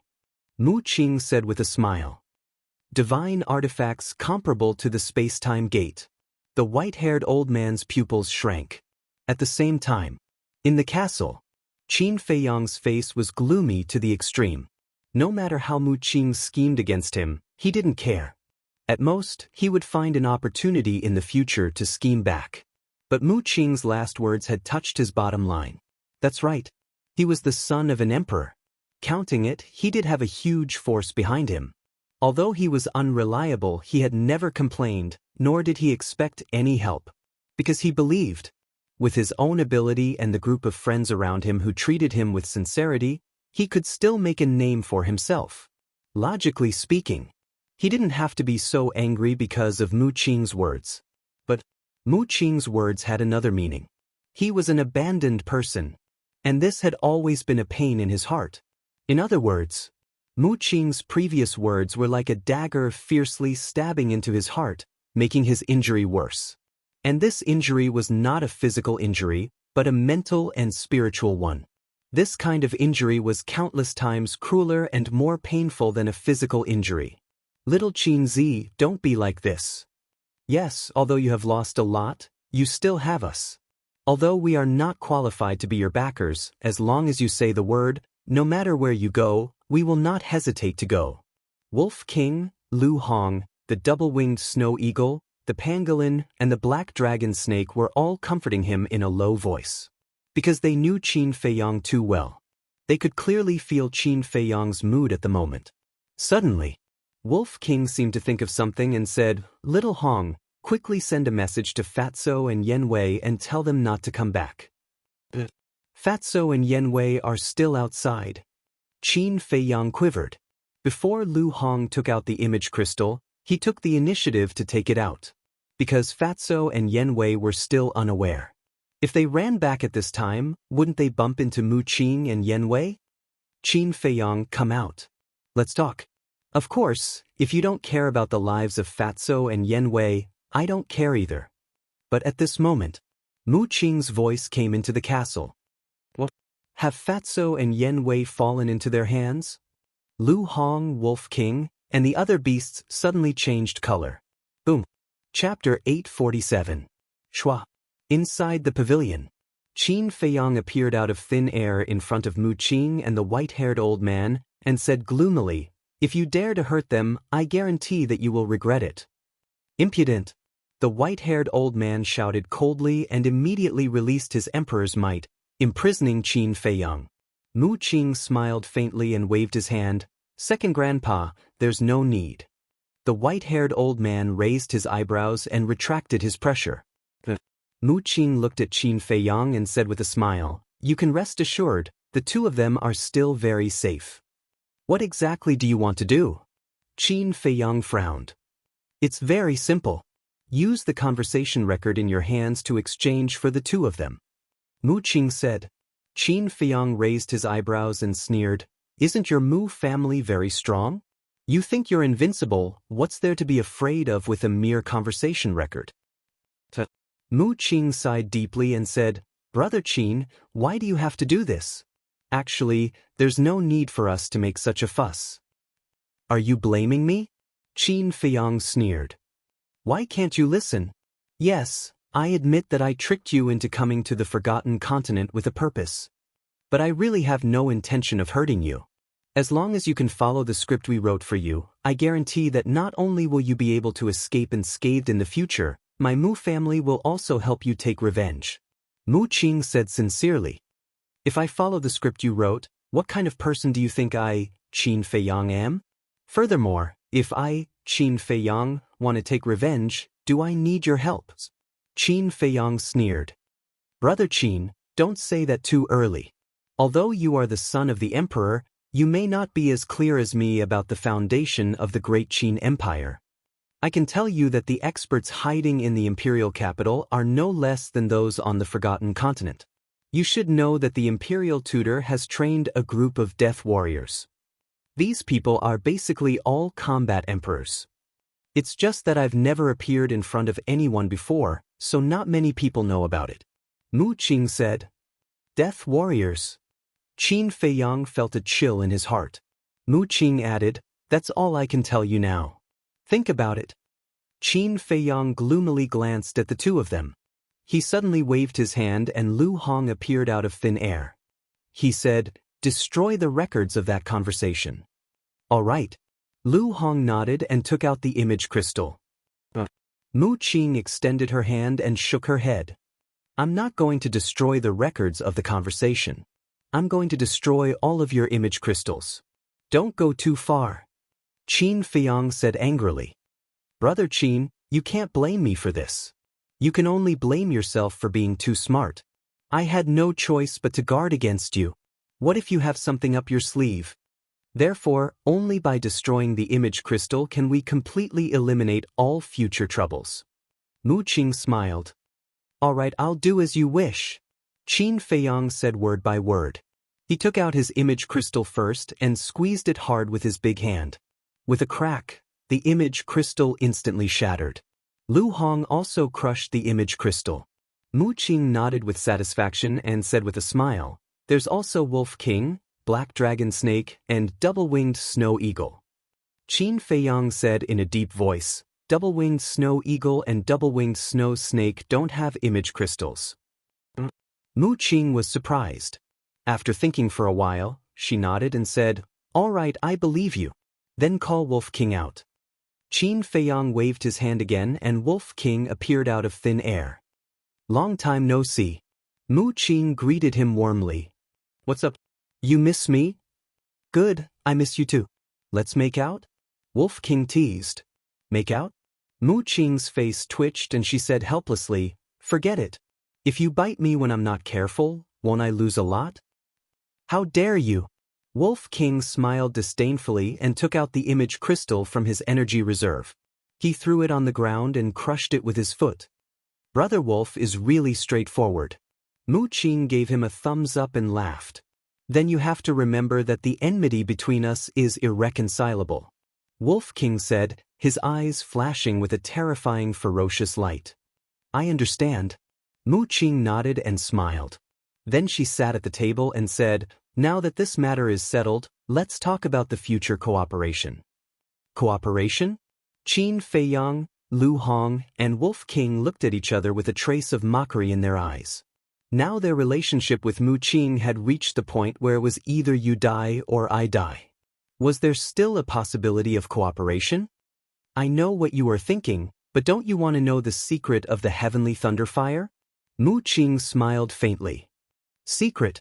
Qin Feiyang's eyes narrowed and he said, "You two go to the ancient castle first. I will be outside alone."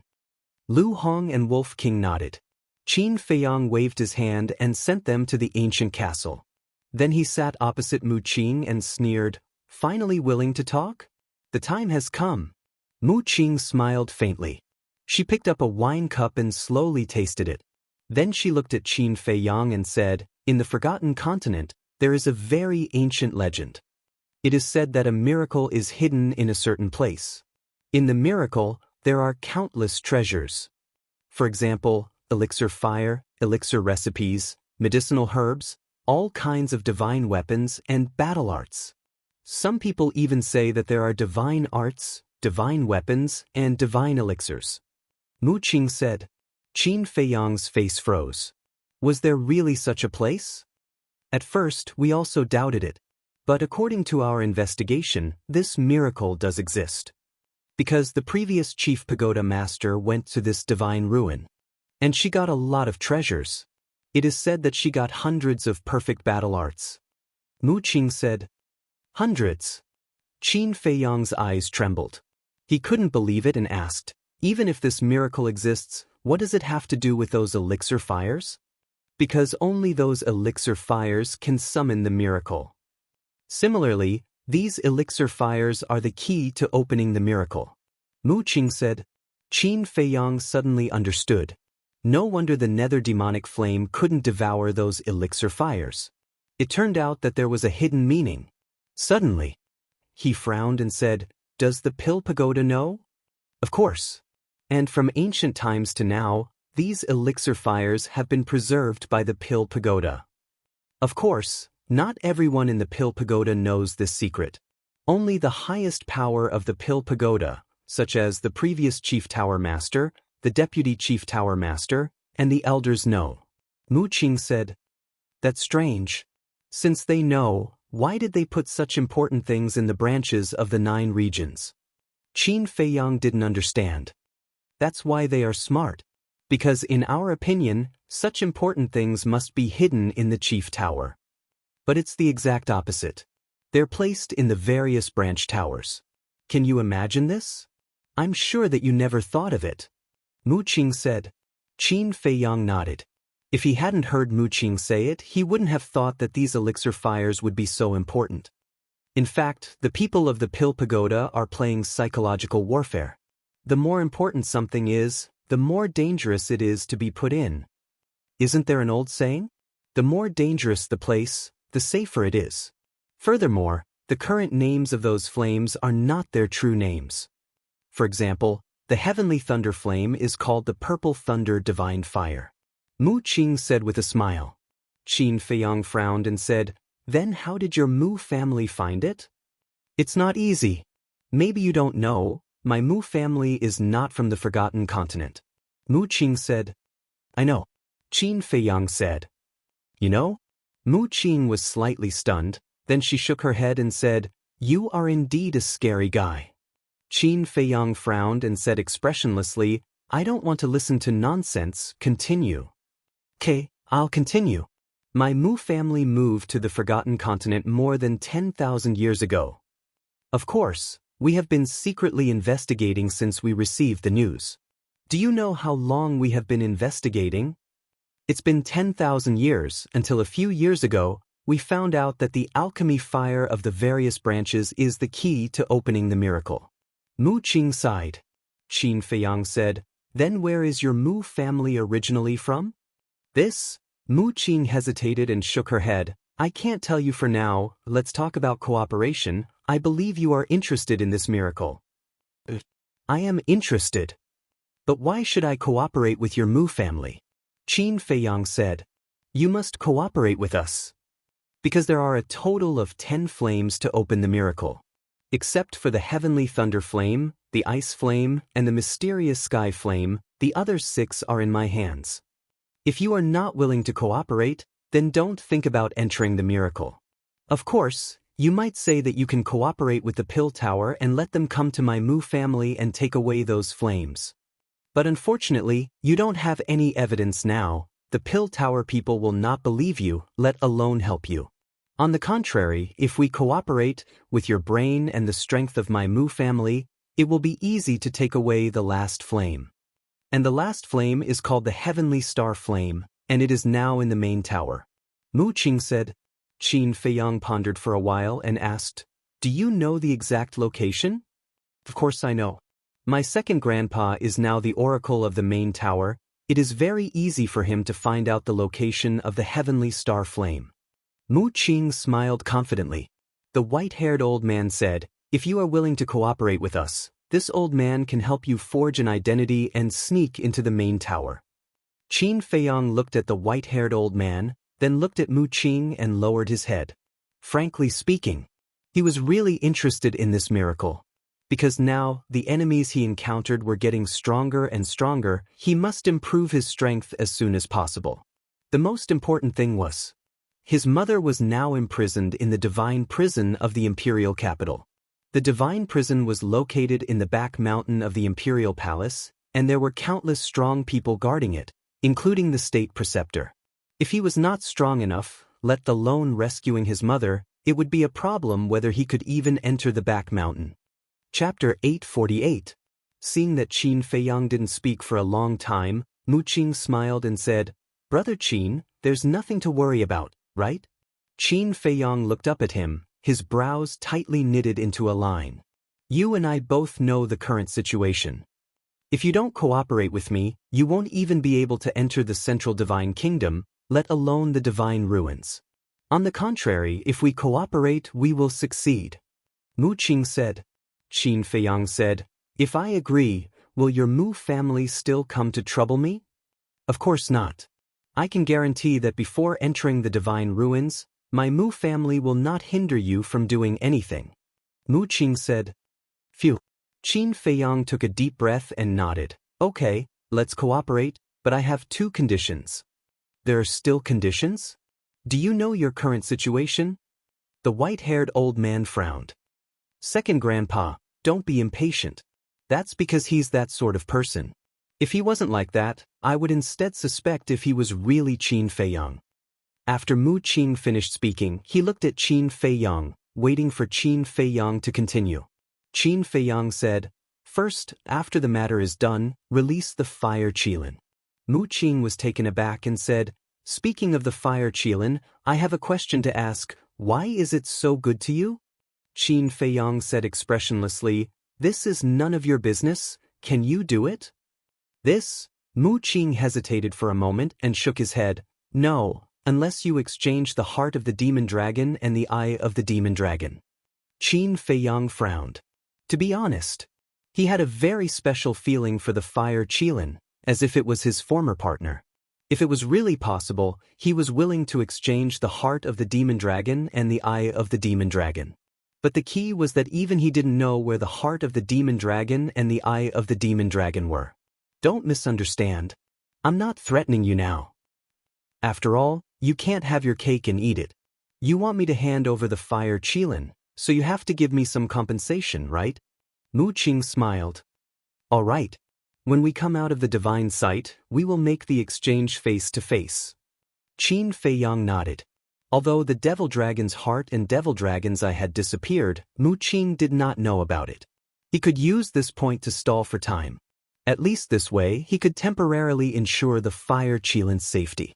Mu Qing said, "Sure, tell me the second condition." "I need your help. Help me become the Tower Master's personal disciple." Qin Feiyang said. "What? Who do you think you are?"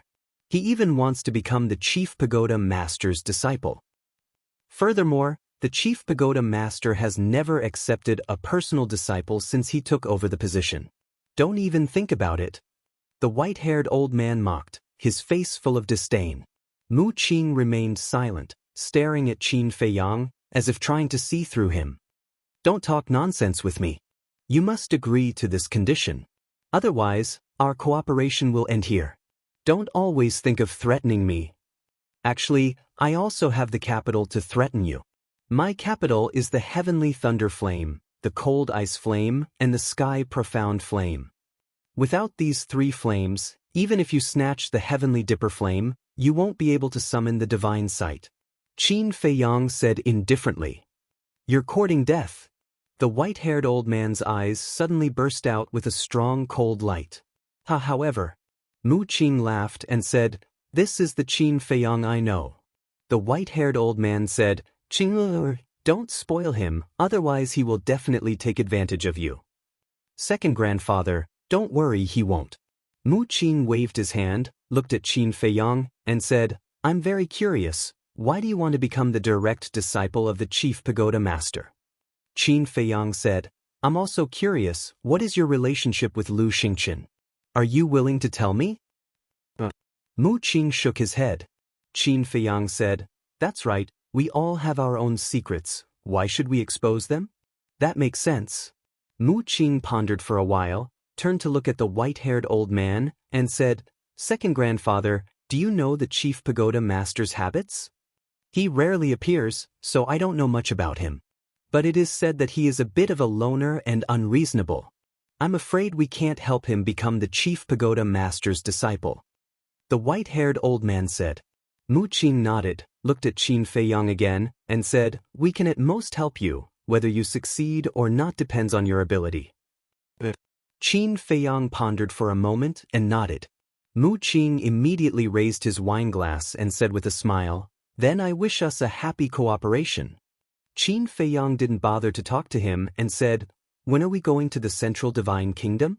Mu Qing was quite embarrassed. He put down his wineglass, got up and said, since Brother Qin can't wait, let's go now. Not now, I have to wait for Fatso and the others to come back. Qin Feiyang said, and then pointed to the purple-clothed young man lying in a pool of blood and said, and what should we do with him? That's easy. Just say that he was killed by Qin Feiyang. Mu Qing said with a smile. Qin Feiyang's eyes suddenly became cold. Did I say something wrong? I don't think so. Anyway, you will change your name when you enter the Central Divine Kingdom. Even if you stand in front of the gate of the Qilin tribe, they might not be able to recognize you. What are you afraid of? All right, you wait patiently. We'll wait for you at the teleportation altar. Mu Qing smiled and left with the white-haired old man. After Qin Feiyang watched the two of them leave, he turned around and stared at the purple-clothed youth's corpse. Suddenly, with a wave of his hand, a red sword Qi appeared and pounced towards the purple-clothed youth, destroying the corpse. He had figured it out. In any case, he had already carried so many scapegoats, so it didn't matter if he carried one more. He walked into the tea room and lowered his head in thought. The reason why he proposed the condition of becoming the chief pagoda master's disciple was entirely because of the mysterious lady. The mysterious lady wanted him to snatch the 5-colored spar, which gave him a headache. Because it was almost impossible for the 5-colored spar to be with the chief pagoda master. But if he could become his disciple and gain his trust, the chances would undoubtedly be much higher. About an hour passed. Fatso and Yen Wei finally returned. Qin Feiyang looked up at the two of them and asked with a smile, how was the harvest? Full of rewards. Not only did we buy more than 5 million sets of medicinal ingredients for the battle chi pill, but we also got a lot of medicinal ingredients that were 10,000 years old. Fatso laughed. Yen Wei followed. But we found that someone seemed to be following us. I don't know if it's an illusion or not. It's not an illusion, Qin Feiyang said. What do you mean? Fatso and Mu Qing were surprised. The people following you are from the Mu clan.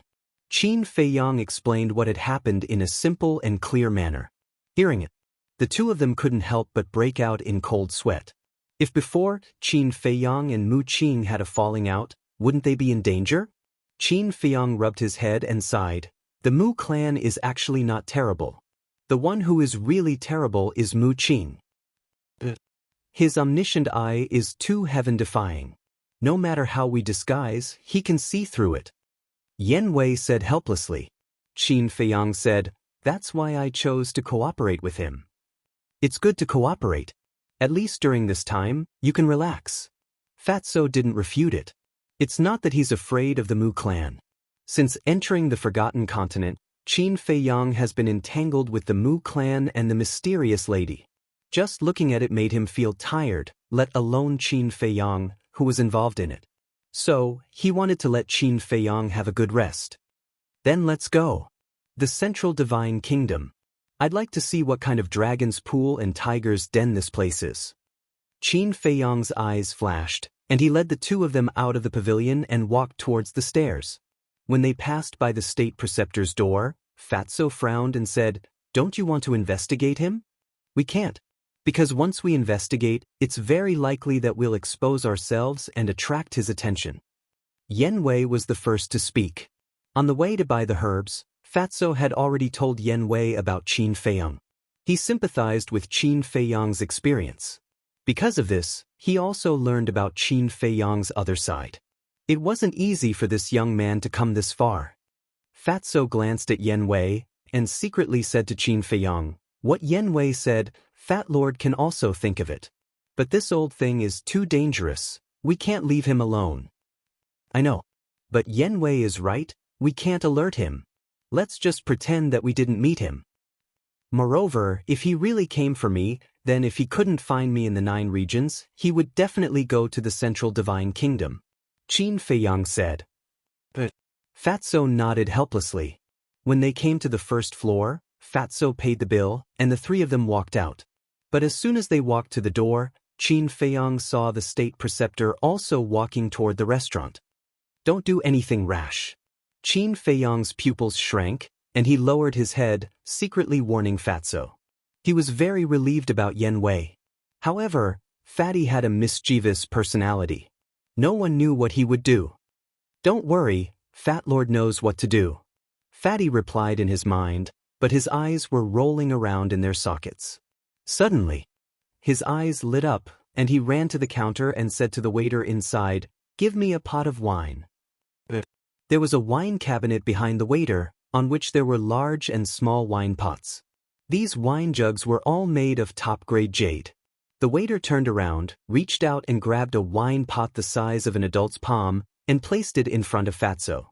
After the fatty paid the bill, he eagerly ran behind Qin Feiyang and his companion. Then, he opened the wine jug and began to drink leisurely. "What do you want?" Qin Feiyang frowned. "I'm suddenly thirsty, I want to drink." Fatso laughed. "I'm warning you, if you dare to do anything, don't think about coming out of the castle in the future," Qin Feiyang said in a deep voice. "I say, you're so annoying. Why do you care if I drink some wine?" The fatty furrowed his brows, looking very displeased. Qin Feiyang frowned and didn't say anything more. He turned around and walked out of the door with his head lowered. Because at this moment, the state preceptor had also arrived at the door. The two of them passed by just like that. Yen Wei didn't look at the state preceptor, and he was also quite nervous. However, Fatso didn't feel nervous at all. He held the wine pot, swaggered, and glanced at the state preceptor from time to time. Just as the two of them brushed past each other, the fatty suddenly let out a howl and staggered forward, falling forward. And the wine pot in his hand, whether it was intentional or coincidental, flew up and hit the state preceptor's head. Chapter 849. In an instant, the place fell into a dead silence. Everyone looked at Fatso and the Grand Preceptor, including Qin Feiyang and Yen Wei. Similarly, the Grand Preceptor was also a little stunned by this sudden, sneak attack. The first one to react was the waiter of the Purple Cloud House. He quickly grabbed a clean towel from the counter and ran to the Grand Preceptor. "Senior, this young man definitely didn't do it on purpose. Please don't be angry." He smiled apologetically as he wiped the wine off the Grand Preceptor. The other waiter immediately ran up to apologize. Although this matter was done by Fatso and had nothing to do with them, they were all guests of the Purple Cloud House after all. They couldn't offend them. Moreover, they didn't want to see guests fighting in the Purple Cloud House. The Grand Preceptor also came back to his senses and turned to look at Fatso. His eyes darkened slightly. Qin Feiyang raised his eyebrows and secretly said to Yen Wei, "Let's go. Pretend that we don't know him." After saying that, he left without looking back. Yen Wei shook his head and laughed. He inadvertently glanced at Fatso with a meaningful look in his eyes. It meant, "You're on your own." After that, Yan Wei chased after Qin Feiyang with large strides. Fatso's face instantly turned green. He actually left him alone and slipped away. That was too much. He rolled his eyes and turned to look at the waiter of the Purple Cloud House. He said angrily, "What's wrong with the Purple Cloud House? Why did you set such a high threshold?" The waiter was a little confused. "Didn't you see? Earlier, it was this doorstep that tripped this young master and implicated this old senior. You all did this on purpose, didn't you?" Fatso roared with a gloomy face. Yes. It's our fault. We'll tear down this threshold later.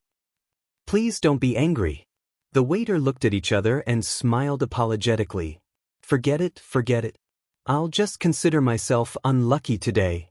Fatso waved his hand impatiently and turned to look at the state preceptor. He smiled apologetically and said, "Old senior, I'm really sorry about your clothes. Why don't I go buy you a new set of clothes?" "No need," the imperial preceptor said gloomily. He then turned around and walked upstairs with an ugly expression. Hee, Fatso snickered inwardly. He took out a Jianghu bag from his bosom and tossed it to the shop assistants. Then he turned around and chased after Qin Feiyang and his companion. One of the shop assistants reached out to grab the Jianghu bag and cast a suspicious glance at Fatso's back. Then he immersed his consciousness into the Jianghu bag and was dumbfounded on the spot. "What happened?" the other guys asked curiously. The shop assistant muttered, "It's full of gold coins, at least a few million." "A few million? Why is he giving us so many gold coins? Is it a tip?" The group of shop assistants were dumbfounded, their minds filled with confusion. "Boss, wait for me." On the streets, there was an endless stream of people and carriages. In the crowd, Fatso shouted as he chased after Qin Feiyang and his companion. When Fatso caught up, Qin Feiyang frowned and said, "Don't you think you're childish?" "Childish?" Fatso was stunned. "Nonsense.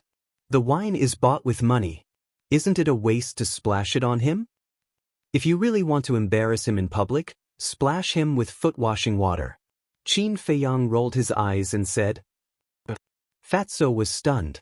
So the boss wasn't angry with him, but was worried about the money? He quickly smiled and said, "Okay, next time, I'll definitely splash him with foot-washing water. Don't use foot-washing water either. I'll tell you a good way. The next time you meet him, you can directly splash floral water on his face in front of everyone." Qin Feiyang's face darkened as he said, "What's floral water?" Yan Wei asked curiously. "Saliva." Qin Feiyang's face darkened. The corner of Yan Wei's mouth twitched fiercely. Fatso was very embarrassed. It turned out that the boss wasn't worried about the money, but was really angry with him. "Boss, I was wrong. Don't be angry, okay?" He hugged Qin Feiyang's arm and said coquettishly. "Get lost." Qin Feiyang shouted angrily. Goosebumps appeared on his skin. A grown man acting coquettishly? How disgusting! Those who didn't know might misunderstand that there was something wrong with his sexual orientation. Yan Wei smiled at the side and didn't say anything.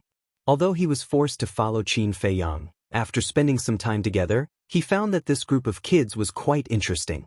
A moment later, the three of them came to the square. Because the three of them had changed their faces, no one knew that they were the wanted targets of the Pill Pagoda.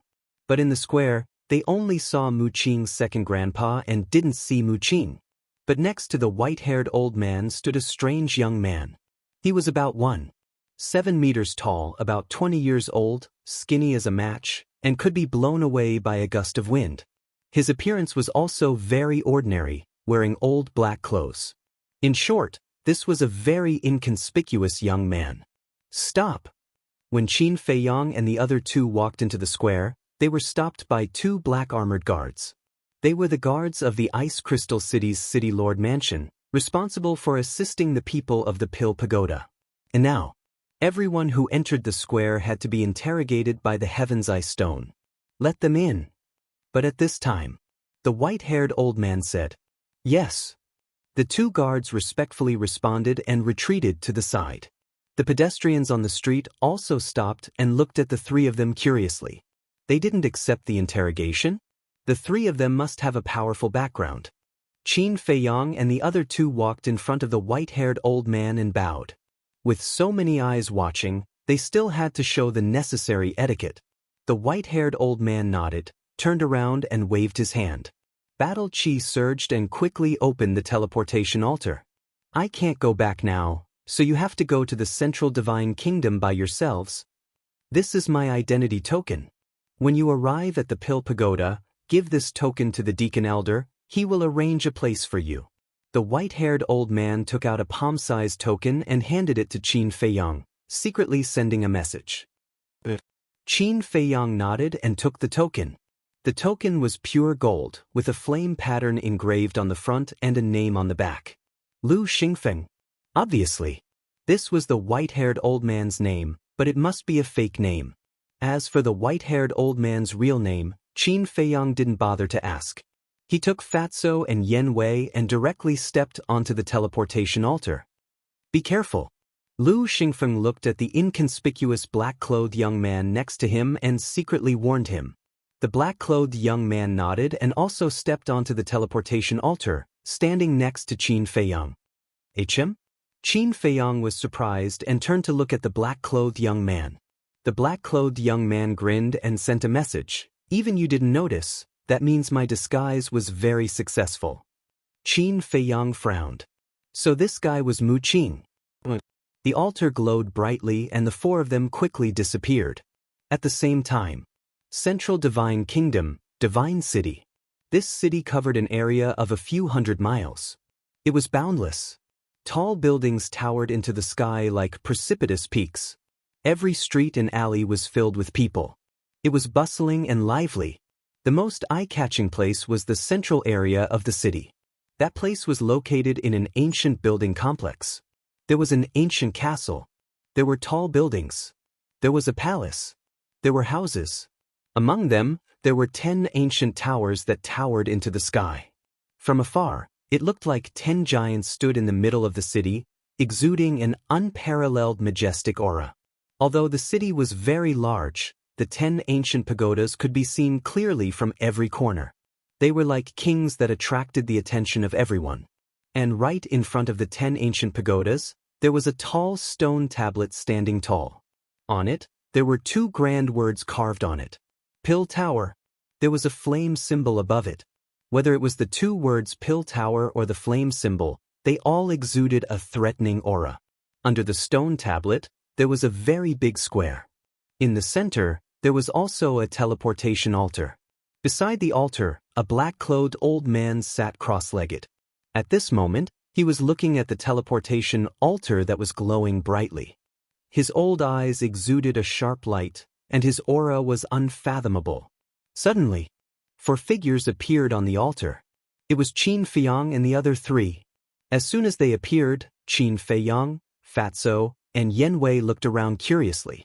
This was especially true for Yen Wei, who couldn't hide the excitement on his face. He had always yearned to go to the Central Divine Kingdom, but in the past it was limited to yearning. It was basically impossible to enter the Central Divine Kingdom. He even thought that there was no hope of entering the Central Divine Kingdom in this life. But he did not expect to stand on this sacred land at this moment. Therefore, he was very excited at this moment. Hey, can you guys be more promising? Look at you guys now. Are you any different from country bumpkins? Mu Qing looked at the 3 of them helplessly. It's none of your business. Fatso glared at him fiercely. Nonsense, of course it's my business. We're together now. It's embarrassing for you guys to be like this. Mu Qing said unhappily. Fat Lord has a bad temper. Who's with you? Don't get it wrong. You are you, we are us. We have nothing to do with each other. Fatso said angrily. Of course, the 2 of them talked secretly through voice transmission. Who are you guys? The old man in black glanced at the 3 of them, his eyes flashing coldly. Humph, I'm a magnanimous person. I won't argue with you.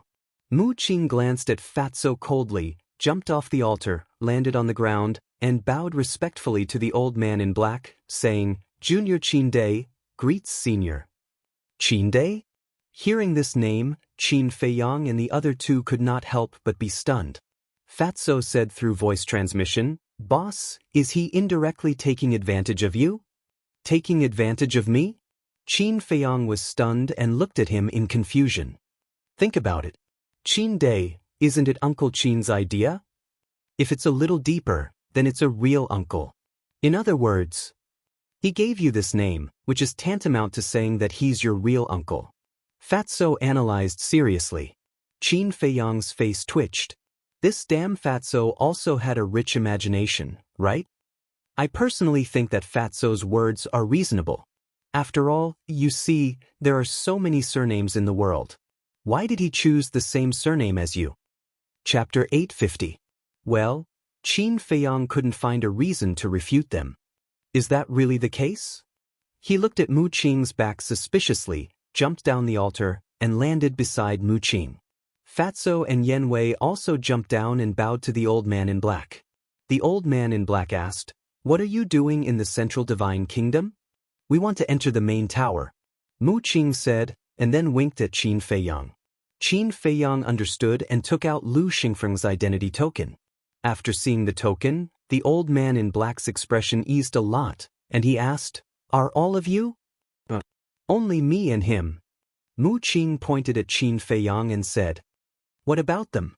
The old man in black looked at Fatso and Yen Wei again. Mu Qing coughed dryly and said with a straight face, "They are our servants."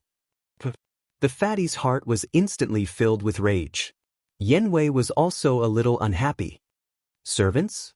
The old man in black glanced at the two, and then looked at Mu Qing again and said, "The main tower has a rule that you can't bring servants in." Mu Qing said, "I know. I will settle them down first, and then come to the main tower to sign up." "Then go and settle them down first." The old man in black nodded and then closed his eyes, ignoring the four. "Let's go." Mu Qing whispered to Qin Feiyang and the other two, and then turned and walked to the street on the other side of the square. "What do you mean? It's not enough that you took advantage of my boss, and now you want to take advantage of us?" Fatso chased after and said angrily. "Did I?" Mu Qing looked innocent. "Don't pretend. You think we can't see that you named yourself Qin Day just to take advantage of our boss?" Fatso sneered. Mu Qing was stunned. She shook her head and said, "I just said a name casually. I didn't expect your imagination to be so rich." "But you don't say Qin Day, my dear grandpa. This name is quite good." "Brother Qin, although we're about the same age, if you want to call me grandpa, I won't mind." Mu Qing looked at Qin Feiyang and laughed mockingly. Then she left with a smile on her face. Qin Feiyang's face darkened. This bastard was obviously toying with him. "Boss, why don't you give yourself a better name? This way, you can also be called Mu Day or Mu Ancestor. At that time, he will have to obediently call you Ancestor." Fatso chuckled. "He's childish, so are you?" Qin Feiyang rolled his eyes at him. He followed Mu Qing unhurriedly and looked around. The buildings in this area were relatively old. There were traces of time left in every place. On both sides of the square, there were green trees planted. Under the trees, there were patches of flower beds. Hundreds of flowers were blooming and the fragrance assailed the nose. Many young men and women were walking hand in hand in the flower beds. There was a deep love between them. They were wearing the same clothes and there was a flame symbol on their chests. Obviously, they were disciples of the Pill Pagoda and they were talking about love here. Why are you doing this to me? Haven't I been good enough to you?" Suddenly, a weak cry came into Qin Feiyang's ears. Qin Feiyang was stunned. He stopped and looked in the direction of the sound. Under a big tree on the left, he found a woman in white. She squatted on the ground with her head buried in her hands. Her thin body was trembling and she kept sobbing. She looked particularly helpless and miserable. Seeing Qin Feiyang suddenly stop, Fatso and Yen Wei also stopped and looked in the same direction. "She's crying so sadly. She must have been hurt by someone. Fat Lord, go and talk to her." Fatso chuckled and ran over. Mu Qing, who was walking in front, raised her eyebrows and turned to Fatso. She said unhappily, "You even care about this? Do you have nothing better to do?" "What do you think? Fat Lord is happy to do it." Fatso glanced at him provocatively and ran to the woman in white. He asked with a smile, "Little girl, do you need help?" The woman in white looked up at Fatso and did not say a word. She hurriedly lowered her head again. Fatso said, "Look at you. You must have been abandoned? Get lost." The woman in white suddenly got up and shouted at Fatso. Seems like Fat Lord guessed correctly. Fatty chuckled inwardly and began to seriously size up this woman. He would not know if he did not look, but he was shocked when he did. The woman had a petite figure, fair skin and beautiful looks. She had a pair of big eyes that were crystal clear like black gemstones. Her beautiful black hair was soft and elegant, shimmering with a charming luster. Her snow-white dress made her look like a fairy. Beautiful. Fatso was stunned. What is Fatso doing there? Yen Wei was suspicious. Since Fatso's back was facing them, they could not see Fatso's expression at this moment. That woman is quite pretty. Fatso must have fallen in love with her at first sight. Qin Feiyang said half-jokingly. Slapped. But before he finished, the woman in white suddenly raised her hand and slapped Fatso's face. Qin Feiyang and Yen Wei looked at each other. What was going on? None of you stinky men are good.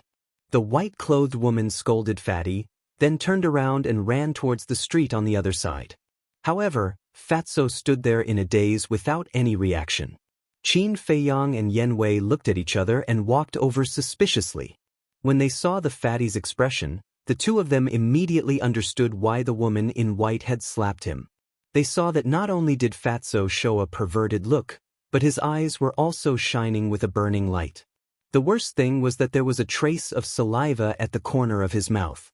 With his current appearance, it would be strange if he did not get beaten up. Qin Feiyang shook his head helplessly and patted Fatso's shoulder hard, saying, "Hey, hey, hey, it's time to wake up. Boss, Fat Lord has found his true love." Fatso quivered, turned around, grabbed Qin Feiyang's shoulder and shouted like an excited child. "Is it really love at first sight?" Qin Feiyang's mouth twitched and he reminded him in a friendly way, "She just slapped you." "Really?" Fatso touched his face. "It's hopeless." Qin Feiyang shook his head. He did not even know that he was slapped. How intoxicated must he be? Yen Wei's face was also red. He said, "She just scolded you and said that you are not a good man." "Really?" Fatso looked at the two of them suspiciously. "Oh my God! Have you gone berserk?" Qin Feiyang patted his forehead and looked at the sky speechlessly. Fatso rubbed his head and said with a silly smile, "If I can be with her, Fat Lord is willing even if I go mad." In your dreams, a woman who has just been abandoned, no matter who it is, as long as it is a man, she will be disgusted. If you go up to her now, you are simply courting death. Besides, don't forget that you are Fatso who weighs 300 or 400 kilograms. In this world, there are not many women who like Fatso. Mu Qing joked. 300 or 400 kilograms. Fatso's veins suddenly bulged. He rushed to Mu Qing angrily, grabbed Mu Qing's clothes and shouted, "Are you blind? Is Fat Lord that fat? At most, he is 200 kilograms. 200 kilograms is also very heavy, okay? And didn't you say that the woman is very beautiful? A beautiful woman, she has no shortage of suitors. So you'd better give up as soon as possible. She will never fall for you. Also, don't come so close to me. I am not interested in men." Mu Qing reached out and pushed Fatso away. With a bright smile, she turned and strode forward. Fatso lowered his head and his eyes dimmed. Yen Wei frowned and said, "This man's words are too hurtful. Isn't he just looking for a sense of superiority?" Qin Feiyang sneered and walked to Fatso's side. He said, "If you really like her, I will support you unconditionally." Yen Wei said with a smile, "Don't be discouraged. Although your body shape is a little, you are still very kind. I believe that someone will find your inner beauty." "Do you know how to comfort people?" Fatso glared at Yen Wei. "Did I say something wrong?" Yen Wei expressed that he was very innocent. Qin Feiyang shook his head and laughed. He patted Fatso's shoulder and said, "Oh, okay, there is nothing to be discouraged about. However, don't be too stubborn. Let nature take its course. I know, everything is up to fate. Fatso nodded and finally cheered up. Qin Feiyang and the other two followed behind Mu Qing and entered the streets outside the square. They followed the crowd and walked aimlessly. Where are you taking us? Very soon. Fatso became impatient. Mu Qing said with a smile, "It is your first time in the Central Divine Kingdom. I have to give you a welcome. Would you be so kind?" Not only Fatso was suspicious, Qin Feiyang and Yen Wei were also suspicious. Mu Qing stopped and turned to look at the three of them. He frowned and said, "Could it be that in your eyes, I am a two-faced villain?" "More or less." Fatso pursed his lips. "Your words make me bitterly disappointed. I originally wanted to take you to the trading pavilion after drinking some wine. But now it seems that I was not thinking too much.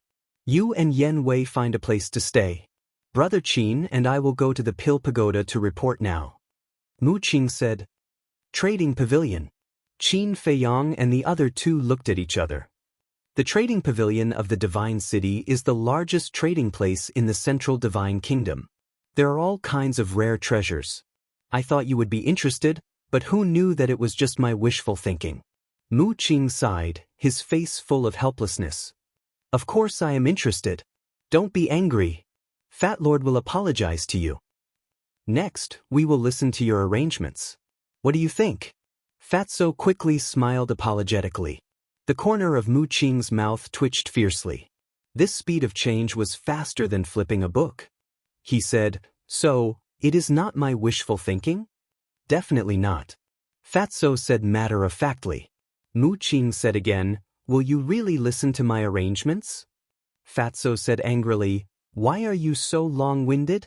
If I say we will listen to you, we will definitely listen to you. Then let's go to the Dragon Phoenix Pavilion first. Let me tell you, the Dragon Phoenix Pavilion is the most luxurious restaurant in the Divine City. Those who can enter are basically all famous figures in the Central Divine Kingdom. Of course, it also includes those famous playboys. In short, the Dragon Phoenix Pavilion is a gathering place for people with power and influence. Naturally, it is also the best place to ask for information.